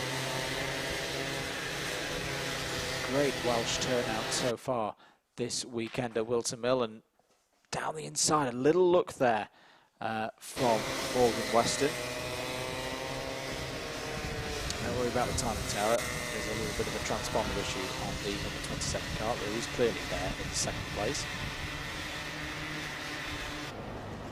4.5 minutes of this one to go. Still lots of time for drivers to race. Weston looks across, sees Fisher there, and goes through. So a really clean move there from both drivers. Not over at all, of course. See these two swap the lead back and forth several times in the heats today. And here we go. Marley Fisher has a little look. Good lap time there, though, from Max Gilman, up to third place now. Not seen Max in this position so far today.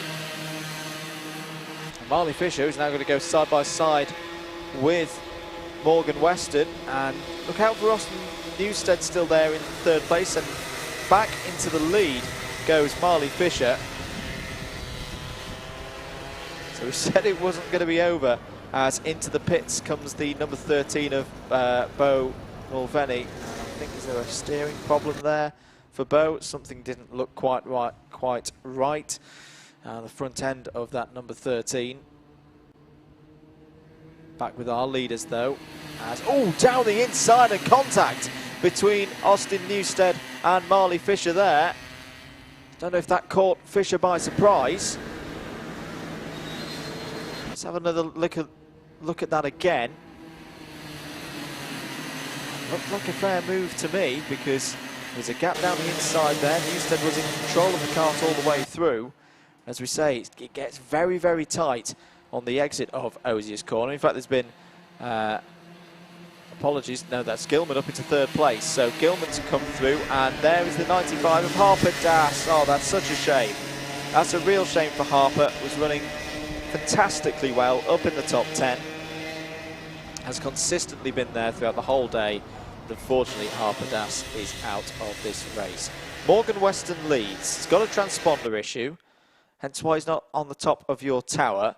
He's got a bit of a gap now to Austin Newstead behind in second place. Then Max Gilman, Grayson Wortley, Marley Fisher now down to fifth place, with Dax Farrer and Jack Baker behind.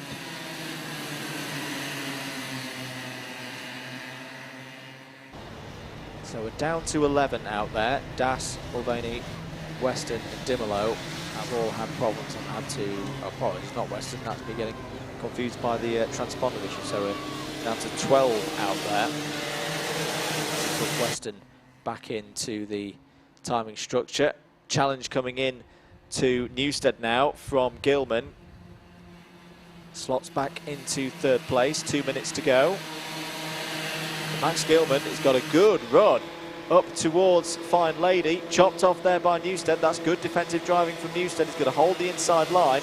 He's going to force all of them to go around the outside if they want the position. Side by side between the number 35 and 70 as well. Great fight between Dax Farrer and Grayson Worley. Looks like Dax Farrer's got through. Yes, he has. So Farrer up into fifth place. Ahead of Wortley now in sixth. Still Morgan Weston out front at the moment. As a good move there. That's Jack Baker. Not seen Jack too much today. Got some really good results yesterday. A clean move there has got him up a position to sit in place now. 2 laps to go then. It's a longer final. And especially for these young drivers. The heat as well. Air temperature currently reading is 22 degrees. I think it's a little bit warmer than that, to be honest. Especially when there's no shade around for the drivers out there on circuit. 30 seconds on this one to go. Fisher has a look at the inside of Newstead there for third place. Jack Baker confirmed us through and passed Grayson Wortley for sixth place once he popped Morgan Weston back onto the timing tower. Oh, contact between Wortley and Farrer. So they've lost out there, and that's probably ended their race in terms of going further forward. There's a big gap now to Jack Baker ahead of them. Just to say as well, Jacob Nairn's made a move on Rhys David Richardson. So Jacob Nairn up to 8th place now. Leader Morgan Weston will see the last lap board this time around. And he's a minute or so away from taking victory here in the final for round 3.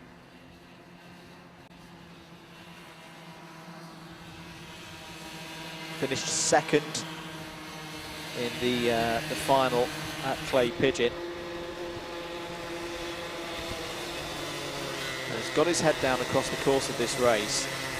I'll be honest, I expected it to be a little bit closer, but the way that Weston has got out ahead, got that gap, not looked back, has been really, really impressive.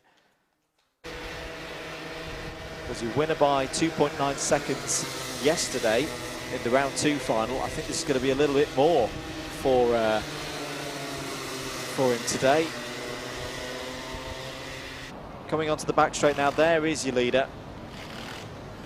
Just got a couple more corners to negotiate. And it's going to be a second final victory, a second batch of 60 points for Morgan Weston in this SuperOne season.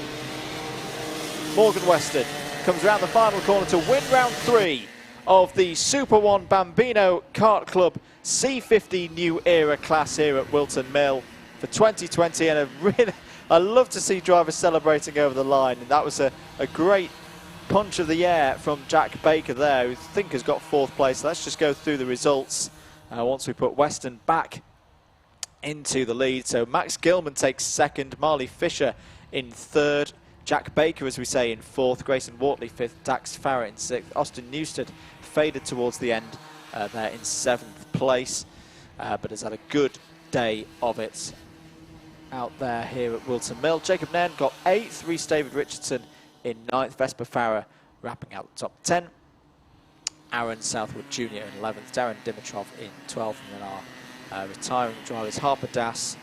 Unfortunately, that would have been, I reckon that would have been around 6th or 7th for Harper had Harper not had that issue. Bo Mulvaney and Elliot Dimolo. But there's your winner, Morgan Weston, the driver from Pontypridd. Gets to take a trophy and 60 points back to Wales from Whilton Mill here today. Winner of round 3 of the SuperOne BKC Championships for the Bambino C50 New Era class. Well done to Morgan. So that's one final down. We've got plenty more coming up though. We're going to take a short break. Next up now to the circuit is the C50 Bambino Pro class, their final.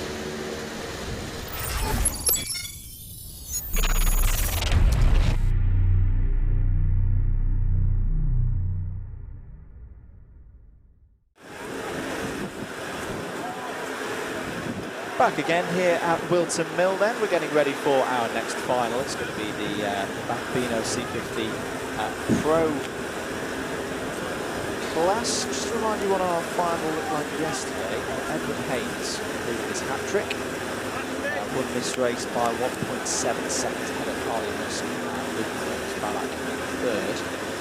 It's been a bit closer today though, here in round 3. Let's have a look at the grid. Henry Clark has pole position ahead of Luca Holmes-Ballack on front row. Maximilian Abrahart and Cooper Snedden are on row 2. Oliver Sibbald and Jensen Ackerman are on row 3.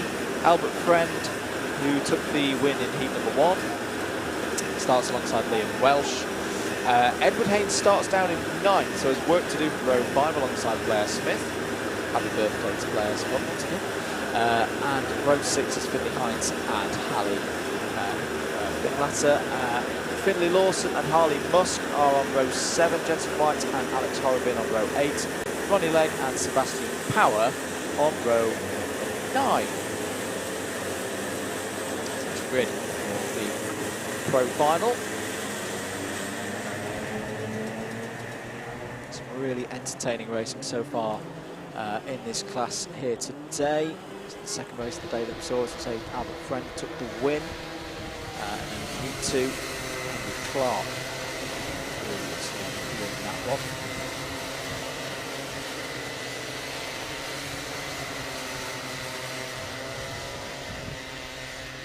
Currently 22 degrees, a little bit of wind coming from the west, no rain, and it looks like that's pretty much going to hold for the rest of the afternoon as we go through our schedule of finals.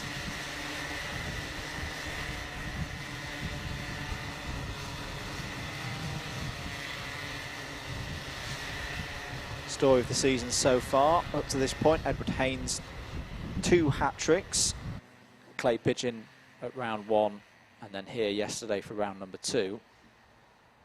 So you'd think with a good results here, Edward Haynes should still have the lead of the championship heading towards Shannington in a few weeks' time.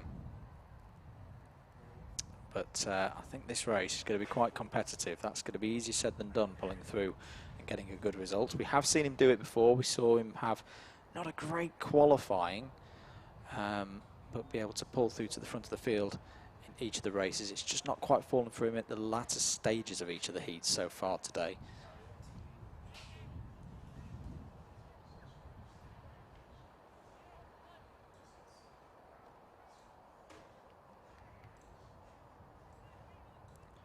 Lining up then, 10 minutes plus 1 lap for our C50 Pro Final. Away they go then.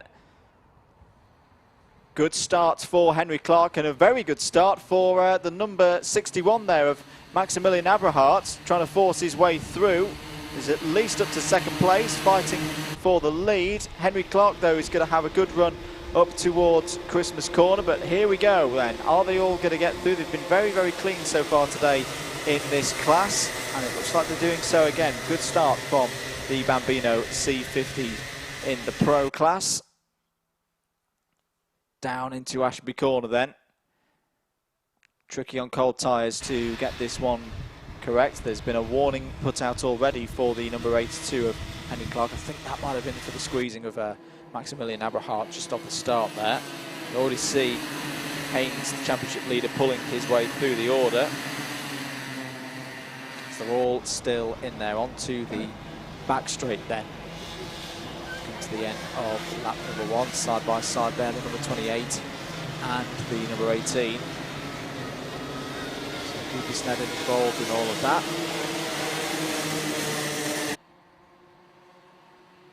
So there is Cooper Sneddon at the front of the field. Edward Haynes is already up to second place. Well, we said, you know, he's going to have a bit of a job on to try and get through this field. He's done a very, very good job on lap number 1. He's slightly on the grass, and Sneddon's trying to force him round the outside there. That was close as you like through the first run up, so first flying run up to Christmas Corner. Down the inside goes Edward Haynes and takes the position. Oh, almost a bit of contact involving Albert Friend, who's coming through in the number 19. See the 28 of Luca Holmes Ballack involved. He's one of our runners in the novice stakes. Oh, off the road goes Haynes, and he's being overtaken now by a myriad of drivers. We just caught the end of that. I think he might have been overtaken, or it was Albert Friend trying to get through. We said this would be a competitive final, and so far it has been, and there's still plenty of it to go. We've only had 2 minutes and 15 seconds of it as a cross-start finish. Albert Friend, your new leader, but Luca Holmes Ballack really challenging and going for the lead, takes the lead. Wow, what a move that was through turn number 2. Can he keep it as they run up to Christmas Corner now? The number 44 is getting involved as well.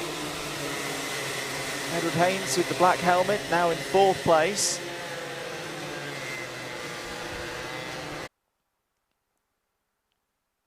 Running down then into Ashby, Luca Holmes Ballack got the podium yesterday. Oh, there's a little bit of something going on towards the back of the field there. It's the number 57 of Finley Hines, unfortunately. That's a real shame. Finley was having some good races in the heat and clearly got some pace. He's going to need to hope that the drivers up ahead of him start fighting so he can pull himself back into this race to get any kind of mentionable result. Up the inside for second place goes Haynes there, so Edward Haynes through past Albert Friend into second place. And is now trying to go for the lead as well, past Luca Holmes Ballack's done it. Really good stuff from Edward Haynes, a 1 minute 5.119 last time around as well, new fastest lap of the race.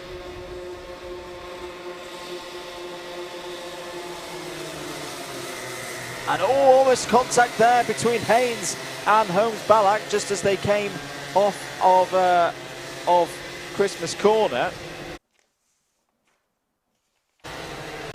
Field starting to split up now. It's a top 4 clear of the rest of the field. We've got transponder issues out there, by the way, just for Oliver Sibbles. So the driver you see there in 4th place on the road, the number 44, is not as far as I'm aware, a lap down, because he's been up there pretty much for the whole of this race.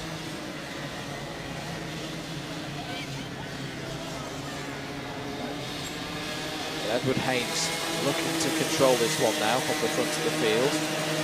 In his position earlier in the day, of course. It's not always gone his way. Move's been done by Maximilian Eberhardt for 5th place on the road.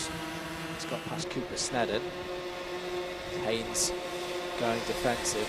The danger with doing this, of course, if you start going defensive at the early stages of the race, the group fighting at the front of the field gets bigger. At the moment it's still just this four, but down the inside now goes Luca Holmes-Ballack. Can he get the move done? It's still side by side. Haynes defends really well and retains the lead. Albert Friend still there in 3rd. He's been a constant feature at the front of the field across the course of today. Still the 44 of Oliver Sibbles just behind.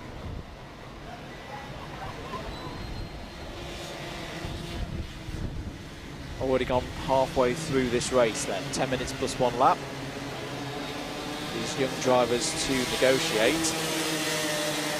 Who else is starting to come to the field? Jensen Ackerman is making some great overtakes. He's got past Blair Smith on the previous lap. He's now got past Cooper Snedden as well. So look out for Jensen Ackerman in number 12. Side by side, leaders are going to be really touch and go as they run up to Christmas Corner now. Can Luca Holmes-Ballack get the speed into Christmas Corner? Once again, it's the second half of the run up to Christmas that Edward Haynes has been very, very strong on across the whole day so far.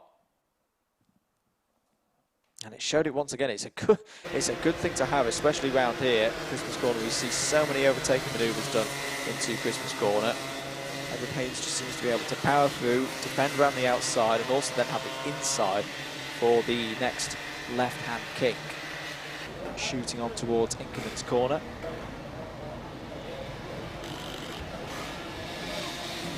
Looks like there has been a change for 3rd. Oliver Sibbald is up now into that position. Side by side once again go the 2 leaders. Can Luca Holmes-Ballack get the move done? Yes, he can this time get the move done. So he's through and into the lead, but Edward Haynes is going to fight back now as they go into Oblivion and then into the Crook.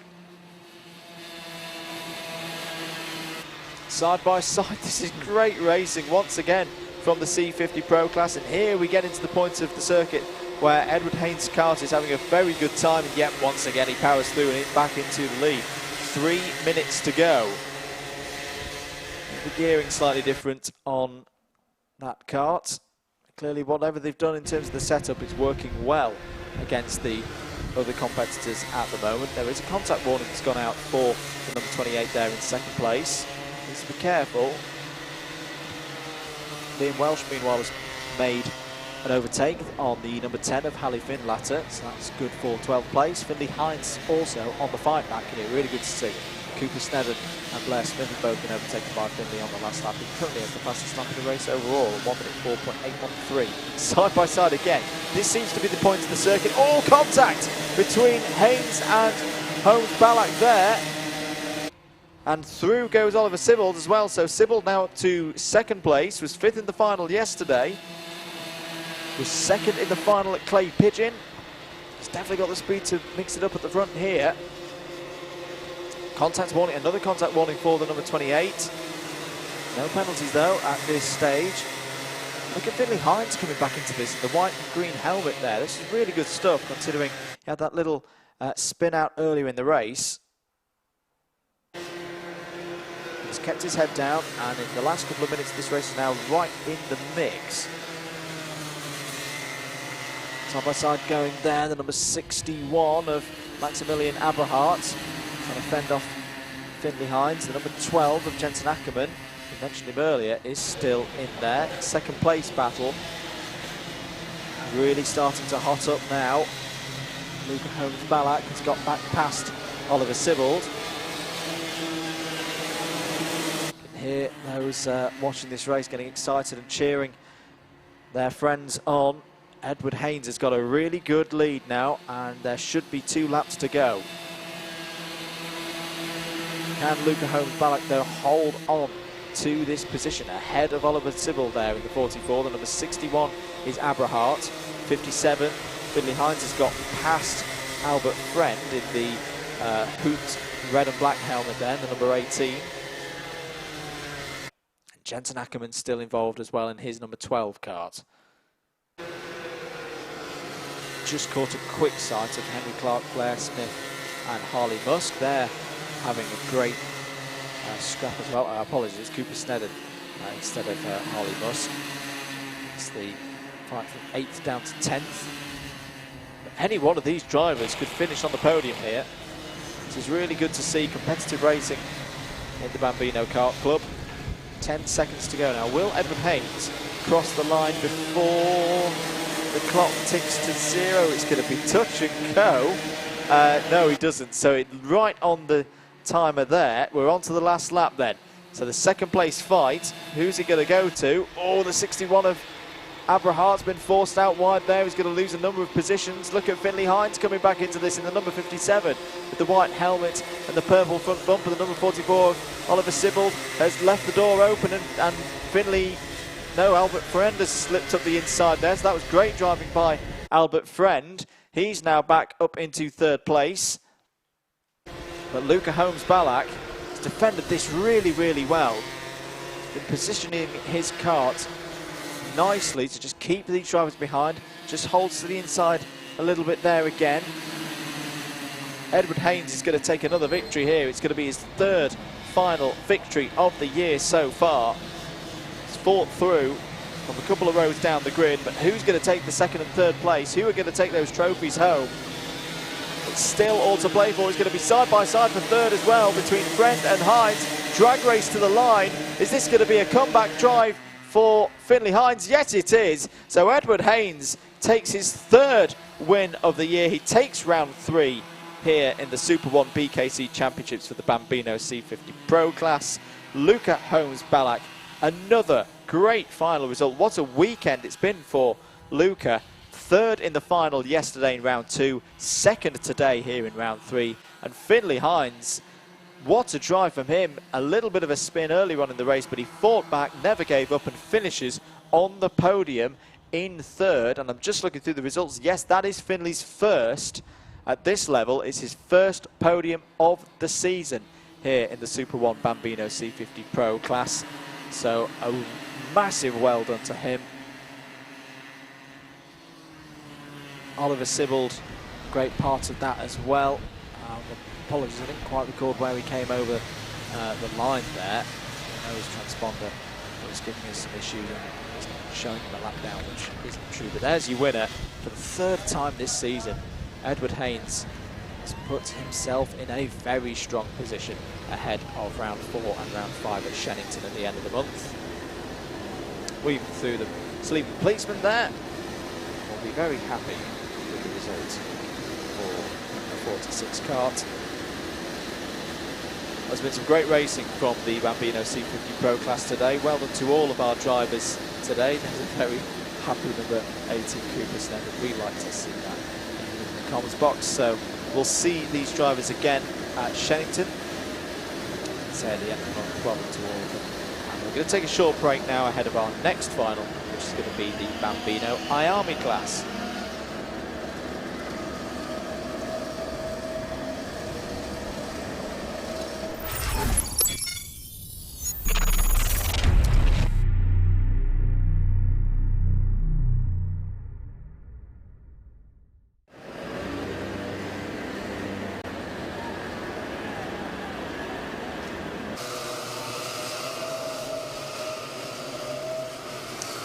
Bambino IMI class heading out on circuit now. Let's have a look at the grid for this final. Daniel Miron Lorente on pole position, alongside on the front row, Eric Gilsonen.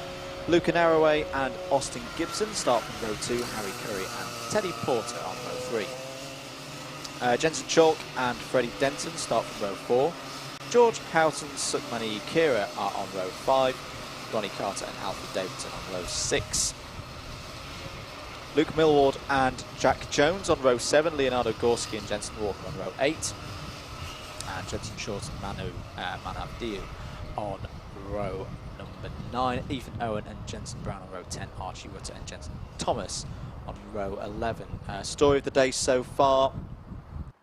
First heat win was taken by Daniel Miron Lorente, and then the second one was taken brilliantly by Austin Gibson towards the end of that one, obviously winning the race in heat number 2. And story of the championship so far, so heading into the start of this weekend, we had Harry Curry on top of the new standings with a 5th, a 2nd and a 2nd at Clay Pigeon, Austin Gibson 2nd, Jensen Jones 3rd. So a really open class so far this year in the Bambinos. Yesterday's final was won by Daniel Miron Lorente with Eric Gilsonen on 2nd and Jensen Chalk 3rd. Here we go then, ready for the lights. 1st and 2nd from yesterday in the final. Where are they going to finish in this final? From the front row of the grid, very even start between those two on the front row, but it's going to be Miron Lorente who's going to lead. Austin Gibson already up the inside of Eric Gilson, and therefore 2nd place as they run up to Christmas Corner for the first time. It will be Miron Lorente leading. A big dive down the inside. I think that might have been Teddy Porter going for 2nd place. Didn't quite pull it off, but it was a really, really good attempt. Down into Ashby Corner, Eric Gilson has fought back here and is back into 2nd place. You can tell him there by the Red Bull helmet. Almost a little bit reminiscent to Sebastian Vettel and some of his early helmet designs, running those colours. Oh, there's a couple of spinners there, and drivers avoiding action as they go through Osiers. One of them looks to be, is that the 35? If it is, it's Ronnie Carter who's gone round. There's another driver involved. Let's have another look at that again. There's there, just, following in behind. It's the 88, if I'm not mistaken. No, the 98, sorry. It's the 98 of Freddie Denton who had the spin as well. So, shame for those drivers. They've got a long way to fight back in this 10-minute plus 1 lap final. In fact, I think Luke Millward has come into the pits already and retired from the race. It's such a shame for Luke there.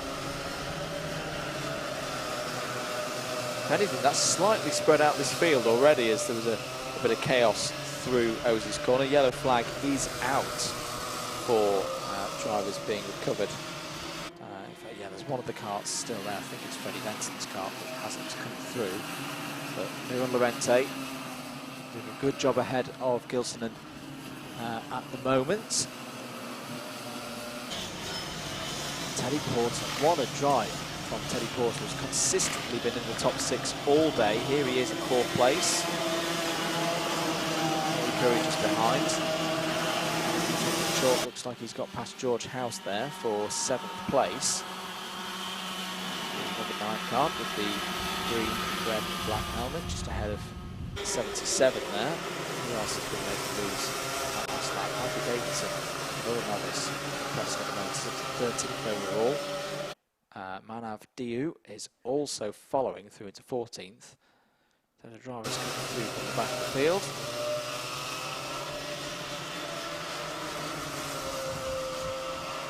Luca Narroway, currently the fastest driver out in circuit.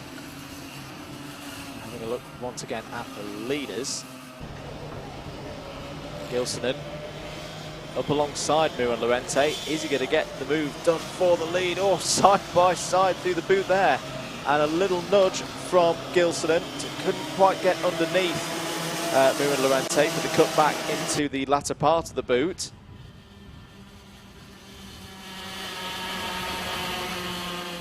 But a good run now up towards Christmas Corner. Austin Gibson, winner of heat number 2. I thought he was going to get up alongside Gilsonen then. But just fell back a little bit, or decided to not go for it on this particular lap. Still a long way to go in this race.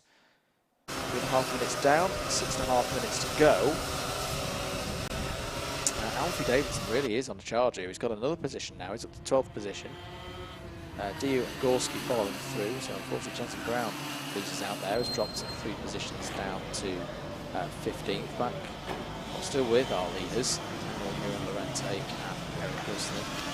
Just trying to work pull away from Austin Gibson, but Gibson's still there, running away. Really good stuff from the winner of heat number 2.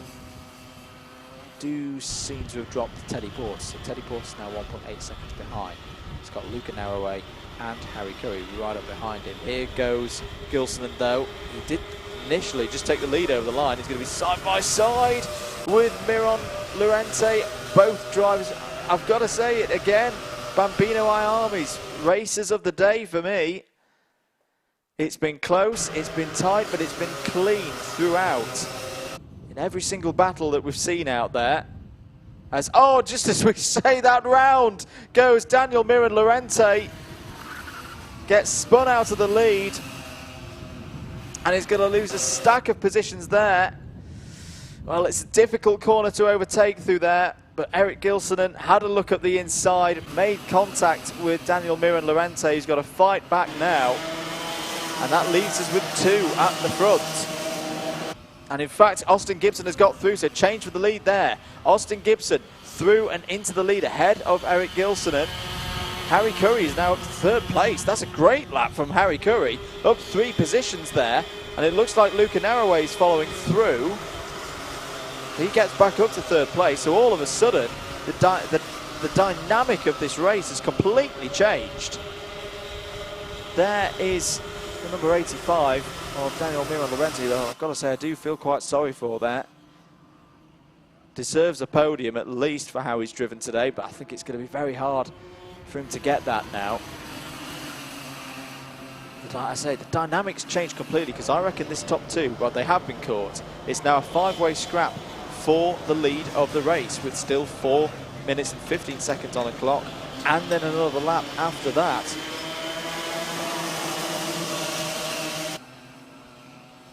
Over start finish, end of lap number 6. Luca Narroway's just set the fastest lap of the race. Gilsonen goes for a move there. That was very ambitious, and I think he's going to leave him vulnerable. Yes, it is. Luca Narroway's going to be up the inside, surely. No, he cuts back into the slipstream of the number 33. Thinks better of it, but a 57.678 for Luca Narroway last time around. It's the new fastest lap of the race so far. Down into Ashby Corner. Teddy Porter's still in this as well. There he is in 5th place, the green and white cart just at the back of your shot. Hustling Harry Curry there in the number 84. Gilsonen going for the lead yet again. He's up alongside, he's got the move done even before they've got into the boot.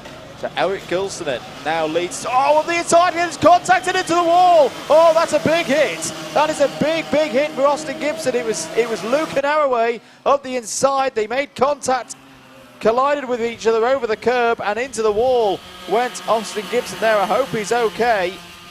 3 minutes of this one to go, so 3 left now. Teddy Porter now trying to hustle, or still trying to hustle his way past Harry Curry there. Eric Gilsonen out front now. I'll have to look at that one again. I think it might have just been a bit of a racing incident. There was a gap on the inside. It never likes to see drivers hit the wall that hard, though. I do hope that Austin is okay. Alfie Davidson, meanwhile, has got up a couple of positions more. Another novice driver performing really well so far in this race, but both Luca Narroway and Austin Gibson out of this one, I'm afraid. Racing continues. 2 and a bit minutes to go, and then the lap after it. Harry Curry has had a very good second half of that lap. He seems to have gone on top of the speed here. He's up the inside of Eric Gilsonen now. And is he going to go for the lead into Christmas Corner? No, around the outside. Really, really good stuff once again from the Bambino Armies. Teddy Porter's still there as well. Hops over the curb as they go through Inkerman's Corner. See that second trio as well. Jensen Chalk, Sukmani Kira and George House. They're not completely out of this as well. The rates of attrition in this race, they could get a podium, maybe even more. You never know. But Harry Curry really starting to get on top of Eric Gilsonen now. As they swap back and forth, through the boot they go. It's definitely been cleared. Tell you that both drivers are up on their feet. I think both of them are fine. Which is the most important news, of course. But Harry Curry's really strong on that initial run. out of turn number 2, up alongside Gilson, and again now he's got to be brave on the brakes to get the lead, precise as well. Oh, look at that, Porter pops in there, takes second place brilliantly, slots in behind Curry. Gilson pops down to third then, but that was very opportune driving from Teddy Porter. Now side by side with Eric Gilson trying to get second place back. The next corner is a left-hander, and in the end Porter just forms in behind Gilson, but great racing once again from Teddy Porter. Really been impressed with Teddy today. But Harry Curry looks to have got clear now. There's going to be 2 more laps.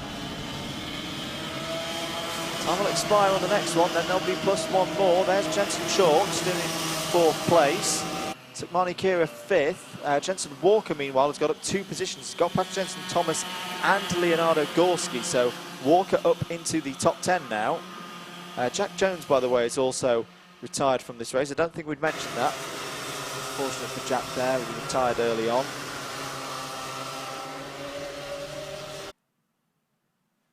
Not long for these drivers to go then. Can Eric Gilson do anything to try and pull back the gap to Harry Curry and go for a move that would give him the win here in the Bambino IMI Final?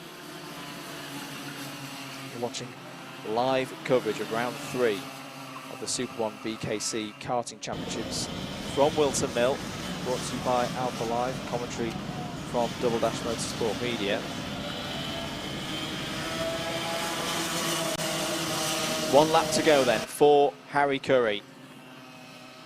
He's had a solid season so far, was 5th in the final yesterday. Just got 1 more lap to take what would be his first final win of the season, but here comes Eric Gilson and up the inside, takes the lead into Christmas corner. Porter still giving it everything as well.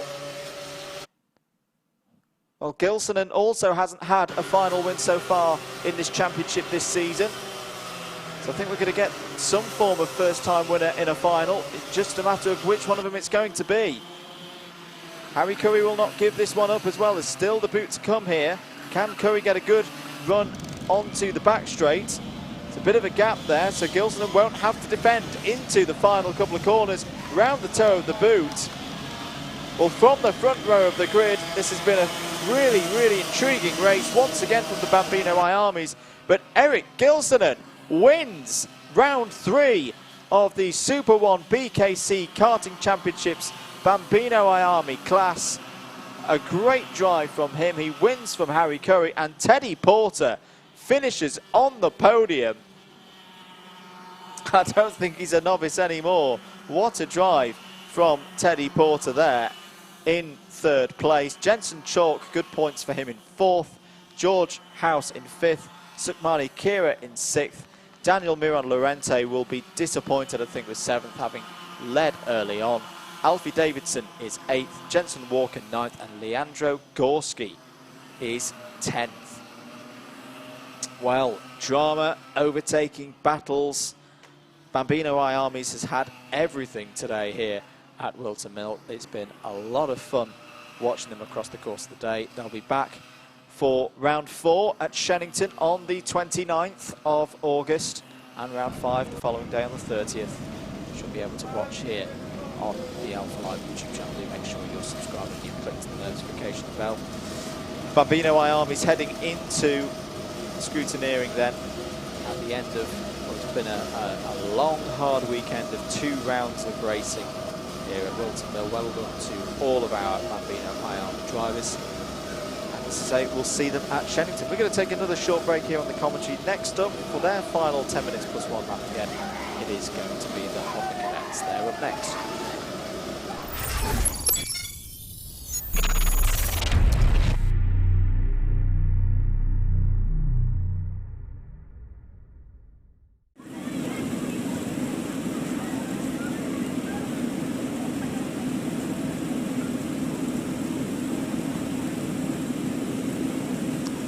Well, there are our Honda Cadets. You can see them in the dummy grid, being prepared and ready to go. There's a slight pause in proceedings here, as well as some of the carts from that last final. So let's have a look at the grid then for this Honda Cadet final before we get things underway. On pole, Kasper Tomilewski, having a really good season so far. Can he get a final victory here? Alongside him on the front row will be Jarrett Clark. Cole Denholm and Martin Wright go from row number 2. Theo Champney and Jensen O'Neill going starting row 3. Jack Balding and Tyler Davis start on row number 4. Row 5 sees Joshua Jarvis and Christian Stefanov. Got work to do from there, but they've both been able to overtake so far today. Harry Higgs and Frankie Smedley go from row number 6. Jacob Gibblet-Lee and Oliver Meek start from row 7. Finley Fishburne and Isaac Parkinson on row 8. Jaden Sherwood and Tyler Lee start on row 9. Jacob Anslow and Ethan Baffler on row 10. Felix Smedley and Larry Price, the 2 novices there, start on row 11. Brendan James and Andy Atkins are on row 12. 24 cars then for this Honda Cadet final. Story of the season so far. Round 1 saw Tomilewski take a heat win and a final win to the championship. One round, cross-country team second, Harrison Whitting in third, and the action yesterday very close as always with the Honda Cadet ranks. I think we can see similar in this final as well. Just find where these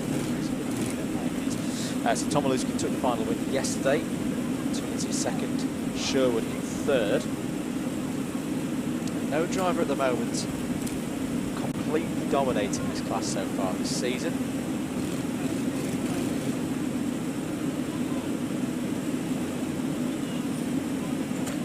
Tomilewski able to do it in the finals. Hasn't always had it his own way in the heat races. 60 points, remember, available for the winner of this final, as opposed to 34 for the heats. Longer races, 10 minutes plus 1 lap.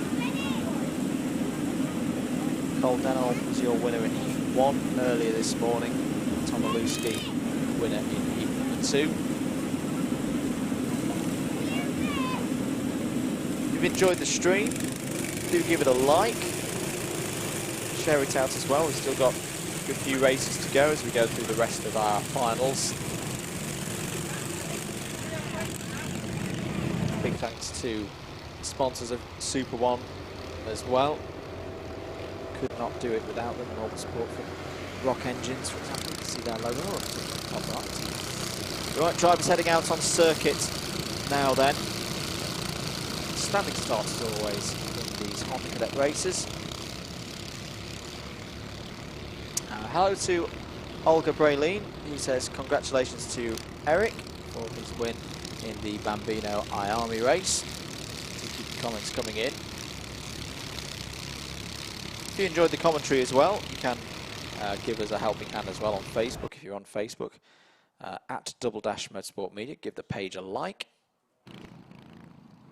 Your continued support is massively, massively invaluable to us. Really do appreciate it. Busy few weeks coming up. Check out the line Double Dash Motorsport Media. Facebook pages for more information on where we're going to be, where we're going to be commentating, and what we're up to across the country in the next few weeks. On Twitter and Instagram as well, at Double Dash MM. But the grid formed then for this Honda Cadet final, 10 minutes plus 1 lap. Ready to go then. Can Tomilewski make it 3 out of 3 this season in the SuperOne Honda Cadet Championships? Away we go then. Bunny hopping away. Pretty even start between both on the front row. Tomilewski looked like he had the initial getaway. But has he held on to the lead up to Christmas Corner? Yes, he has. So Kasper Tomilewski will lead into Christmas Corner for the first time in this final. Field streaming through. Looking pretty good so far as they go down into Ashby Corner for the first time in this 10-minute race. As there's one spinner off towards the back of the field. And I think it might have been Felix Smedley, but he's got going again now, which is good to see.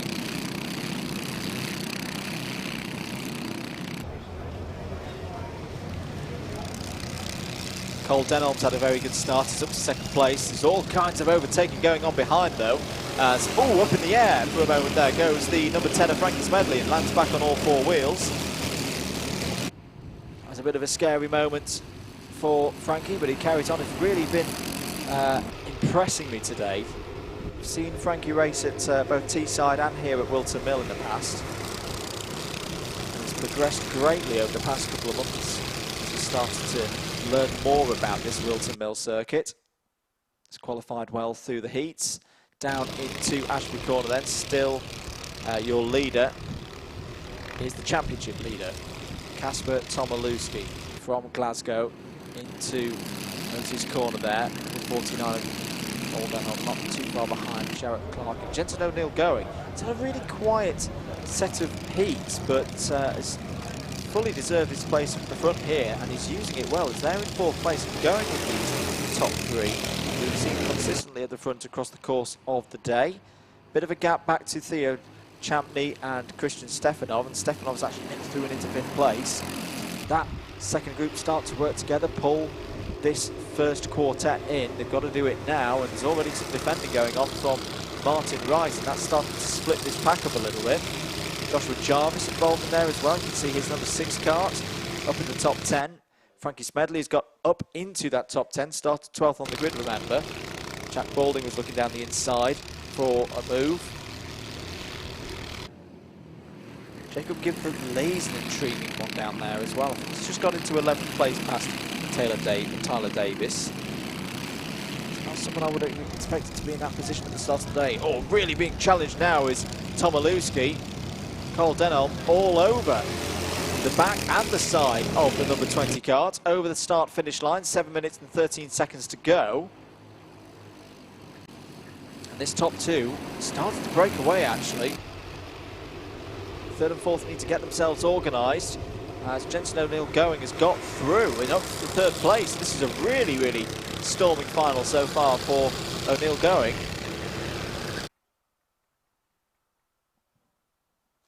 Christian Stefanov as well, I mean, doing a fantastic job. Look at Stefanov behind in fifth place, but he's crossing the bridge almost. He's doing a solo run from one group to another. That's not something you often see in Honda Cadet racing.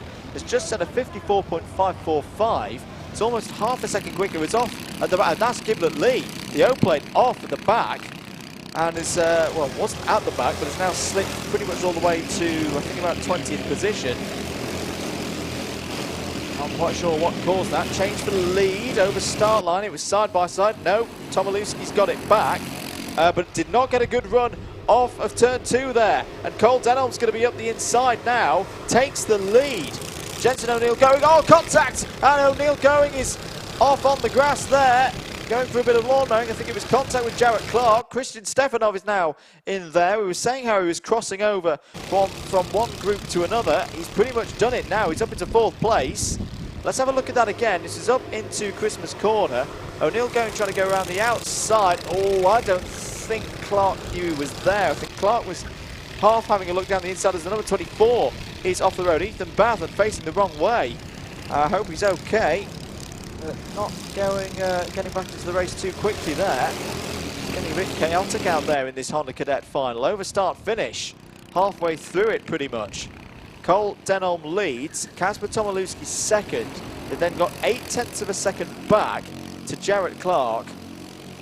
As Tomilewski looks down the inside now, we saw this from him earlier. He likes to be at the front of these races. Sounds a little bit cliche, but often in Honda Cadet, you can be a bit vulnerable when you're at the front. You haven't got the help of a tow, you haven't got that slipstream helping you along and easing pressure on the engine a bit, but for Tomilewski, he likes to sit here at the front and control the pace. Jarrett Clark closing in. Christian Stefanov not too far behind as well.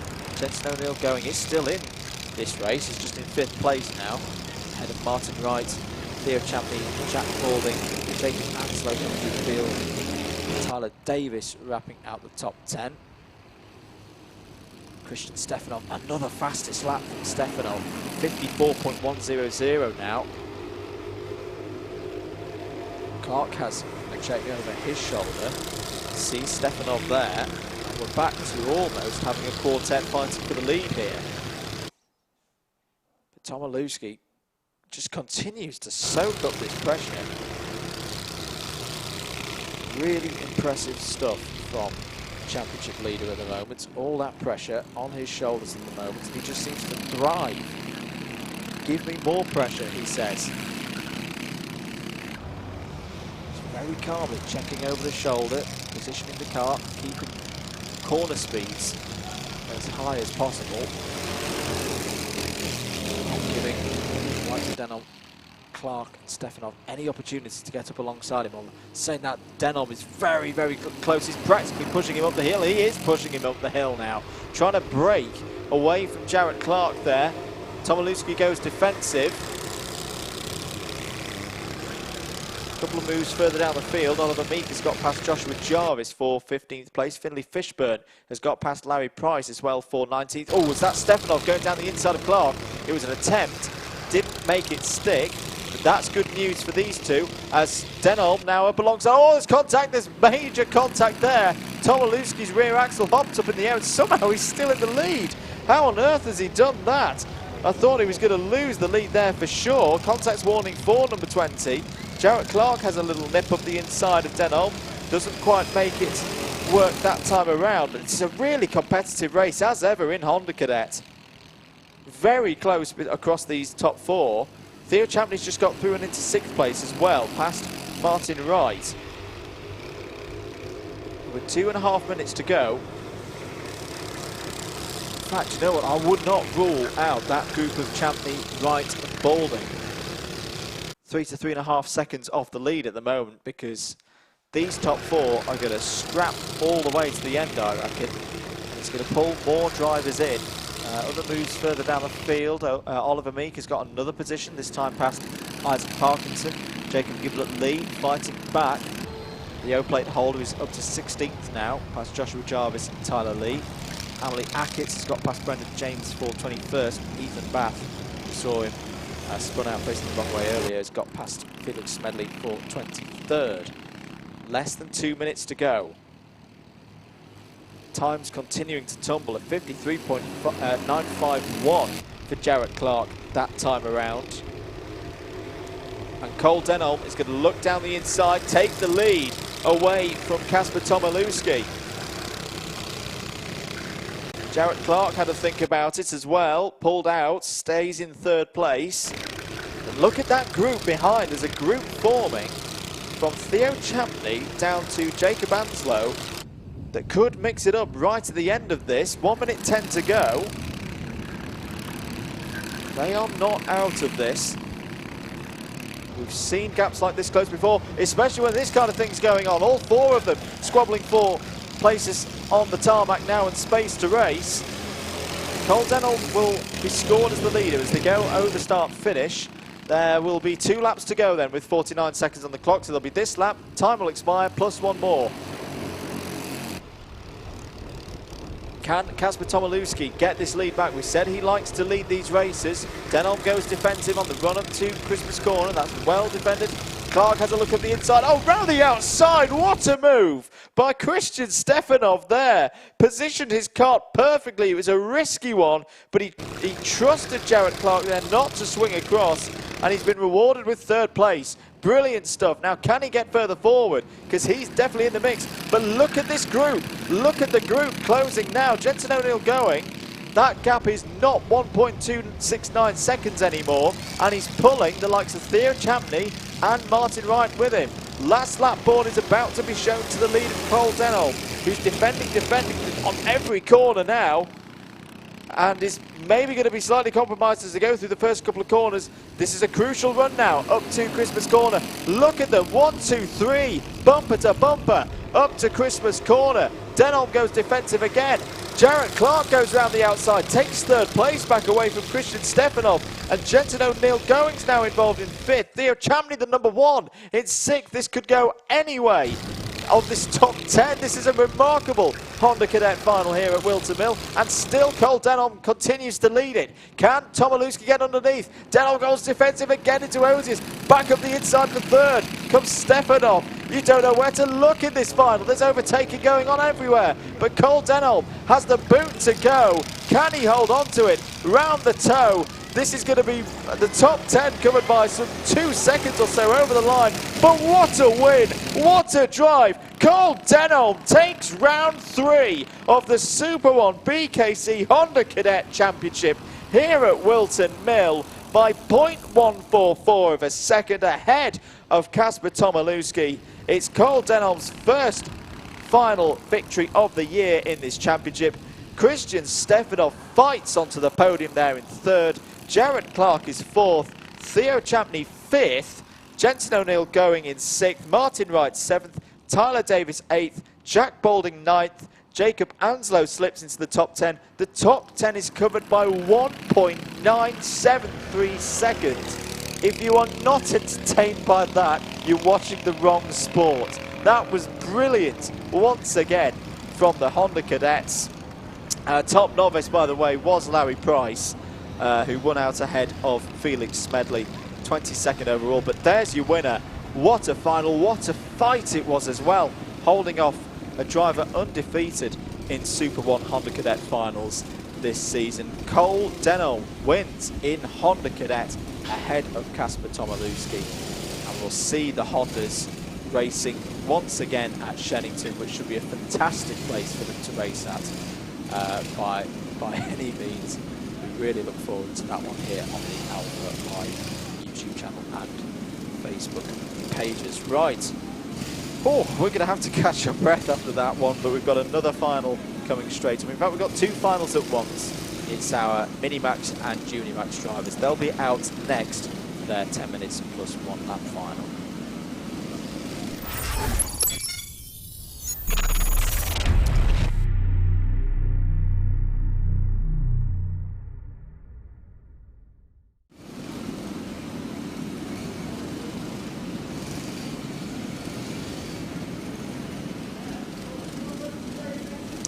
We're back here at Whilton Mill. We're getting ready shortly as the let's just come in. We'll get ready for the final for both Minimax and Junior Max classes. Let's have a look at the grid, in fact, for this race. Ollie Stevens, 2 wins out of 2 so far. He's pole position. Charlie Pritchard on row. Jack Davies and Daniel Sabula are on row 2.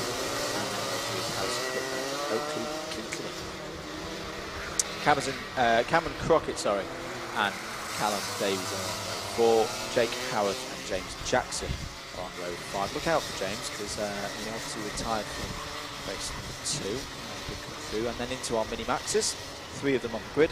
Finn Smith, Holly Woolley, and Harry Ewell. There will not have Caleb McDuff. If you're joining us for these finals, Caleb McDuff had a crash earlier. A roll in the cart, and he's been to hospital with dislocated shoulder. Our thoughts are with Caleb. Hope his recovery is quick and swift. Hope to see him back racing very, very soon. Away we go then for the Junior Max drivers and their 10-minute plus 1 final. A little bit scrappy through the first couple of corners, but just about everybody has made it through. There go our 3 Mini-Max drivers for their final. Up into Christmas Corner, a little bit of contact between 2nd and 3rd there, and already Ollie Stevens is starting to pull away at the front of the field. He has been in imperious form so far this weekend. As we say, he's won both heats, and looking here to wrap up a 2nd hat-trick of the weekend. Took all the race victories yesterday as well in round number 2. Really putting himself in a really strong position for Shenington. He's having been at Shenington, of course. He wasn't present for the round. Oh, sorry, no, he was present, of course, in the round for Pigeon, second champion. No turn of group Raw here today. He was a championship leader. Early stages of this one. Harrison Crook starting to go with Ollie Stevens. We did see a little bit of this earlier. Harrison Crook took 2nd place. Good speed in that number 72. Finn Smith, by the way, leading from Holly Woolley. Through past Harry Ewell on the first lap. There are your two leaders. Oakley Keatley, good first couple of laps from Oakley. He's up to third place ahead of Charlie Pritchard and Jack Davies. And down the inside goes Pritchard, back into third place. Good move there from Charlie Pritchard. Had to get on with that move. See Crook and Stevens scarpering away. Doesn't want to give them too much of a lead. He wants to be in his part of that fight for the win if he can. Number 36 of Charlie Howard back there. Just keeping himself ahead of Cadet. He's trying to make a really strong P2. Oh, a little bit of contact there. And that could get a bit interesting. It's the 41 of James Jackson trying to get past Oakley Keatley there. Has got past Cameron Crockett on that last lap. So James Jackson, who finished second in heat number 1, had a retirement from heat number 2, started to come through the field. Now down the inside of Keatley, takes Keatley and Oakley's 5th place there. So could James Jackson fight onto the podium? Oh, running a little bit wide. I think that was the number 88. Yes, it was. Cameron Crockett loses positions to Daniel Sabula. Possibly Joe Howard as well. There's Howard.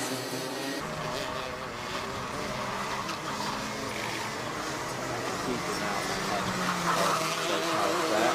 3 minutes of this one already gone. Gap at the front of Minimax is growing. Finn Smith is now some 4 seconds clear of Holly Woolley. Fastest driver out of at the moment. Jack Davies, 46.776. The driver in 4th place at the moment.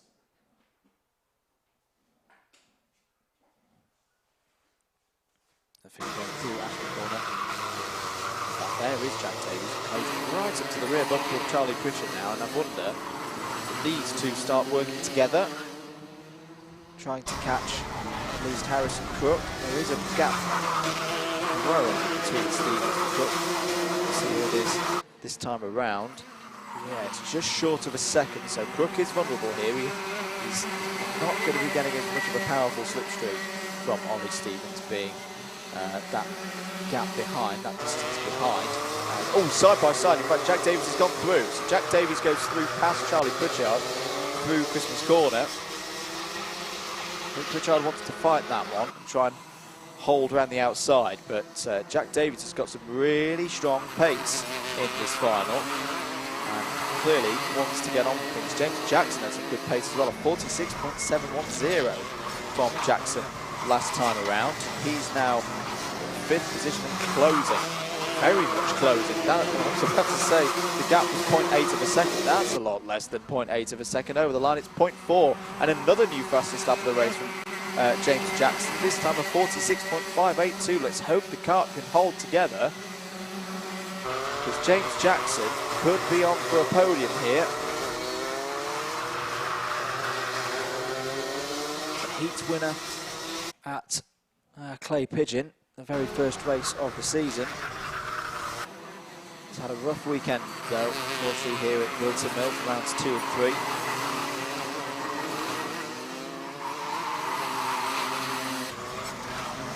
A quick sight of the battle for 8th place, keeping ahead of Carl Davies and Rocket. More than halfway through this race now, Ollie Stevens has started to turn it on. And we did see this in heat number 2. We thought Ollie Stevens was going to get chased down and challenged. And just as he started to see the time tick away, the pace came in. He's done so again at 46.513 last time around. Tips the lead over 1 second, and down the inside goes James Jackson, the number 41, coming through here.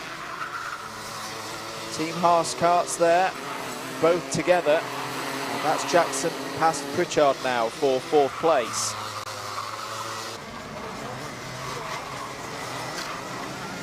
The job now, of course, though, is to close the back of Jack Davies. Pace that Jack Davies has had so far in this race, that would be a very... Oh, in fact, Jack Davies is just a 46.426 and is closing on Harrison Crook. The gap is 1.3 seconds.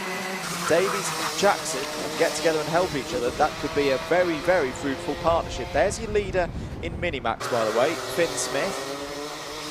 He's got an 8 second or more lead over Holly Woolley now. Yep, it makes that 9 seconds. Hammer Yule further 0.8 of a second behind.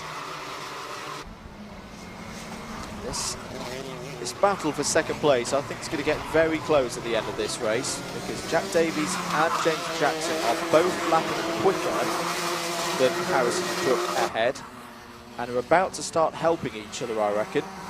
There's plenty of time for them to close in that remaining 1.1 second gap.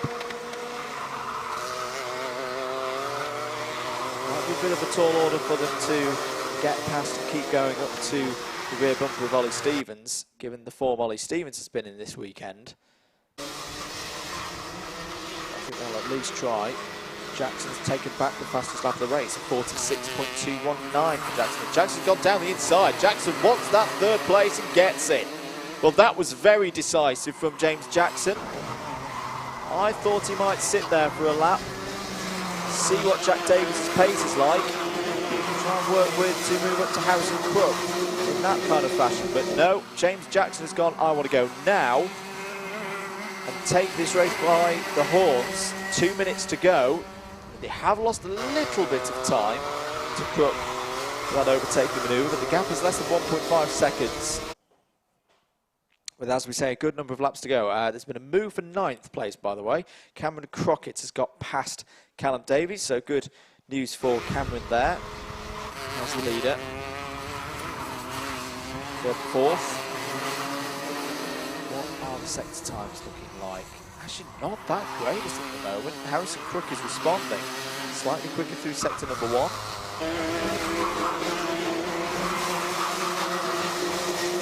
What's that an error?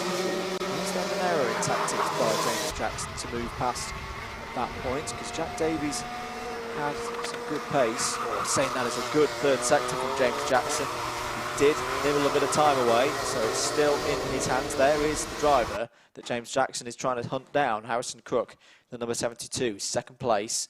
Has had a contact warning in this race already. 1 minute to go.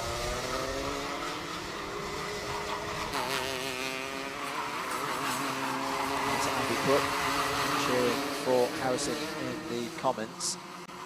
And 68 as well cheering. So well done to Val.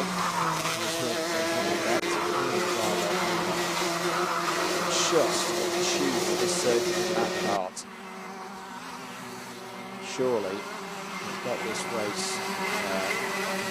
now. The gap's 1.8 seconds. James Jackson continuing to chew into the gap to second place though, at 46.188. Just took nearly half a second out of Harrison Crook there, and the gap's less than a second now. Jack Davies not able to go with James Jackson's pace at the moment. Still got to keep eyes forward though, you never know what happens in the latter stages of one of these finals. Ollie Stevens is about to see the final lap board. There is second and third place. It's going to need a big lap here from James Jackson.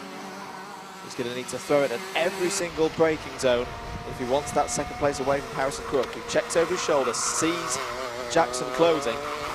Maybe just about has enough to take the win here. 95 Callum Davies, unfortunately, is out of the race. There he is, pulling into the pit lane. We are on the last lap. It's a new purple sector 1 from James Jackson, but I don't think he's quite close enough at the moment. He's got to really, really dig deep.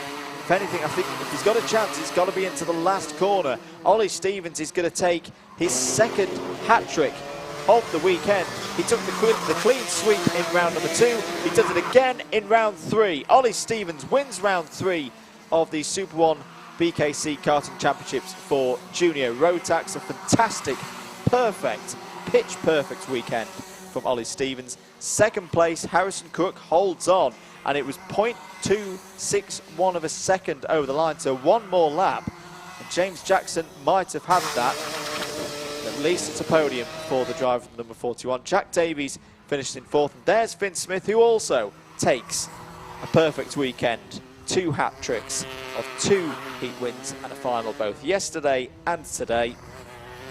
Well done to Finn there, Holly Woolley takes second place. More good points for Holly. Third place, and the points will go to the number 65 of Harry Ewell. The rest of your Junior Max ranks then, Charlie Pritchard finished in 5th, Daniel Sabula in 6th, Jake Howarth in 7th, Oakley Keithley in 8th, and Cameron Crockett in 9th. There's your winner, Ollie Stevens, number 81. Dragon prepared, sponsored machine there. Harrison Crook, I think, will be pretty happy with that second place, especially considering how much of a challenge James Jackson there is in 41. Towards the end of that race. The drivers coming in then. They'll pack things up and head away from the sunny Whilton Mill circuit. We'll see them again at Shannington, of course, for rounds 4 and 5 of the championship last weekend of August. And we're going to take a short break here as the Mini-Max drivers come in. The next final out on circuit should be the seniors for their Rotax Max Final.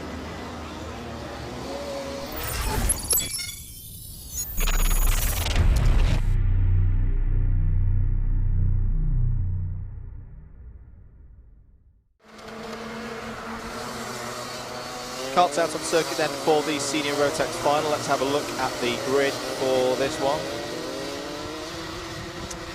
Harry Torpey starts on pole position, Jack Tritton alongside on the front row. Joshua Torpey starts from row 2, Casey Watson also on that one. Travis Coyne has work to do, had pole position in the heats, has to start from row 3 here in the final. Rob Ellis alongside him on that third row.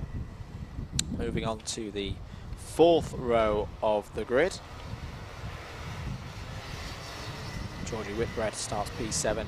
Harry Canham starts 8th on the grid, and then it's Ethan Ling and Thomas Taylor row 5, Mikey Austin and Joshua Taylor on row number 6. Harry James and Thomas Parker are on row 7.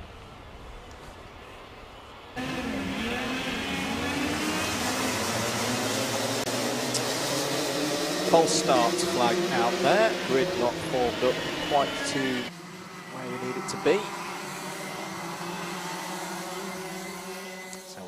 Again.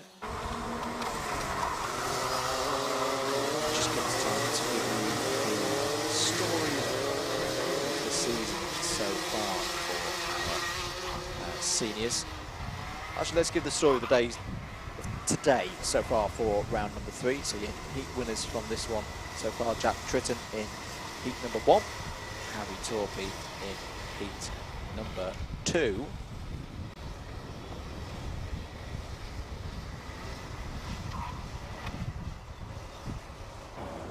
Torpey's, of course, very experienced round this circuit.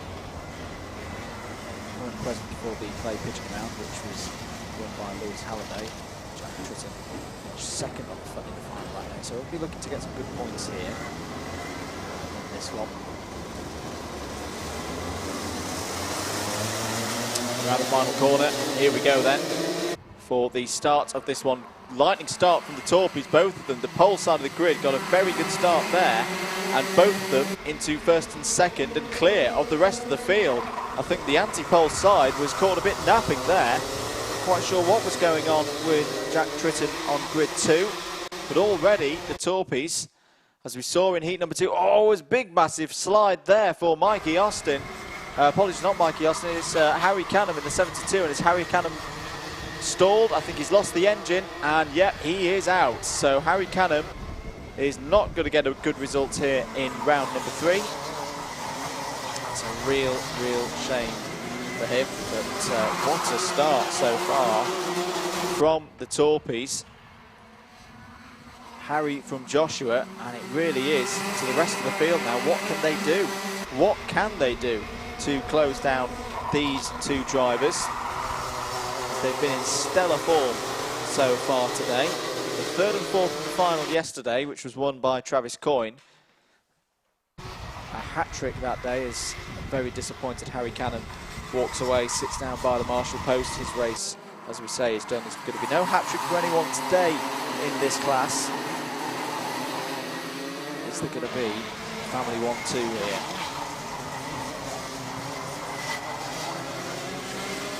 Ling there. See the number 76 white suit, Welsh Dragon on the back of the helmet. Challenging Jack Tritton at the moment for this third place. Up the hill into Christmas Corner. Keep an eye out for Casey Watson as well. Some good pace in that number 1 karts course over the weekend. Not maybe quite the consistency Casey would want. But anything can happen in one of these finals, the longer races. Torpy's just continuing to control this race. In a way, maybe starting first and third helps a little bit to be in tune with one another in reaction to the start of the race. So Joshua nipped through, got past clear of Jack Tritton pretty much by the time they got to turn number 1. 7.5 minutes. This one to go. Rob Ellis doing some quick lap times again. 45.015, fastest lap of the race so far for the number 46. So he could be a factor as this race starts to develop. Just seeing there, the number 46, the blue suit and the blue and silver helmet, just on the back of Casey Watson there. To me, just looking at this, yes, Jack Tritton has started to turn this up. That's a very good lap from Jack Tritton, 44.932. Pulled in a quarter of a second on Joshua Torpy, and maybe the pressure started to build on the two Torpies now. And once again, another purple sector 1 from Jack Tritton, and he is pulling drivers with him. Ethan Ling is going with Travis Coyne. Needs to find a little bit of pace. He's started to lose touch there, but he has got past Casey Watson. Rob Ellis continuing to put strong sectors in as well. In fact, now Travis Coyne has got past Casey Watson. Immediately puts in the fastest sector 2 of anyone so far in this final. But look at Tritton now right on the rear bumper of Joshua Torpy. Is there going to be a move coming down the inside? Yes, there is. Jack Tritton wants this and is back up into second place. Great fight back from Jack Tritton, our winner of one of the heats earlier in the day. In fact, Joshua Torpy is now being hassled by a number of drivers. Travis Coyne has nipped up the inside and taken 4th place away from Ethan Ling. Now wants 3rd place. Travis Coyne, it's a strange day. He was really quick in qualifying, got pole position for both of the heats, had poor heats by his standards. That's why he was starting a little bit further down the grid. But then in this final, I wonder if they've been saving some tyres perhaps for this final. He's absolutely flying, and here he goes again up the inside, and he points through. He says, that's where I'm going, son. 3rd place. Rob Ellis follows through, takes 4th. Joshua Torpy starting to go backwards now.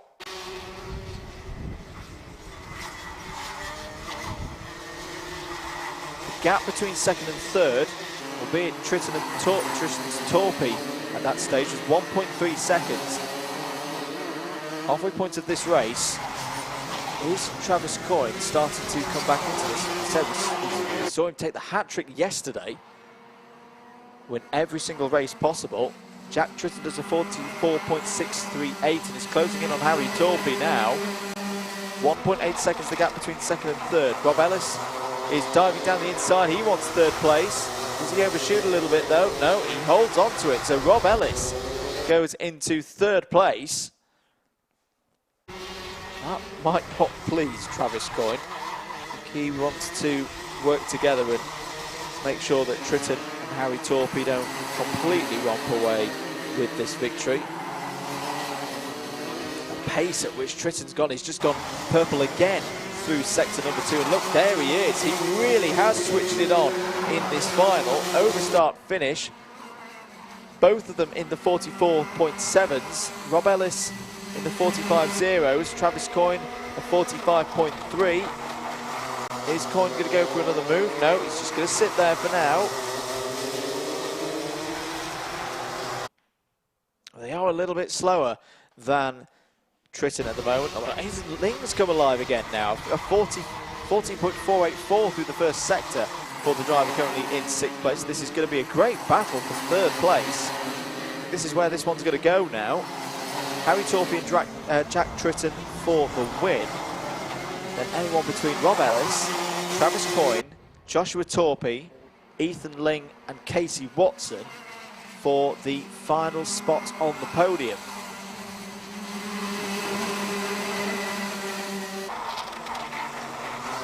Soaring there towards the back of the field. Back of this group in the field. Boston Rise up to 8th place ahead of 2 Taylors. Joshua 9th and 10th. Harry Canham unfortunately out of this race after a mechanical issue on lap 1. Tritton now just seems to ease to the pace a little bit. He's just happy to sit behind Harry Torpey at the moment.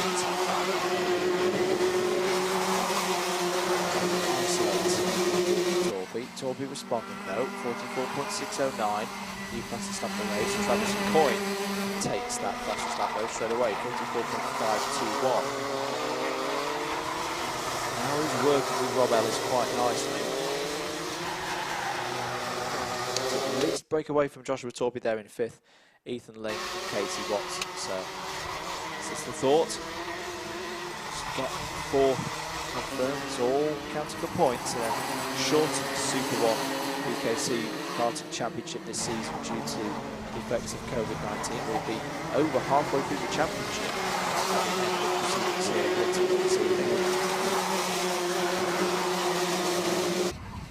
Less than 2 minutes to go then.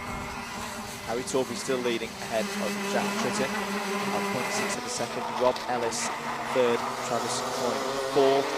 Coyne looking down the inside for 3rd, couldn't get the overlap on Rob Ellis there, so just stays in 4th place for now.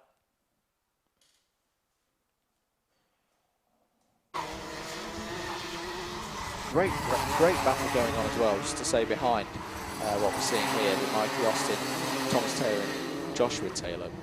Finals covered by about 5 to 6 tenths of a second.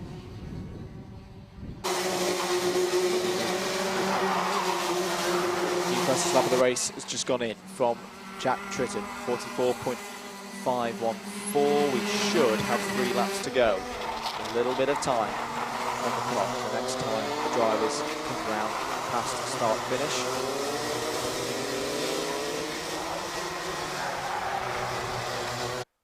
Looks like the group of Joshua Torpey, Ethan Ling, Casey Watson fighting for 5th place now. Not deal with the pace of Rob Ellis and Travis Coyne at this stage of the race. Back with the leaders though, 2 laps to go then. It's this point at which Jack Tritton continues to wind it up. I think he is winding it up. He's less than 0.4 of a second behind Harry Torpey now. Just cruising in. Is he going to time this absolutely spot on to make a move on the final lap of the race? It's been a measured drive from Jack Tritton. Just running on a day like today. It is warm out there. Tyres will be a factor.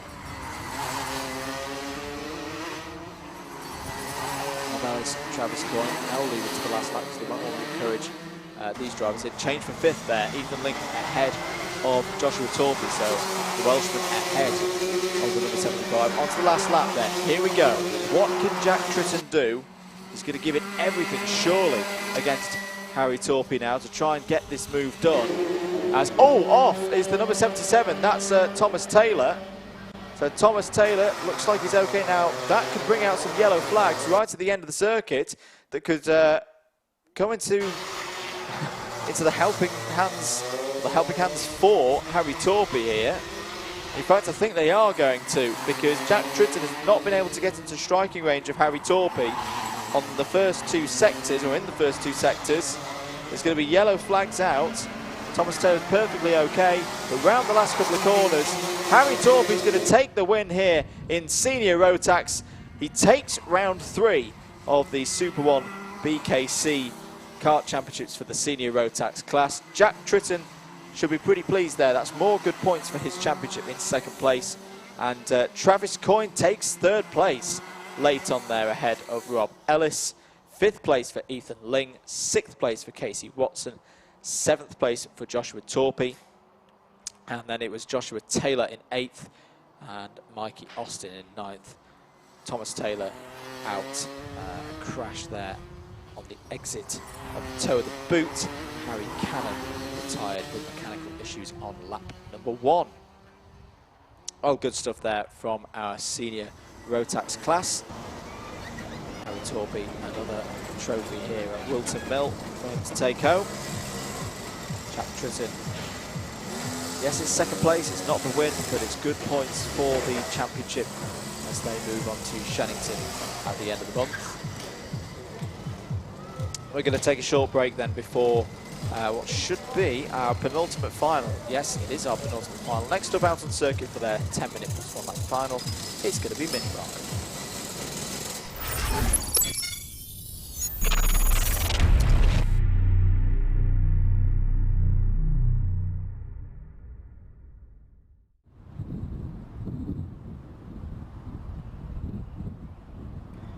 Mini Rock final time here at Whilton Mill. Andrew Mather from Double Dash Motorsport Media on commentary duties for you. This is our penultimate race of the day as well. Let's have a look at the grid then and how this one's going to form up. Taylor Orridge has pole position. Ty Messier, virtue of the great win that he had earlier in the day in the heats, is P2 on the grid. Fraser Anderson and Alfie Richards start from row number 2. Oliver Stilp and Jake Woods start on row 3. Archie Heron and Aidan Hassan go from row number 4. Ollie Poole and Jacob Ashcroft start on row 5, wrapping out the top 10. Casey Jones and Damien Barris-Haggett on row 6. Max Haller and Jack Sant start from row number 7. Charlie Benson and Charlie Lomas are on row 8. Joshua Turnbull and Gracie Mitchell are on row 9. Zane Quecker and Milo Manderson are on row 10. Poppy Thomas and Jasmine Taylor are on row 11. Cameron Edmonds and Archie Lovett on row 12. Winners so far today in this class. Time Measure, as we mentioned, took the first heat after a dramatic final lap when the top 3 going onto the final lap, well, didn't finish in the top 3. All of them had dramas of some sort, and it was Time Measure who came through to take the win, and it was Aidan Hassan who took the 2nd heat, but obviously the drama from heat number 1 means he's starting a little bit down the grid from where his pace probably should have him. Yesterday was a good spread as well. Taylor Orridge won the final and heat number 1. Aidan Hassan was 2nd in the final and took heat number 2. Jacob Ashcroft was 3rd in the final yesterday. And just to give you the full story, from Clay Pigeon as well at round 1. Taylor Orridge took both heat wins at Clay Pigeon, but finished off the podium in the final, still with the championship. Macaulay Bishop not here today, a regular at Whilton Mill, but not here for this round. He won the final at Clay Pigeon last time out. 2nd place in the final. So very, very much all to play for in this Mini Rock Championship. This one is going to go all the way to the wire when we get to Shannington at the end of this month.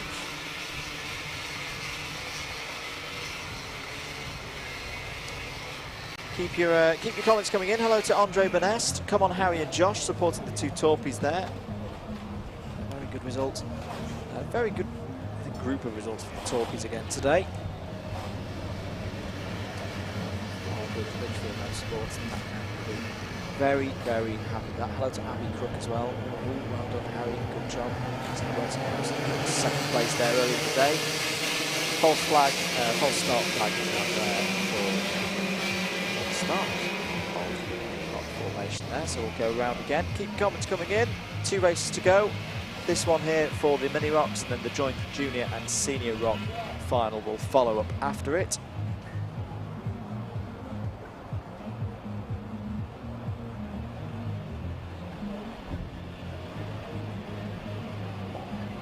Great atmosphere here at Whilton Mill.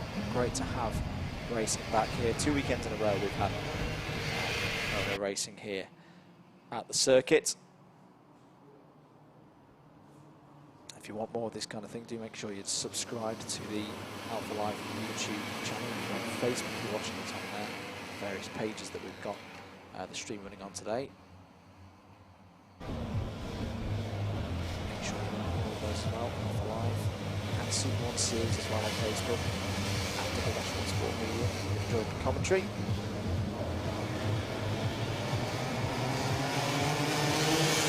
Here we go then. Are we good for a start here this time? Yes, we are. Away we go for the Mini Rock Final. 10 minutes plus 1 lap.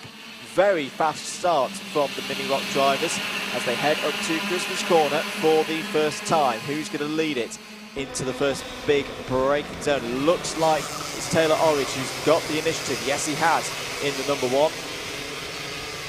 As they all file through. Good start there from the Mini Rock drivers down into Ashby Corner.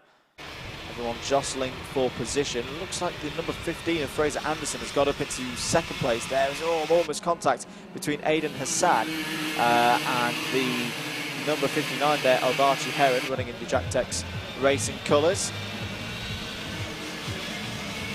Into the boot then for the latter part of this first lap. Alfie Richards is up to third place as well in his number 83 machine, side by side as they go through the final corner, battling for spots in the midfield there. So it's Taylor Orridge leading from Fraser Anderson in second.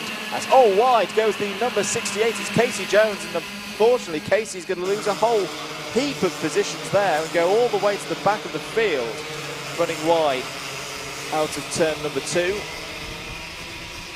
So Taylor Orridge leads from Fraser Anderson, Alfie Richards third, Oliver Stilp fourth, Time Measure down to 5th place. She's dropping a few positions there on the first lap. As side by side go Aidan Hassan and Time Measure. Aidan Hassan, we thought this might happen, started to come through the field. They see Oliver Stilp trying to challenge Alfie Richards for third place, side by side through the final corner. Space given by both drivers. Really good racing there. Oliver Stilp up to third.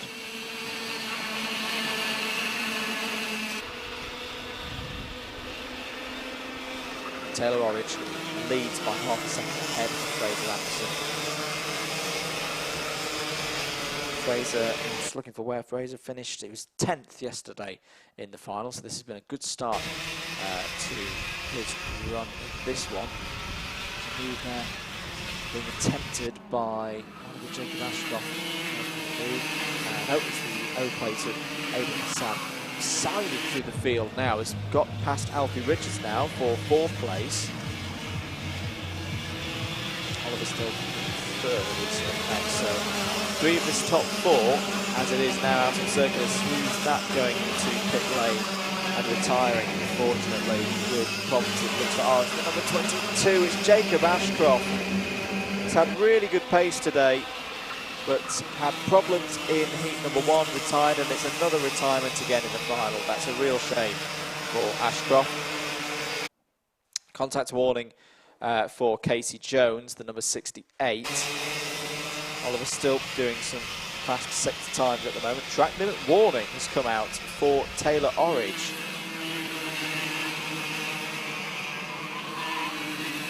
So he needs to keep himself out of trouble. Oh, the 68 has gone round again. That's Casey Jones, who we saw off the road earlier. I saw a little bit of damage on the rear left of that. Oh, tyre wasn't perfect in condition. Might be wrong. 6 minutes and 30 seconds then. Looking here at the battle for 7th place. Archie Heron in the number 59 and Jake Woods in the number 10. Jake Woods trying to make a move. Aidan Hassan has pulled away through this field up to 4th place.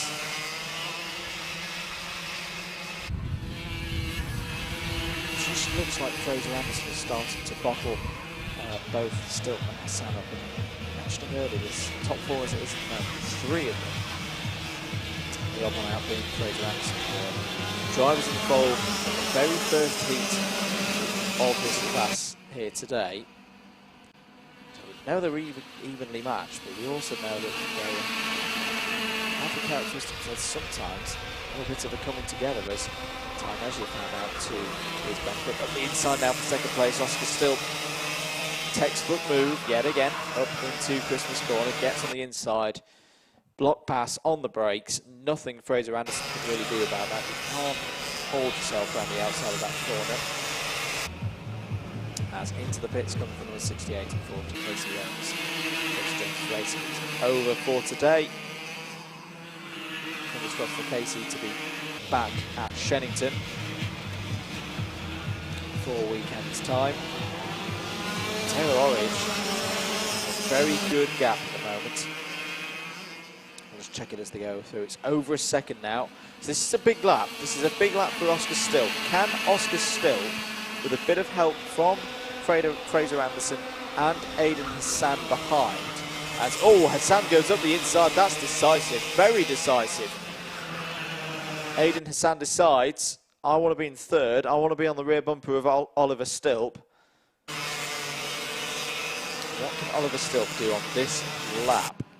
At the moment, it's lose time to Taylor Orridge through sector number 1.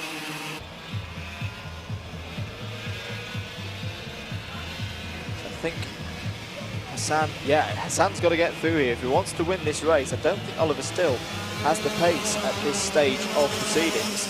So Aidan Hassan, 2 positions in 1 lap there for Hassan, very impressive, and still did a 50.435, really good stuff from the O-plate holder. Fraser Anderson is now maybe having a think about overtaking Oliver Still. Alfie Richards and Ty Megia are coming back into this as well. There's Taylor Orridge. 1.5 seconds was the gap between Orridge and Hassan. Hassan was ever so slightly quicker through sector 1. What is the difference like in sector number 2? We're just coming up to the end of it now. Orridge is quicker. The pace from Taylor Orridge, considering he's got no help at the moment, no slipstream, is very impressive. Feeling there's another driver who's taking care of his tyres so far today. Yes, he has extended the lead to 1.591 seconds. Down the inside there of Fraser Anderson, so that Alfie Richards is now up to 4th place.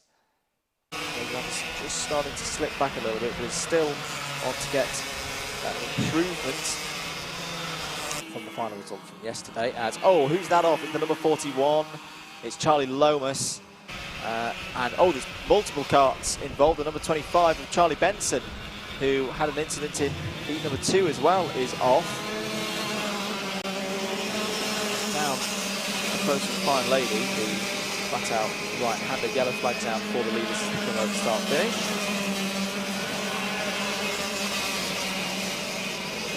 25 kart is still not being moved. See our multi-screen here in the commentary box. Okay, we're looking at the cars unaided. The car from 25 is going anywhere. So sadly, that means the number 25 of Charlie Benson is now also out of this race with 2 minutes to go.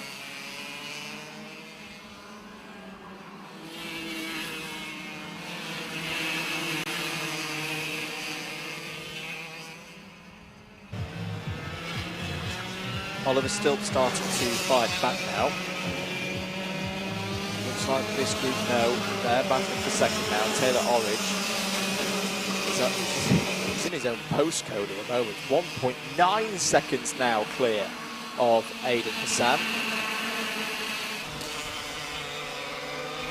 Taylor Orridge looking like he's going to be fighting through, taking another round of victory at this double header here at Whilton Mill. A good bounce back for him as well. The 4th place at Clay Pigeon, having won both of the heats. That would have stung. That would have been a bit of a disappointment, I think, for Orridge coming off some really good drives earlier in the day to not even touching the podium at Clay Pigeon. Let's try Lomas. Maybe lapped here. 2 laps to go then.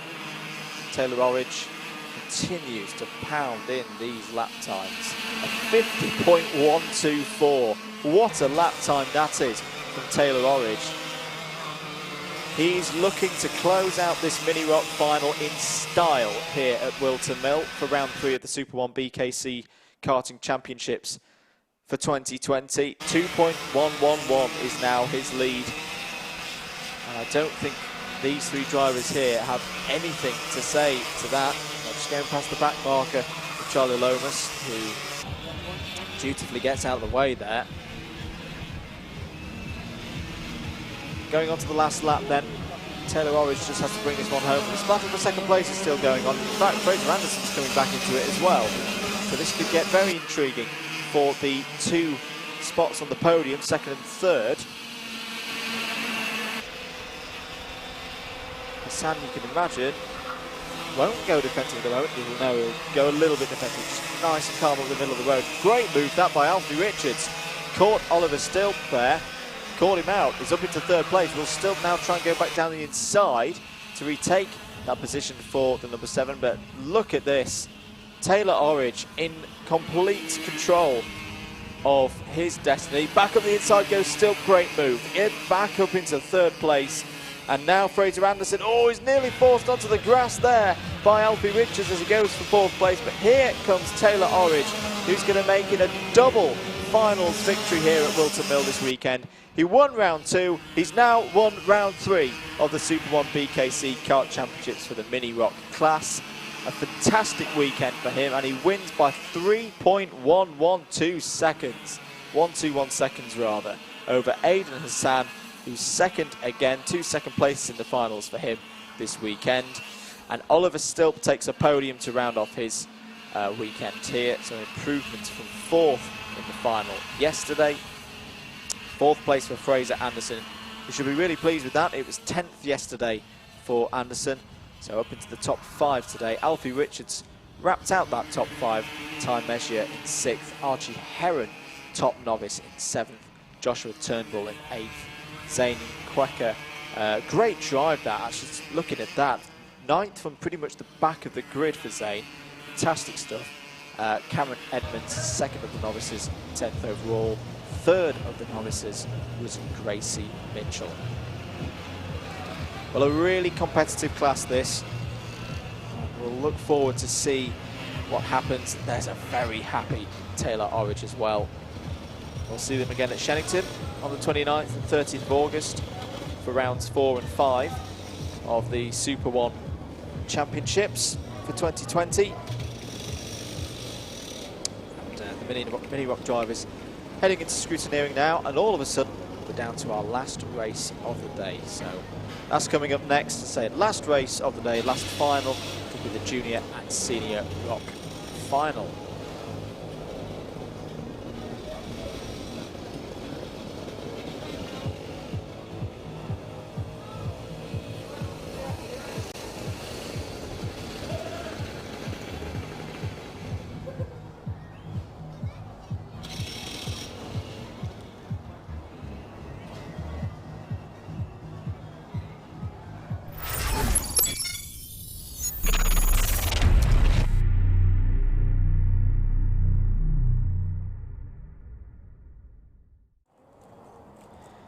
Last race of the day then here at Whilton Mill. Andrew Mather from Double Dash Motorsport Media on commentary duties for you. If you have enjoyed the commentary, you can give us a like on Facebook. It really does help us out. Like our page at Double Dash Motorsport Media.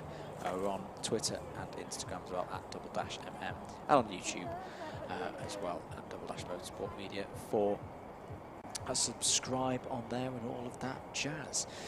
So yeah, one more race to go. 10 minutes plus 1 lap for our senior and junior rock classes running out on circuit at the same time.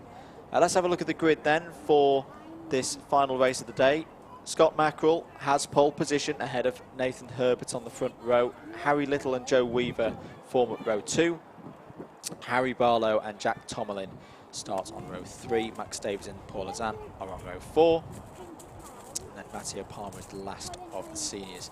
Going to the junior ranks then, Alfie Baxter Davies has dominated so far this weekend starts on pole position. AJ Arnold and Alfie Briggs up next, second and third of the juniors. Ollie Stevens and Kieran Pepper, fourth and fifth. Thomas Wainwright and Joe Lorenz, sixth and seventh, and Isaac Lord in eighth. Story of the day so far. Junior Rock, as I say, Alfie Baxter-Davies has been in dominant fashion so far. He's taken both heats. Scott Mackerel won the first heat for the seniors, but was put under a lot of pressure in the second heat. And it was Harry Barlow in the end who took the win in that one. Yesterday, when we had a repeat of the same format that we're running here today. Just go with the rules for you as to what happened there. So Scott Mackerel won the final in one heat. Harry Barlow was second in the final. Took the other heats. Alfie Baxter-Davies took a hat-trick of victories across the course of the day. And going back to Clay Pigeon and what we saw at the start of the season a few weeks ago, Scott Mackerel took a hat-trick of wins during round one. Joe Weaver was ever present on the podium through the heats and the finals, second in the championship, and Harry Barlow was the other ever present on the podium across the course of the day at Clay Pigeons. That was the situation in senior. Ollie Stevens had the lead in the junior ranks ahead of Thomas Wainwright and AJ Arnold. So potentially some big moves going on this weekend for the juniors. Alfie Baxter-Davies, very experienced around this circuit, of course. Experienced around the next circuit we're going to as well. Looks like we are all ready then. So Scott Mackerel, for the seniors, the white suit with the red arm there. Nathan Herbert with the Dayglow yellow. Away we go then for this final race of the day, and Nathan Herbert chops across to make sure he doesn't get jumped by the pole side of the grid. Just holds in second place for now. So that was a bit of smart driving. Away go the juniors with Alfie Baxter-Davies leading from pole position. AJ Arnold challenging him into turn number one. Up towards Christmas corner come the juniors. Alfie Baxter-Davies holds the inside, makes sure he has the lead through Christmas corner, and should now start to control this race if the heats are anything to go by. There's Joe Weaver, the number 5, being challenged by Max Davies in the number 10. But Scott Mackerel is out front here ahead of Nathan Herbert. Harry Little third. Where is Harry Barlow in all of this? I wonder. He's up to 4th place according to our information. 75. Lord. So Mackerel from Herbert, Little, Barlow, Davies. 1, 2, 3, 4, 5. Oh, who was that going off? I think was that Ollie Stevens? I think it was someone from the juniors, possibly. Let's try and track that through in a moment and see who doesn't come through the next sector. Who was that flying off the road? Oh, it was Joe Weaver. Oh, it's Joe Weaver, the number 5. Apologies, it was one of the seniors. And a big one. So Joe Weaver off the road there. That's a very uncharacteristic mistake from Weaver. 5th in the final yesterday. Don't think that's going to happen today. Off down at Ashley Corner now. I think something's broken. I think that's a mechanical issue for Joe Weaver, because that is not the kind of mistake that he makes. And I thought there was a 75 down there as well. So Isaac Lord is off down there as well. I think they were 2 separate incidents. A bit of a car park formed down at Ashby Corner then. 8 minutes to go. Scott Mackerel, I'll be honest, is looking very much in control of this. He's got a good gap to Nathan Little. Sorry, Nathan Herbert, who's got a good gap to Harry Little behind. The 2 Harrys having a good battle there. He's the number 3 of Harry Barlow.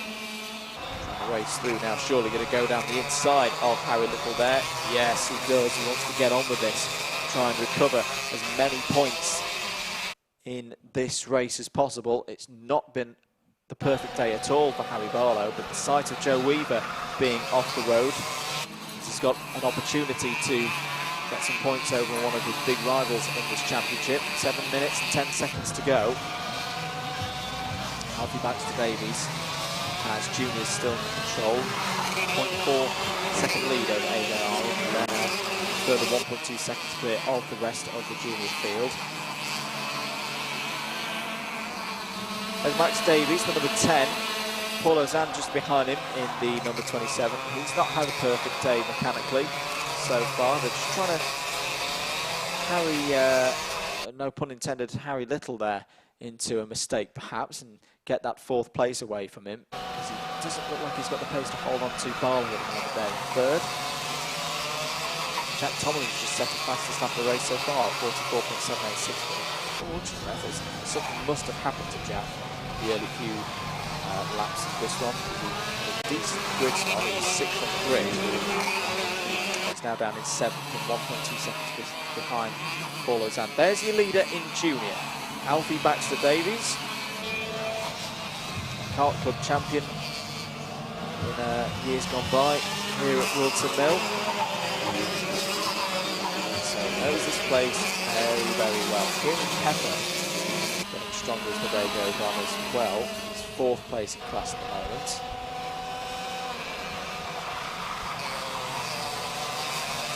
So we're already approaching the halfway stage. This one has been moved for 5th place overall, by the way. Paul Ozan has got past Max Davies.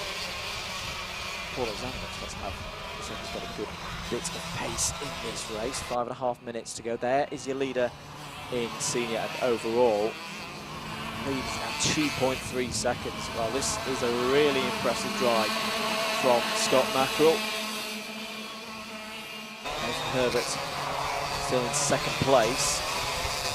Down the inside, that's Paul Ozan going past Harry Little. So Paul Ozan really on the move in this race. Is now up to 4th place. The pace of Harry Barlow, though, is very impressive. Harry Barlow has just set the fastest Sector 1 of the race so far, 14.509. I think he's got his eyes set on Nathan Herbert's 2nd place now. It's definitely enough time left for him to close that gap in. Harry Barlow is setting a bit of a amazing lap time here. What's this as it's going to be over the line? He's gone purple in sectors 1 and 2. Ooh, just lost a little bit in the last sector, but he's right on the back of Nathan Herbert now. There they are, the 51 and the 3. Changes for position in junior. Thomas Wainwright has got past Kieran Pepper, so that's Wainwright up to 4th class now. Side by side, 2nd and 3rd. Oh, Herbert shuts the door there. Barlow had to pull out of it. Nathan Herbert does not want to give this 2nd place up. Harry Barlow's not particularly happy about the driving of Nathan Herbert. We've seen from the heats, Nathan Herbert is going to race very, very firmly today. He's not going to give anything up at a circuit he knows very well himself. Scott Mackerel's liking this, though. He's now 3.5 seconds up the inside. Oh, that's a great move. That's a really great move from Harry Barlow, and it gives him 2nd place. Let's have a look at it again. Just darts to the inside, commits early. That's how you do it into there. And there's nothing Nathan Herbert could do to fight back. Harry Barlow up into 2nd place. 3 minutes and 10 seconds to go. The win is probably a little bit out of Barlow's reach today. He may have to settle for 2nd place again, as he did in round 2 yesterday. But oh, here comes Herbert back, yes! Well, we saw him do that to Scott Mackerel on lap 1 of heat number 2. Deep on the brakes into Christmas corner, and he came from quite a way back there. Locked it up, sent it, and retakes 2nd place. You can see the logic, because the gap up to Scott Mackerel is just too big for these drivers, even of this standard, to pull back in. So they are fighting for 2nd place, but Paul Ozan, who's having a very strong final here, was 3rd in the final yesterday. Not had such a great day through the heats, if we're being honest, but he's turning it on here in the final. He could get in the mix here for this battle for 2nd. Jack Tomlin looked like he was having a look down the inside of Harry Little for 5th place. And yes, I think he's got through. The number 18 now behind. So great move again from Jack Tomlin. He's had to do a lot of overtaking today. Pulled off cracking moves. And Paul Alexander is right on the rear bumper now of Harry Barlow. He's going to go to the outside. Herbert going defensive. Less than 2 minutes to go. Alfie Baxter Davies still in control of Junior, by the way. 1.5 seconds clear of the rest of the Junior pack. But this is the big battle out on circuit for second place in senior. And overall, Nathan Herbert, Harry Barlow, Paul Ozan. Can Herbert hold on? There's a finger wag there from Harry Barlow saying, let's work together, let's crack on. Let's try and get past. There is a warning, a driver's standards warning for Nathan Herbert. So he has caught the eye and the attention of all, and shuts the door on Harry Barlow again. He tries to make the same move he did before. Paul Ozan now down the inside into Ozias, takes third place, and look at this, Jack Tomlin is now getting involved. There's your leader. He's got nothing to worry about now. He can probably crack out the slippers, cup of tea, paper, get ready for a new week tomorrow. Now 7.3 seconds out ahead. That's all because of the fighting here at the front of this pack of now 4 carts. Could be 5 because Harry Little's closing in on it now.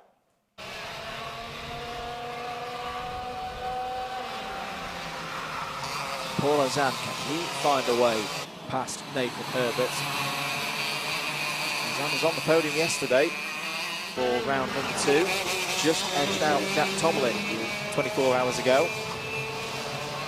It's going to be 2 more laps for Paul Ozan to try and find a way past Nathan Herbert and improve on that 3rd place from yesterday. Tight line being taken through the flat out turn 2. Herbert looking to the inside. There's your leader in Junior. Well in control is out. Oh, the leader! Oh, I cannot believe it! Scott Mackerel's out and has broken down on the penultimate lap. What drama! Well, that just shows that anything can happen in karting, and it usually does. And this is now a battle for the lead. This is a battle for the win. And Nathan Herbert has it at the moment. He will not believe what's happened to Scott Mackerel here, who's been in control of this race. And Paul Ozan's now down the inside. Oh, and into the wall. That's a huge hit and an enormous accident. And over. I think that was Tomlin going over. Yes, it was. But that was into the wall, and that's a red flag. Well, that's a big, big accident there. It's always the worry with drivers running wide. That was a big impact for Nathan Herbert. He then bounced back into the circuit and into the path of Jack Tomlin. Well, now, this will be very interesting, because with a red flag shown this late in the race, bizarrely, Scott Mackerel might still have won this if we go for a count back to the last complete lap. But red flag here. A very, very nasty crash. That was one of the biggest crashes I've seen in all my time here commentating at Whilton Mill. I think everybody's okay. Just keeping an eye for drivers on the pit straight on our multi-screen. Obviously, we're not showing you these pictures, just out of respect for anyone who's potentially hurt down there. But I think Jack Tomlin's out of his cart and okay. Wow, what an impact. A really, really big impact into the wall.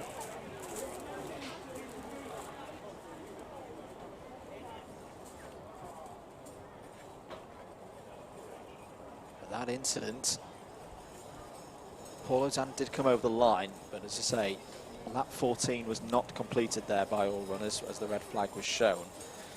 I'll be honest, I'm not quite sure how that one will be called. Trolleys being shifted out. We're going to take a short break on the commentary here and just take stock of the situation with a red flag for the final race of the day at the end of that senior and junior rock final. We'll stay on the air for a little bit longer to try and establish the situation before we finish the stream today. So we'll be back very, very shortly.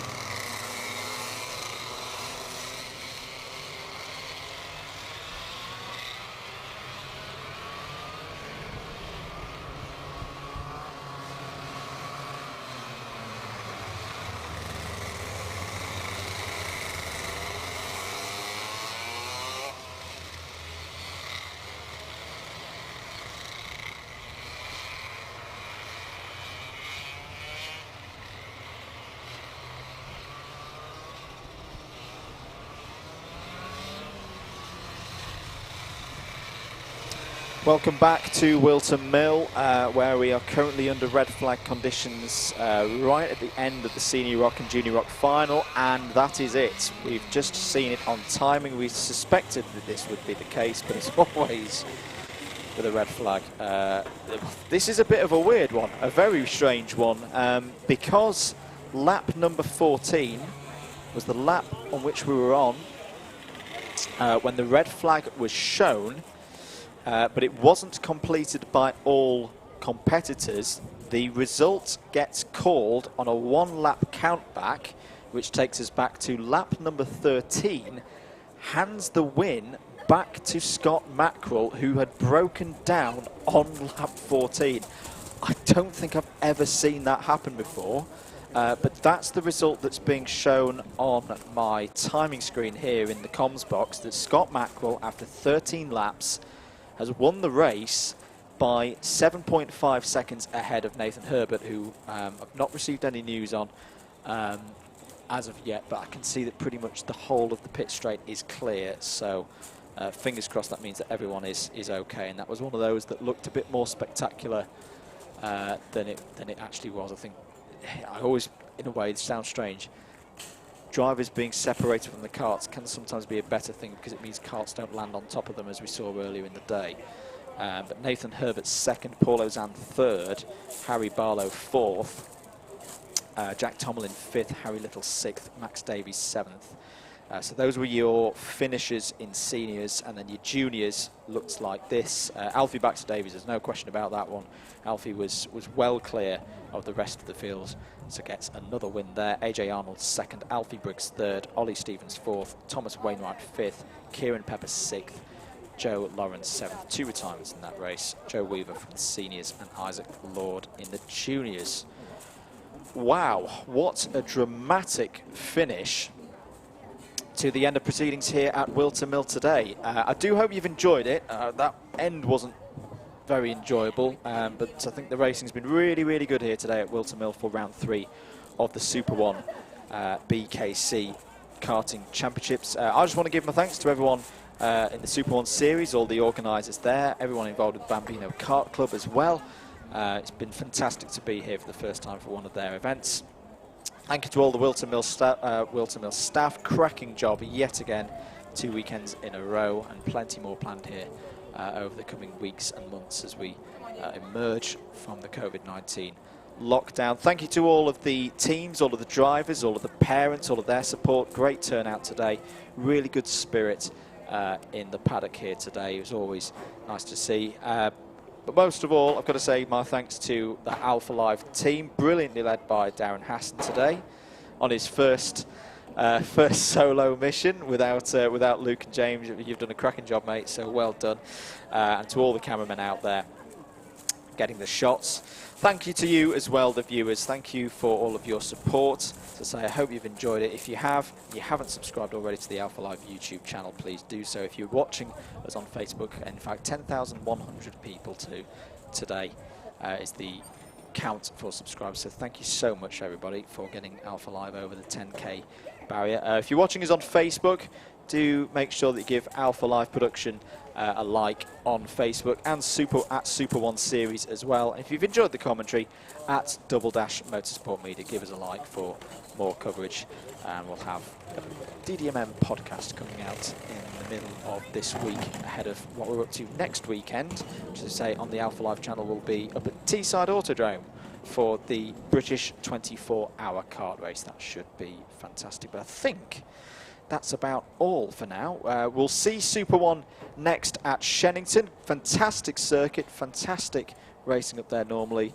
and based on today, there's no reason to not expect more of the same when we go there for rounds 4 and 5 of the SuperOne BKC Karting Championships on the 29th and 30th of August. Until then, do take care, do stay safe, keep wearing your masks, all of that business. Thank you very much for watching. This has been an Alpha Live production for the SuperOne BKC Karting Championships. Thank you very much. My name's been Andrew Mellor from Double Dash Motorsport Media, and we'll see you very, very soon. Bye-bye.